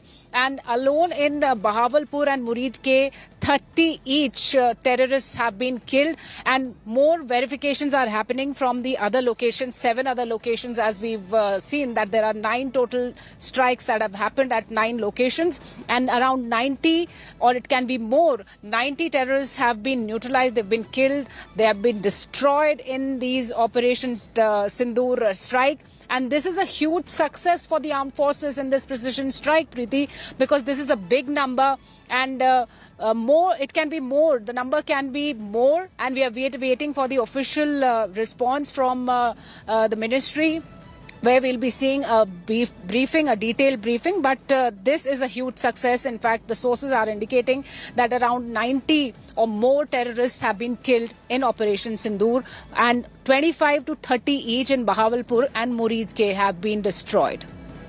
So over 90 terrorists is the first count that Indian agencies have got of the number of terrorists, Shivani, that have been killed. These 9 locations were curated. These 9 terror spots, terror launch pads, were curated over the last 2 weeks, Shivani, by Indian agencies to decide that these were the areas, these were the exact points that India would attack. And now all 9 locations deemed a success in terms of the attack. Preeti, we've been seeing a lot of deliberations happening, right from Prime Minister Narendra Modi meeting the service chiefs and NSA involved, and more than 15 meetings he had conducted himself, and a lot of inputs that were being taken from the intelligence agencies on the terror hideouts and the way they were moving around after the Pahalgam attack. Also, they were shifting to places. They were being given VIP status. They were giving heightened security in Pakistan. And despite that, the security agencies in India, they were on their job. They were doing their research and homework to find these terror outfits inside Pakistan so that they can be destroyed. And now we've seen how coordinated action has taken place between the armed forces, the Indian Army, Navy and the Air Force. They have together planned this strategic attack on the terror nexus in Pakistan, where 9 specific targets have been neutralized. And we've been told by the sources that the figure could be even higher than 90 terrorists that have been killed in this Operation Sindur. So India has not only avenged the deaths of 26 tourists in Pahalgam, but this is a very strong blow, strong message to Pakistan that if you are trying any terror nexus inside your boundaries, India will go inside and deep in your boundaries. They will hit you hard, and that's what has happened, Preeti. 80 to 90 casualties, and the figures can be higher as the verifications are still going on.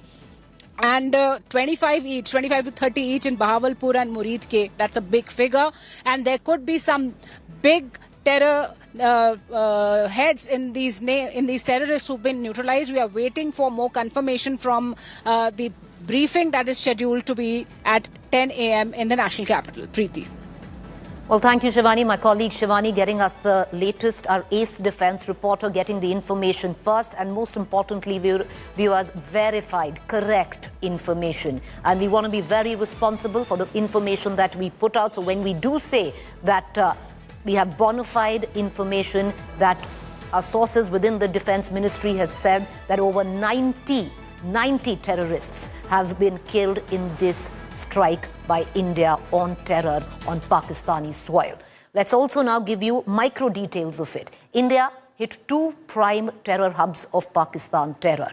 Viewers, one in Pakistan-occupied Kashmir, the other Pakistan mainland, province Punjab. Lashkar chief and mastermind of attacks like 2611 in Pahalgam, Hafiz Saeed's mosque that served as the headquarter for Lashkar destroyed in the strikes. The mosque linked to terror activities and terror planning, which just doesn't end with Pahalgam, viewers. This has been a terror story that has spanned decades, that has bled India for decades. Identified Masjid Tayyaba as a center of ideological training and radicalization. 2611 attacker Kasab confessed that he was trained in Muridke, where the terror hub is located. Kasab also described the complex as key to plotting terror attacks and indoctrination. It is also revealed that Osama bin Laden had financed rupees 10 million for construction of mosque and guest house within the Markaz Taiba complex. And this, viewers, was researched,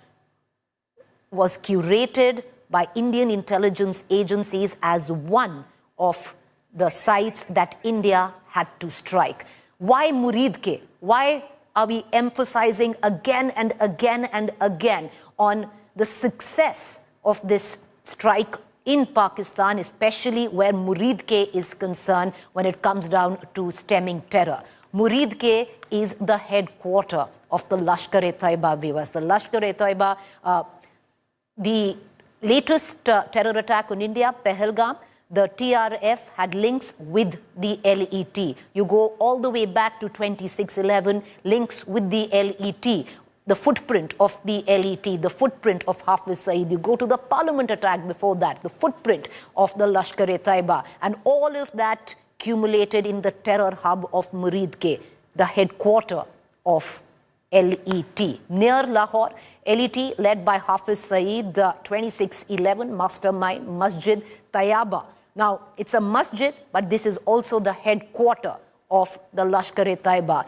That was the target of our Indian forces, and that target, to neutralize that target, has been accomplished. And it's huge, viewers. The mosque linked to LET terror activities, 2611 attacker Kasab confessed to be trained in Muridke.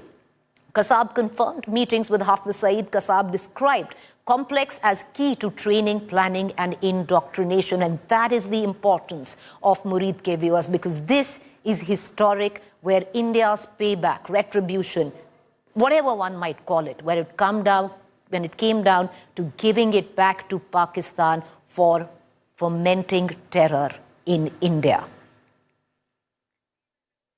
All right. Look at your television screen, viewers, and what you see.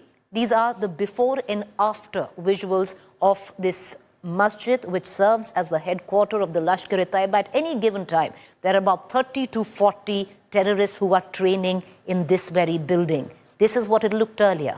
At one side, you can actually see the visuals of this particular headquarter of the Lashkar-e-Taiba, and you see on the other side of me on what India reduced it to rubble.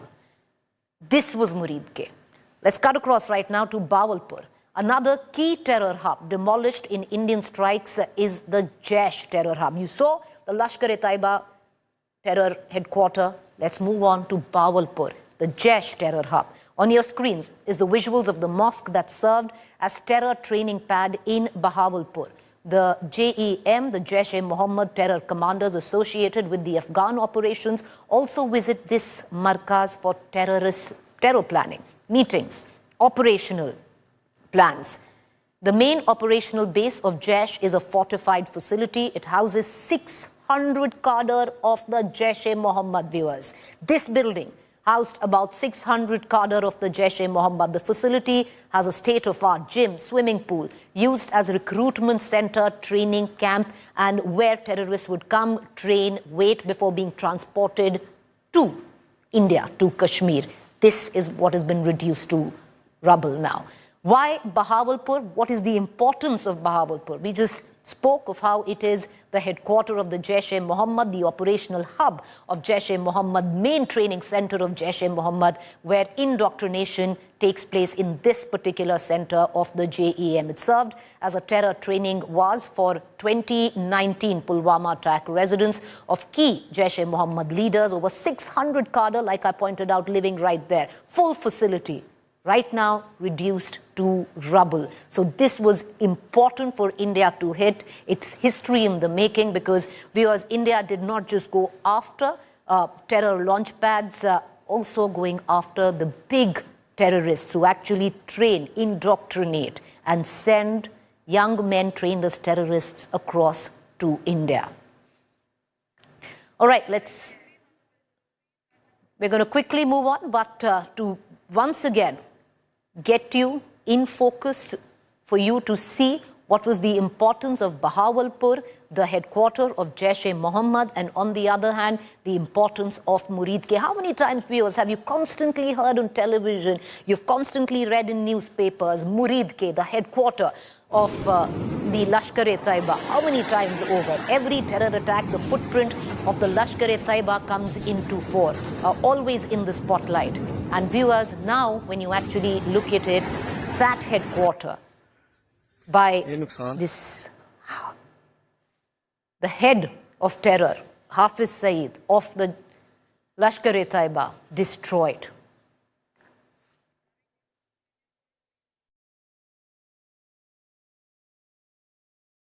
While India has done what it had to do, what it should have done, practically creating history where India's response to terror is concerned, and hoping that this will create the deterrence that India had always hoped for. Now it's the next chapter, viewers.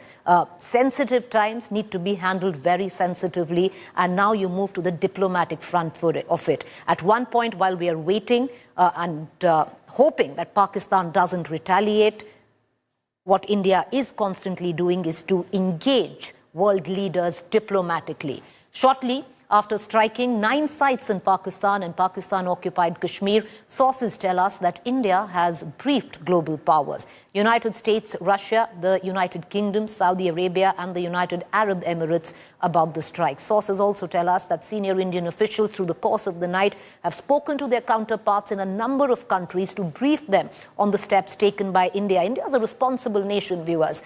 We have taken full responsibility of the strikes on Pakistan, the reason why we did it, why we had to do it, why India's hand was forced to take this action. Meanwhile, NSA Ajit Doval has also spoken to his U.S. counterpart, Marco Rubio, about the strikes. U.S. President Donald Trump, on the other hand, has reacted to India's military strikes. He's described the situation as a shame. He also said he knew that something was going to happen and urged both countries now to de-escalate. Listen in to Donald Trump. No, it's a shame. We just heard about it just as we were walking in the doors of the Oval. Just heard about it. I guess people knew something was going to happen based on a little bit of the past. They've been fighting for a long time. You know, they've been fighting for many, many decades. Any message to and centuries, actually, if you really think about it. No, I just hope it ends very quickly. I want to immediately cut across to my colleague Geeta Mohan, who's joining us, our external affairs editor, who's been monitoring the situation very closely through the course of the night. Geeta, immediately after India attacked Pakistan, responsible nation issued out a statement for the world, and then all the diplomatic officers of the country briefed their counterparts in various countries on how India's hand was forced, exactly what India did. The NSA, Ajit Doval, spoke to his counterpart in the United States of America, stating why India did what it did and giving out exact details. Hoping, Geeta, now you move to the second chapter of this attack, to diplomatically engage leaders, to put diplomatic pressure on Pakistan on not to be foolhardy and retaliate. Well, the most important part is that India sounding out its allies and partners that these are terrorist camps and terror targets that India carried out precision strikes against. And they were not military camps, they were not military targets per se. The fact that there were 9 such locations that India could target in itself is telling.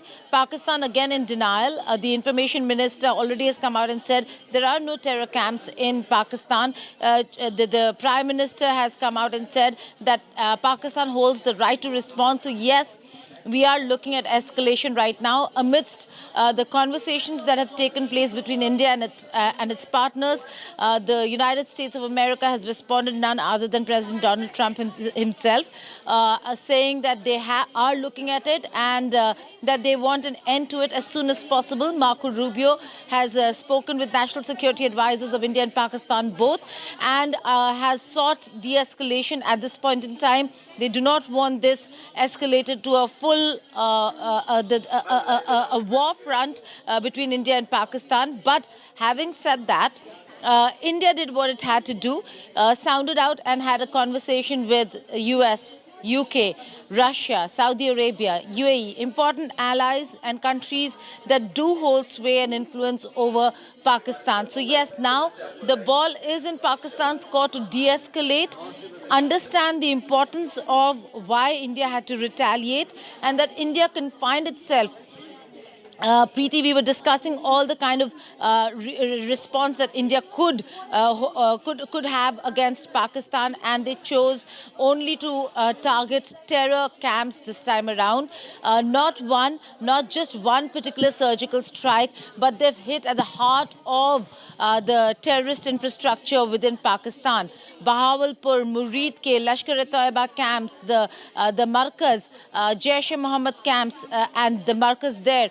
So very clearly it was to ensure that there is no camp left where these training can take place and those terrorists can then be sent to India. That's the message that India wants to send across to Pakistan, and the world community, like you rightly pointed out right now, should be speaking to and influencing Pakistan to ensure that there is no response over here, because they could have responded only if India would have targeted the military infrastructure in Pakistan. That was not the case over here. It was very specific messaging that these terror camps, if Pakistan is not going to dismantle, then India will do the job. And since India suffers at the hands of these terrorists who are trained and are allowed safe haven in Pakistan. Geeta, right now, of course, India's done its bit. It's briefed, our diplomatic officers have briefed their counterparts. Okay, Geeta, would you stay on with me? I'm going to just come right back to you. Lots of developing news that is coming in. We're going to cut across to Geeta in just a bit, but I want to take you through the latest news break that is just coming in.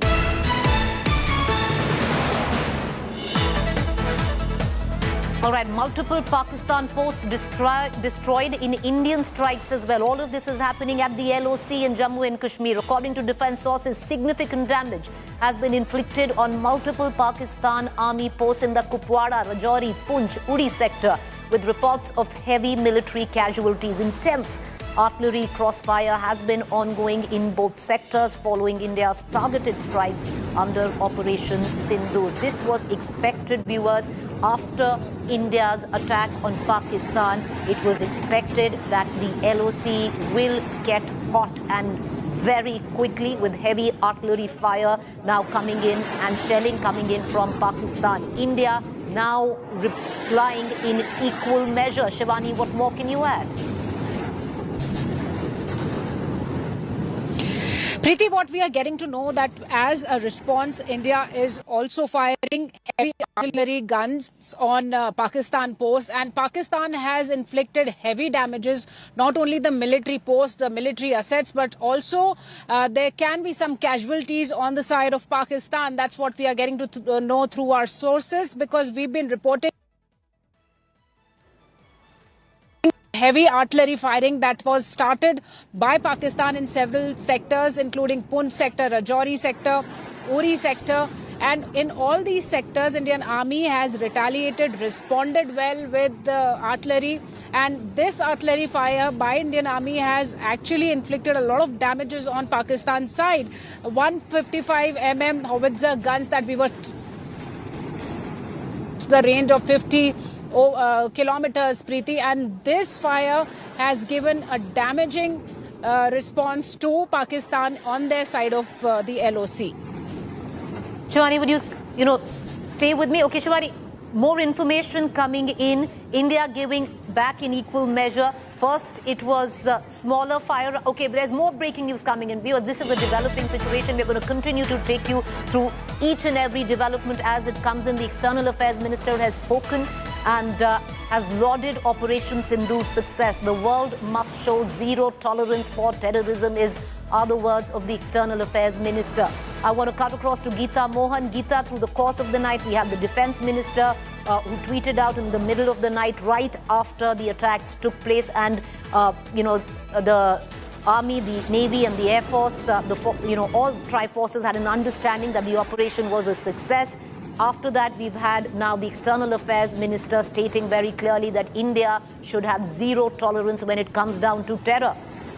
Well, that's right, Preeti. A very strong message from Dr. Jaishankar. He's put out a very cryptic but one-sentence post on X saying that there is going to be zero tolerance to terrorism. And that's the message that India wants to send across. It's not targeting civilians in Pakistan. It's not targeting those areas that have not impacted directly India in many ways than one, but precision strikes being carried out in areas that train terrorists, that harbor terrorists, and only specifically those terrorists that work against India.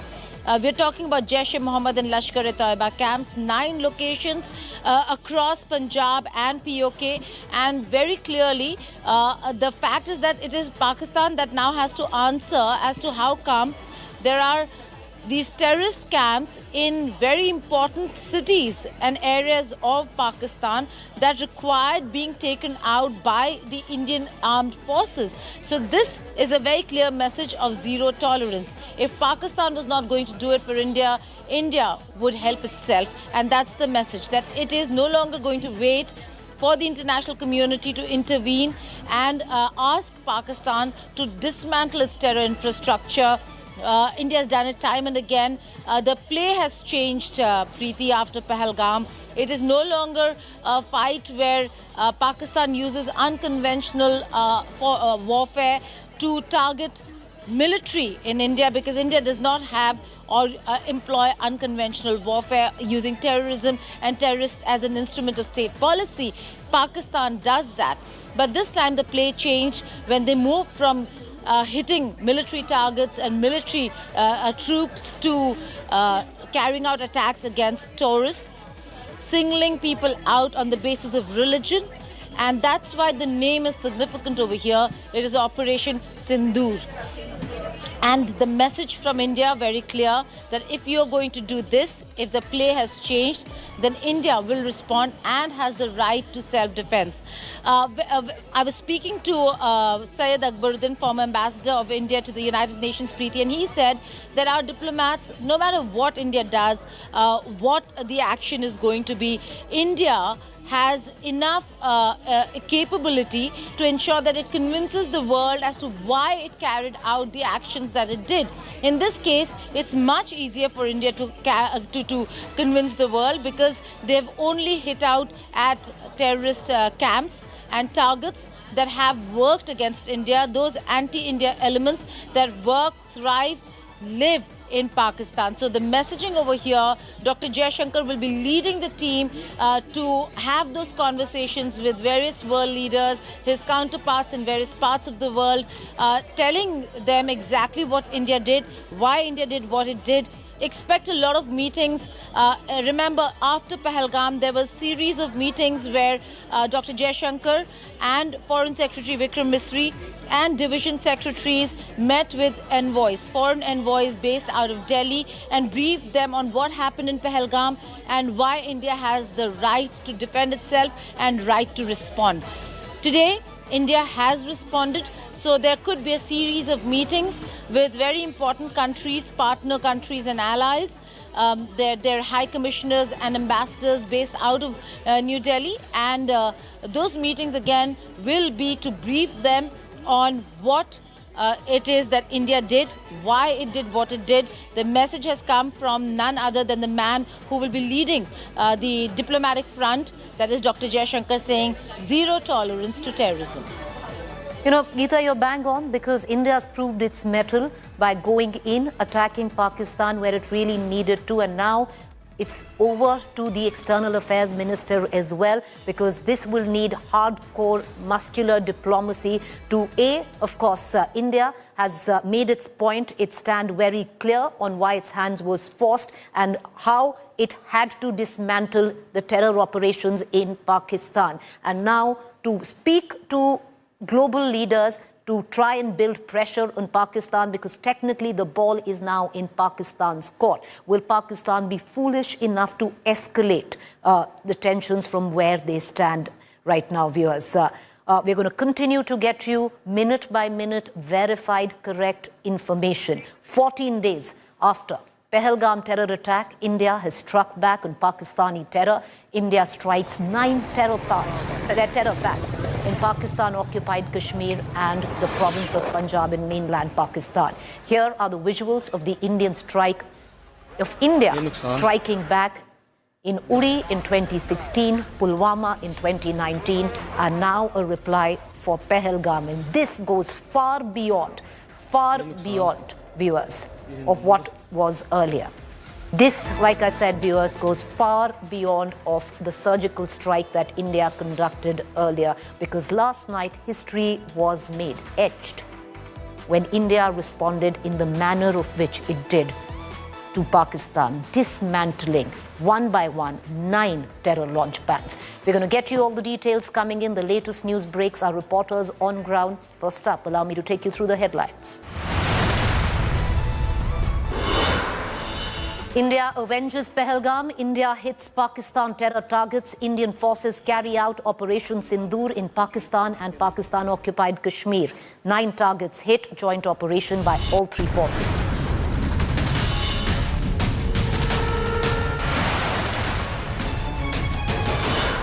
India hits top terror kingpins. Hafiz Saeed's training camps and mosque complex in Muridke destroyed. Jaish headquarters struck in Bahawalpur, and another terror camp in POK destroyed.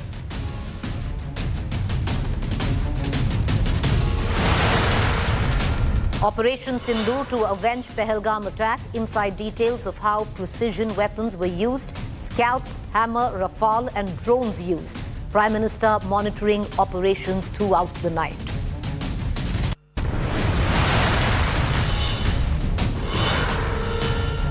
Pakistan struck and spooked. Pakistan Prime Minister confirms India's retaliation. Shehbaz Sharif says will respond soon.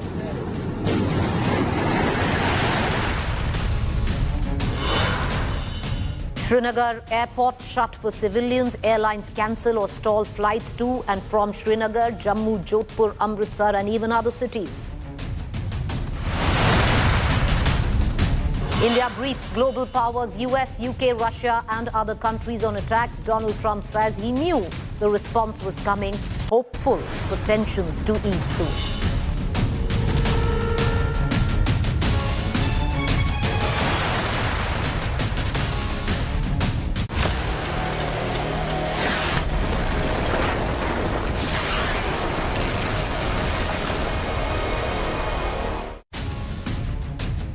Last night was a night that India will remember, and so will Pakistan, viewers. We're going to take you through some of the defining images of Operation Sindur, the irony of that.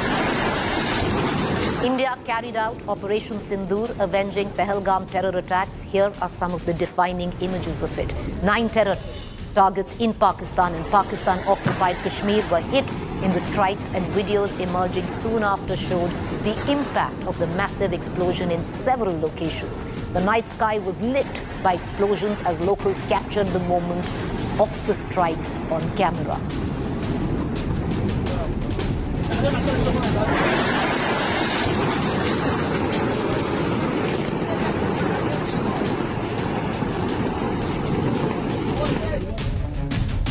Amongst the 9 locations struck across the LOC in retaliatory action by the Indian forces, one of the most important was Muridke. The city in Pakistan is home to the headquarters of the Lashkar-e-Taiba. Oh, beta, baat hai vich karna yaar. Karna. Ji paye na.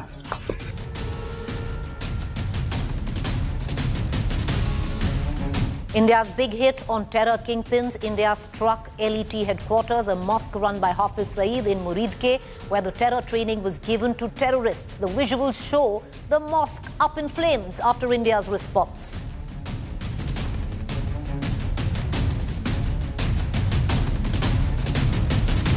Massive chaos was witnessed across several hospitals in Pakistan after India carried out strikes against at terror launch pads. Pakistan has claimed 8 people died in the strike.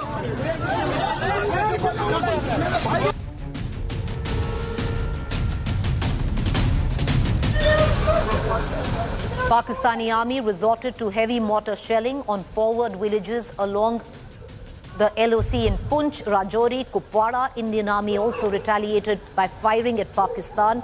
The cowardly Pakistan army has now resorted to even targeting civilians along the border.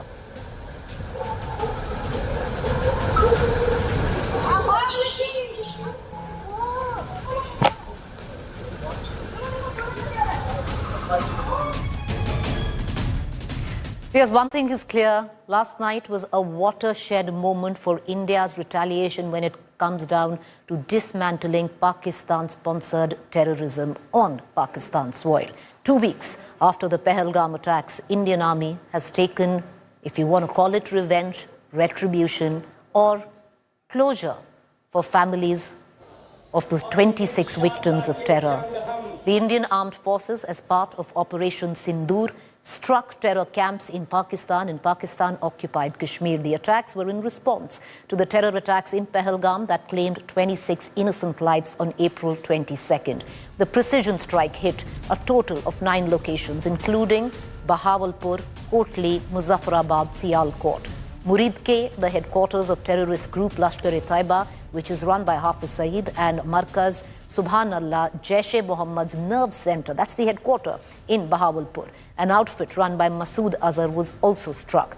In a statement, the Indian Army said that its action were focused, measured, and non-escalatory in nature. And that, viewers, is the most important line of India's press release, adding that no Pakistani military facility was targeted in the strike and that India only struck terror camps. Sources also told India Today that Prime Minister Modi was constantly monitoring Operation Sindur from 7 Lok Kalyan Marg, and NSA Ajit Doval constantly briefed him about the situation through the course of the night. In just about an hour, viewers, we're going to, or an hour and a half, we're going to hear the final details, the fine print. And I want to bring in my colleague Shivani on what has been a spectacularly successful Operation Sindur, Shivani, and what's not just commendable, but one could say historic, is how the tri-services came together to successfully mount, launch and execute this attack. Preeti, this is unprecedented. This has happened for the first time, that airstrikes of this measure being taken on in Pakistan. 9 specific targets, focused strikes without touching the infrastructure of military or the civil infrastructure.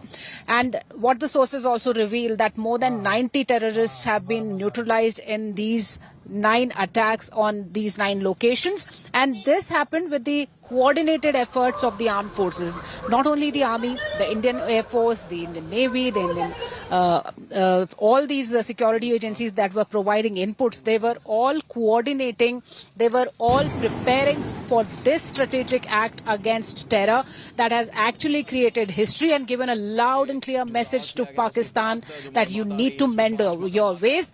Either you hit your terror targets or then otherwise we'll come and hit them hard. And that's what India has done, Preeti.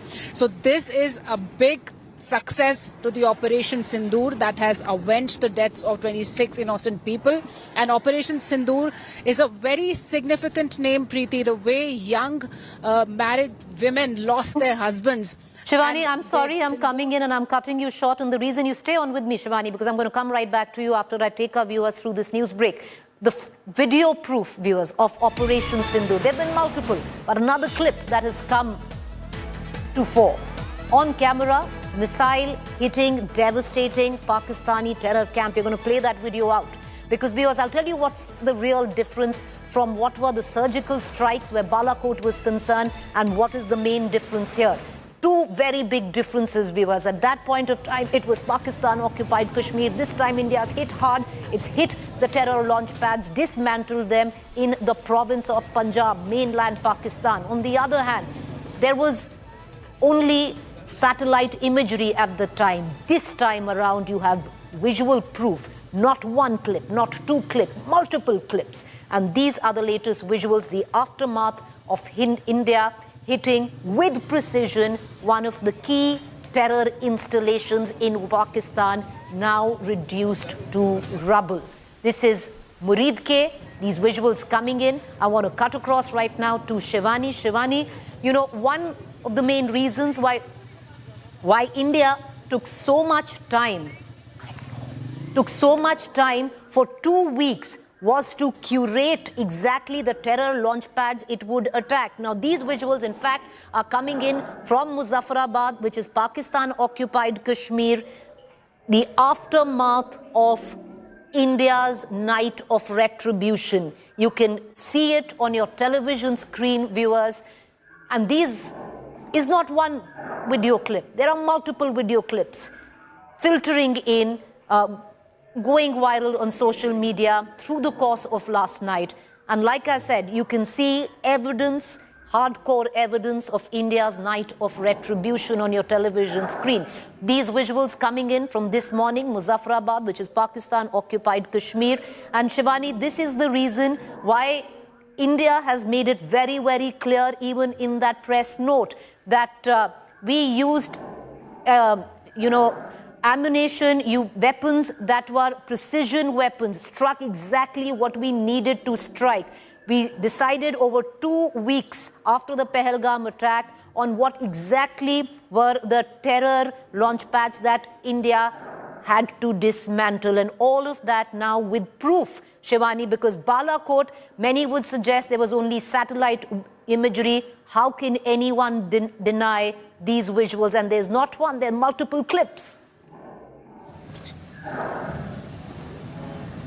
Yes, Preeti, after Balakot strikes, there were many, not only in Pakistan, but also in India, they were seeking proof. But this time, India has hit Pakistan with evident proof, and these visuals that we are playing for our viewers are of the same strike that happened in the middle of the night in Pakistan, 9 specific locations. And the press brief that was shared with the media at 1:44 a.m. specifically said that this was a measured and a focused strike, and it did not target any other target except these 9 terror outfits, the launch pads specifically, that have been pushing terrorists inside India. So this is a precise strike that needed a lot of deliberation, coordination between the forces, the best of all arms. They were together in this operation. There were loitering munitions that were used by the army. There were hammer missiles that were used by the Air Force. So this was a coordinated act, and the Navy was also deployed. It was in action. It was there with its assets for surveillance purposes, coordinating and associated with all these heroes of India, in fact, who were involved in this strike, Preeti. So this was a well-coordinated strike with a lot of evidence this time, and also an acceptance, acknowledgement from the Ministry of Foreign Affairs in Pakistan right after the strikes happened that yes, we have been hit hard in these locations. The locations were also named, and there was another statement in that particular readout from the MOFA that Pakistan reserves its rights to retaliation. So we have to see, and we are all prepared, the Indian Army, the Air Force and the Indian Navy, they are all set for any kind of retaliatory act from Pakistan, right from the airspace to the borders, and also in Jammu and Kashmir, where we see heavy shelling happening at multiple locations from Pakistan.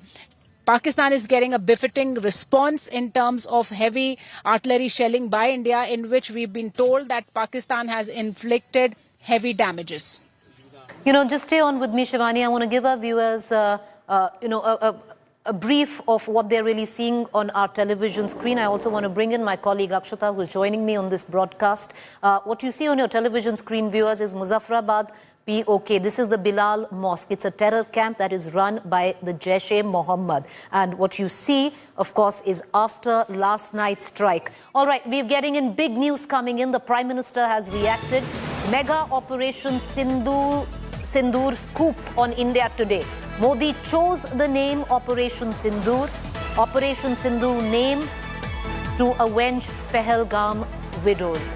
This was a name that was chosen by the Prime Minister himself, and I would reckon, Shivani, that you were speaking of it earlier as well. This is how ironic it is and how befitting in a very sad way. Operation Sindur, there were so many women who had gone there with their husbands, newlyweds, and, just after their wedding, and for their honeymoon to the Baisaran meadow in Pahalgam, and their husbands were killed days after their wedding because they were Hindus, profiled communally. The Prime Minister now had chosen, the word coming in, himself, the name of Operation Sindur. This was the retribution he sought for the widows of Pahalgam, and it's reverberating. I want to bring in my colleague. All right, I want to cut across to Shivani first, and then we'll get an Akshata into this conversation. Shivani, you were speaking of the choice of the name of Operation Sindur, and word coming in, the Prime Minister chose it. Very sensitive here, because this was retribution, it was revenge. You might call it closure for all those women who lost their husbands, but this was revenge served as Operation Sindur, that you will not be able to get away with what you did in Pahalgam. Certainly, Preeti, the name that sources suggest has been chosen by Prime Minister Narendra Modi himself. Operation Sindur signifies the revenge of all those young women who were accompanied by their husband, and their husbands were killed brutally by these terrorists point blank. And to avenge that killing of their husbands, Prime Minister Narendra Modi chose this name, Operation Sindur. And this gives a very clear message that the public emotion was high. Every Indian wanted action against this act of terror. They all were seeing those heart-wrenching images of young women, including Himani, or young women from Kanpur who lost their husbands, newlyweds who were there for their time out in Pahalgam and in Baisaran, where their husbands were killed. So this was the name chosen purposely to give a strong message that the deaths of their husbands has been avenged, as Operation Sindur is the biggest successful operation of the recent times, where India has killed more than 90 terrorists as they avenge the deaths of 26 innocent people. Preeti. Well, you're right there, Shivani. Never again. That's the message. And like I said, there's so much melancholy attached to it with Operation Sindur because, Akshata, so many of these women lost their husbands. But this is a befitting, I would reckon, if there is anything called closure, for these women or families, hopefully this serves as some solace. What sources are telling us is the Prime Minister, in all of the meetings that he's been conducting over the last 1 week, gave a free hand to our forces, of course, but also sent across a very clear message that these terrorists targeted men, wanted to ensure that all the women in Pahalgam who were there as tourists on their honeymoon, on family vacations, were widowed, and that's why Operation Sindur. But I want you to listen to the message that came in from the Prime Minister after the Pahalgam terror attack, how he vowed that there will be revenge, that we will crack down on these terrorists. Today, from the soil of Bihar, I say to the whole world, India will identify, track and punish every terrorist and their backers. We will pursue them to the ends of the earth. India's spirit will never be broken by terrorism. Terrorism will not go unpunished. Every effort will be made to ensure that justice is done. The entire nation is firm in this resolve. Everyone who believes in humanity is with us.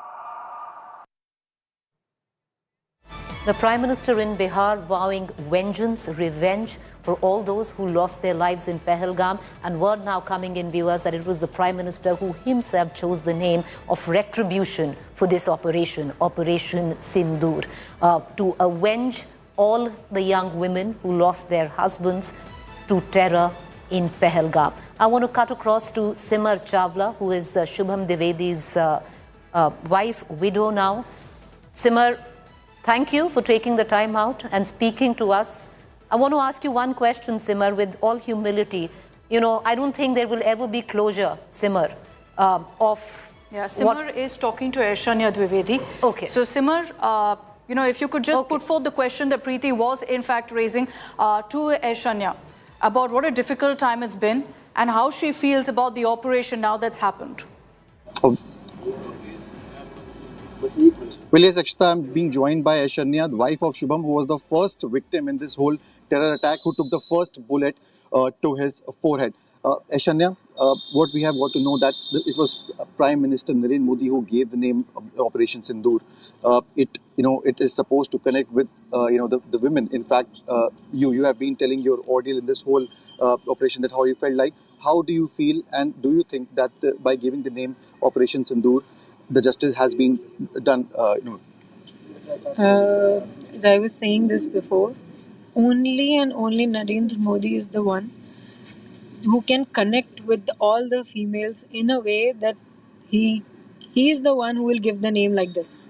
Because emotions, he understands the emotions. He understands what we women are going through. He understands us. He understands the emotions. He understands the cries. So if I don't know if anybody else would have been giving the name, if it would have been anyone else. It can be anything. Sindur Rakhna wasn't कि सिंदूर ही रखना चाहिए, but the way he gave this name, it's very personal, it's very connecting. I feel like he was actually acting on a personal level. He was actually acting कि ये मेरी बेटी है, मैं अपनी बेटी का बदला लेके आया हूँ. How difficult was it the whole time? We have been seeing that, it was a very difficult time. You have been sharing your experiences, the horrific experience. How was this time when you thought that, the revenge will be taken? We have been waiting for this. You said that we want to take the revenge, but enough was not done. You think that enough is done now? And how do you recall your experience in this matter?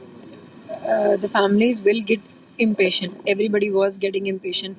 किसी के घर का, किसी के husband ऐसे जाएगा तो impatient होना लाजमी है. I was also getting impatient. But right now, when I see that this has happened, we are at peace. Shubham must be at peace. And I'm really thankful to whatever happened. I'm really thank you so much. Thank you for everyone whosoever is a part of Operation Sindur.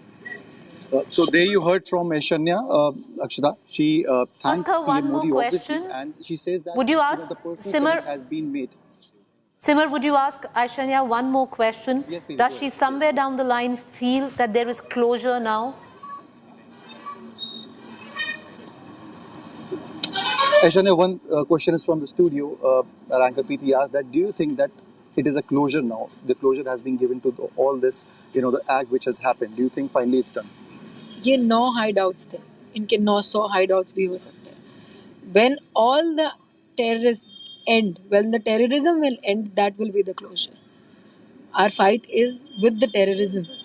It was 9. I know कि they will not stop. The Indian government will not stop. The Indian army will not stop. They will finish terrorism. And our fight is with terrorism. I've been telling it. कि this is against terrorism. We need to fight against terrorism. And this is just the starting. This is just starting of it. You said that the terrorists should be shot down. They should not be brought here. The same has been done by the Indian government and the armed forces. What do you think? Somewhere I am little in peace because they died like that. They were just killed. I'm seriously really in relief. They were not being questioned. They were not being fed. They finished. The way they finished us, they finished like that. I'm happy. Sense of satisfaction in you. It is. I'm satisfied. Thank you so much for speaking to India today and being so brave in this whole incident. So there you heard from Aishanya. She said that I'm satisfied, and there is a sense of satisfaction that they were shot dead and not brought, and not a trial was being done, as she was raising her request through our channel, in the past. So yes, she feels somewhere that the closure has been done in this very particular matter, and a sense of satisfaction is there in Aishanya and her whole family. It's a tough road ahead for so many of these families. Thank you, Simar, for joining us. But Preeti, tough road ahead for so many of these families who've, lost their husbands, lost their fathers. You look at brave Aishanya there, you look at Himanshi Narwal. They've gone through so much in the last 2 weeks. And you hear Aishanya saying that I feel Shubham must be in peace now with what's happened. It gives you goosebumps, really. And I think the name Operation Sindur is essentially to recognize also what each of these women have had to endure in the last 2 weeks, seeing their loved ones, their husband falling right before their eyes, then having to endure that pain with the nation, of course, standing with them. But there is a sense of closure, clearly, that they are feeling with this particular operation. Well, you are right there, because what could be more personal in a way than Operation Sindur, because somewhere down the line it's connected directly to those who matter most. And those who matter most are on our television screens today. In whatever way, if this gives them solace, then there couldn't be a befitting name for this operation. It was a military strike, it was strategic, it was tactical, but the emotional context to it can be seen with what this young woman just told us, Akshata. Meanwhile, lots of reactions coming in. India hitting back at Pakistan after the Pahalgam attack. Lots of reactions coming in from the families of the 26 innocent lives that were lost. When this incident happened after 22nd of April, the day when I lost my father, and many of the women lost their husbands. So I think the name Sindur is given for the same reason, because the women lost their husbands, and whatever revenge is taken by our through airstrike, the revenge that is taken by our government is the best thing that has happened in the last 15 days with all of our families that we lost our loved ones. I think we should not stop until the terrorism is over. असली मुख्य जो सिखारा है और असली जो गुनाहगार थे जिनने बंदूक चलाई थी, उनको बंदूक से उड़ानी चाहिए, उनके सामने उड़ानी चाहिए। जब बेगुनाहों को जान लेते थे, कोई डर नहीं था, कोई खौफ नहीं था, उन्हें कुछ भी डरा था, कुछ भी नहीं। एक शिकन मिट उनके चेहरे पे।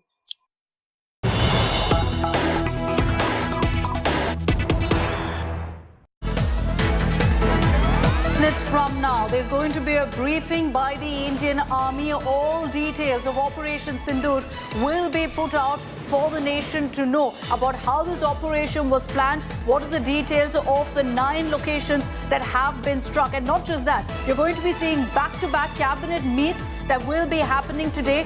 The cabinet meet on security, the CCS, will be meeting at 11 a.m. to take stock of really the operation and the aftermath of the same, with Pakistan also resorting to ceasefire violations along the border. But the time to watch out for, Preeti, will be 10 a.m. because that's when the Indian Army will be coming out with their first briefing, detailed briefing on Operation Sindur. So what we do know till now, viewers, because what we will get is the micro detailing, the fine print of how Operation Sindur was executed, planned and met with a super success. But I'll take you through and I'll bring in Shivani Sharma into this on what we do know right now, that this was a tri-service operation. Both Army, Air Force and the Navy were involved. They executed it to precision, which in effect is historic because that has never really happened, where all 3 services have come together. And now you can build context to it, viewers, because those multiple meetings that the Prime Minister held with all the 3 chiefs of Army, Navy and the Air Force, and then met them one by one each. So it all tied in together with this tri-service strike where Pakistan is concerned. Number 1. Number 2, weapons of high precision were actually used. So to cause 0 civilian casualties, to hit exactly the target that needed to be struck, and that is that.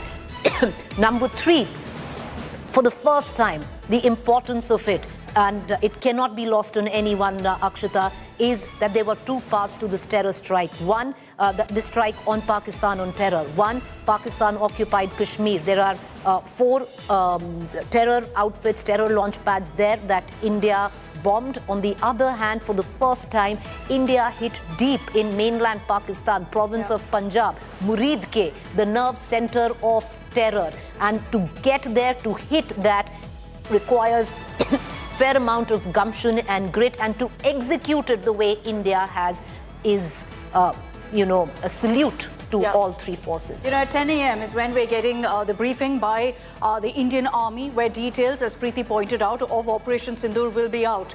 But as Preeti also highlighted, these were clear precision strikes, planned, plotted over the last 2 weeks. I'll bring in Aishwarya Paliwal for more details really on what's lined up through the day. Aishwarya, 10 a.m. is the Army briefing, and then we're going to be seeing back-to-back cabinet meetings to take stock perhaps of the situation along the border, the aftermath of Operation Sindur. Just run us through what's scheduled for today. Well, the most important briefing, Akshata, that we will see taking place today is the 10 a.m. briefing, which will be done by the Army. What has happened, what went behind it, and what's the future. All these things will be told to us in that very important briefing. After that, the cabinet briefing scheduled at 11 a.m. The government knew exactly what was about to happen. When was it about to happen? We still just have to see whether the mock drills that were scheduled for today, will they be taking place or not? Just waiting, Akshata, for a little bit of clarity on that. The government will also assess the damage that has been done, the ramifications that, Pakistan will have for this, what they need to tell the world. Already we know that the top government officials have made those phone calls, and earlier also we saw how on the day of the attack, 22nd, the attack happened on 23rd. It was the External Affairs Minister S. Jaishankar. He met with almost all the envoys and told them that what India was planning to do. So all those things are in place, and assessment really is something that we will see taking place, and we should also be expecting an official statement coming out from the Bharatiya Janata Party. A press conference perhaps by the party is also something, Akshata, that we should be expecting through the course of the day today. So we'll watch out for that. Aishwarya also telling us that we're expecting some communication in the hours to come about the mock drills. As of now, it's scheduled to take place as planned this evening. So we're going to be getting you those details of those meetings. Thanks very much, Aishwarya, for joining us with those details. 10 a.m. Preeti, is when we're going to be seeing the Army briefing, then the Cabinet Committee on Security huddle, which will be meeting for the 3rd time, if I'm not wrong, since the Pahalgam attacks. That's happening at 11 today. So, all eyes peeled at 10 a.m. That is when we will know the micro details, the fine print on how Operation Sindur was planned, plotted, executed to perfection, viewers, with precision. The tri-services coming in together to script what could be history. what happened last night. I want to just quickly cut across to our guests this morning. We are joined, Akshat and I, by Group Captain V.N. Jha, former fighter pilot, defense analyst. Let's cut across to him first. Captain Jha, 3 services coming together, executing an operation with the kind of precision that at least we have seen. How historic is that? How would you rate this operation? Well, I compliment the Government of India, Ministry of Defence, as well as the 3 services that they have carried out the operation with the absolute precision. It was worth watching the entire operation, even in the clips that we have seen on your channel. But more than that, we had been expecting it last night itself after the notam was issued. And as a diversionary tactics, most probably, operation, the mock-up drills, what was planned today, I was having a feeling that possibly something will happen in the night, and that did happen. But, all said, most of us, we had been expecting that it would be more than the Balakot. In Balakot, only one terrorist organization was the one who was responsible at Pulwama. This time, it is not only the Pathankot. It has been a series of attacks on our people. And there we must be, be sympathetic with many others. It was not only the Pahalgam. Think of Kishtwar, what happened in April, 9th April, I think it was there. Katwa in March, Sundarbani, February. Series of attacks last year in the October at Anantnag, at Gulmarg, Gandarbal, and thereafter before. It was on the civilians as well as on the military personnel. Think of all those attacks which has happened, targeted killings of the Hindu in Kashmir Valley and somewhere else. It has been a series of such attacks. For long, we had been asking, the Ministry of Defense to be proactive. We knew in the last 2.5 years that there were launch pads which were full of the terrorists all those years, and we had been suggesting to the government those days also. Please be proactive. 10 of them will come this side, 9 you will kill. No, very true. This was a long time coming. There were multiple terror launch pads, which is why you're seeing 9 targets right now in these strikes. Captain Jha, just stay with us because we'd like your expertise also on how this particular strike was carried out. Let's just talk about the targets here, Preeti. And what Captain Jha also pointed out was that there are multiple now terror launch pads.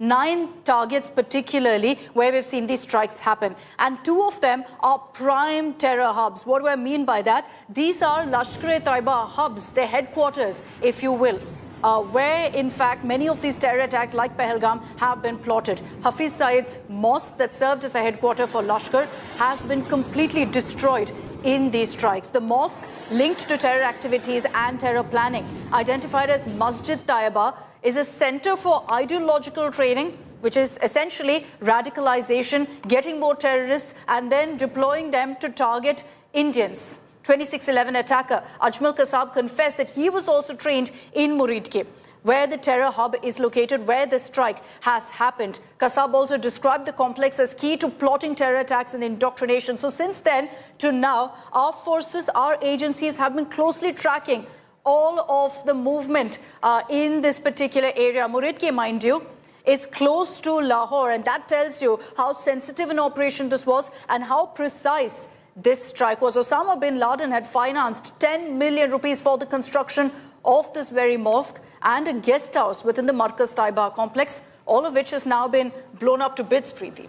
And we're going to take our viewers through on why exactly Muridke, viewers. How many times have you seen, heard on television, read on newspapers that possibly every terror attack in India bore the footprint of the Lashkar-e-Taiba and the man Hafiz Saeed? So why Muridke is the answer there.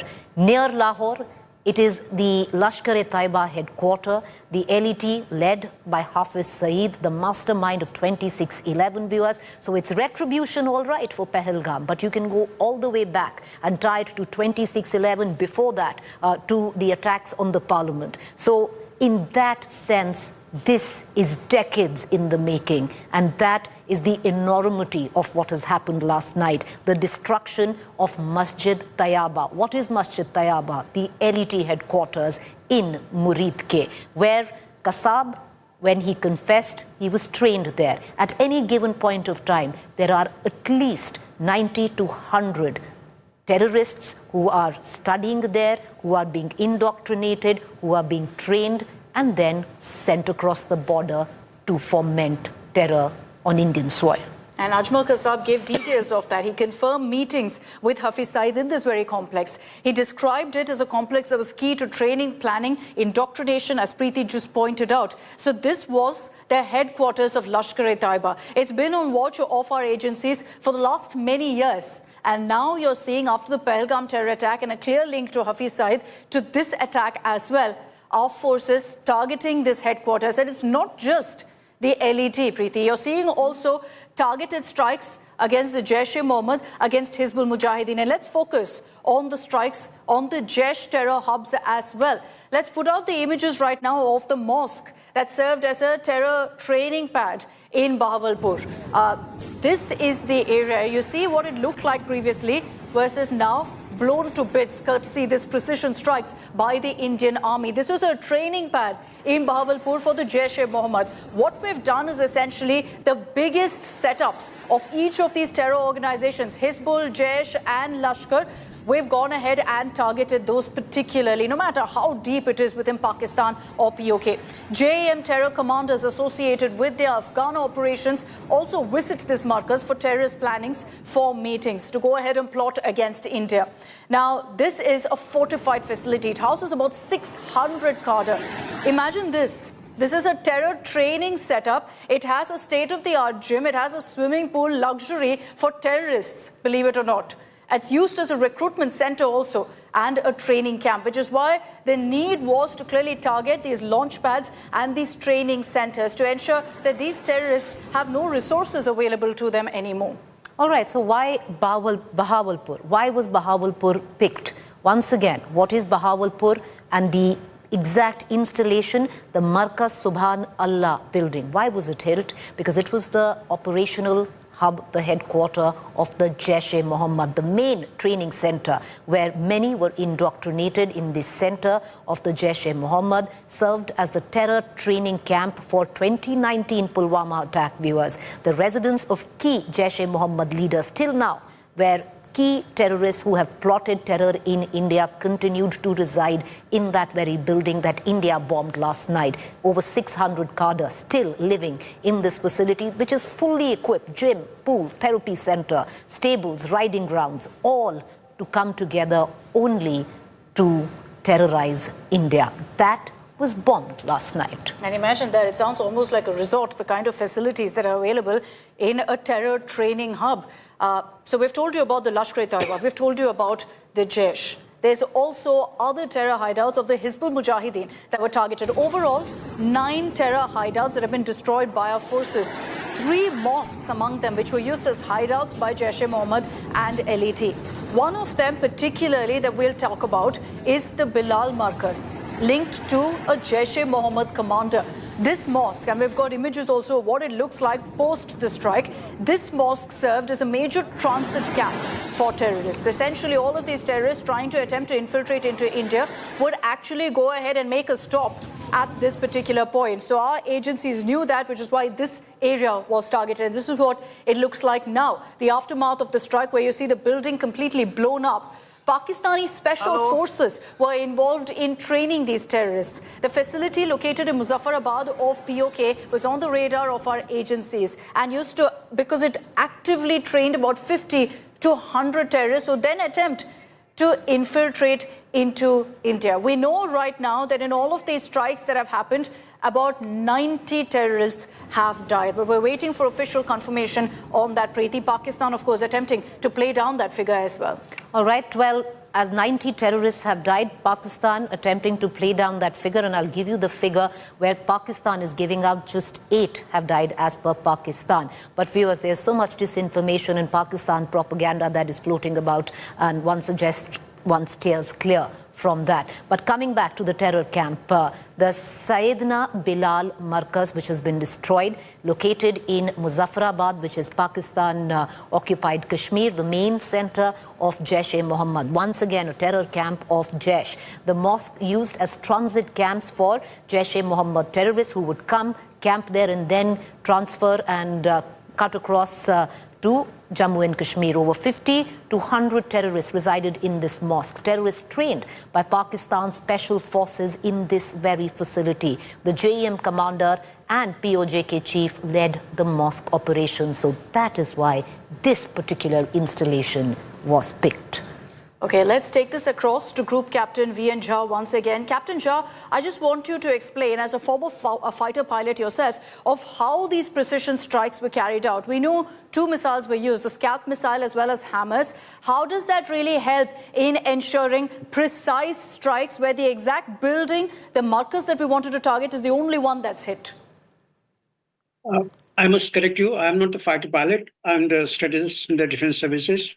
Apologies, sir. Go ahead. However, when we are talking about the targets, what was picked up, I must tell you, in Pakistan, there are about 60 odd terror organizations, out of which there are about 9 or 10, which is absolutely India-centric. Few of them you have already named, LET, JEM, Hizbul Mujahideen, Harkatul Jihad, Harkatul Ansar, Arbad, Arfat. These are the ones who are absolutely India-specific, and that is where India has picked up these targets absolutely with the precision. You mentioned about Murid Ke, you mentioned about Bahalpur. Kotli has been hit badly. Muzaffarabad has been hit badly. By the way, Muzaffarabad is also the headquarters of Hizbul Mujahideen as well as of Harkatul Jihad. And I'm sure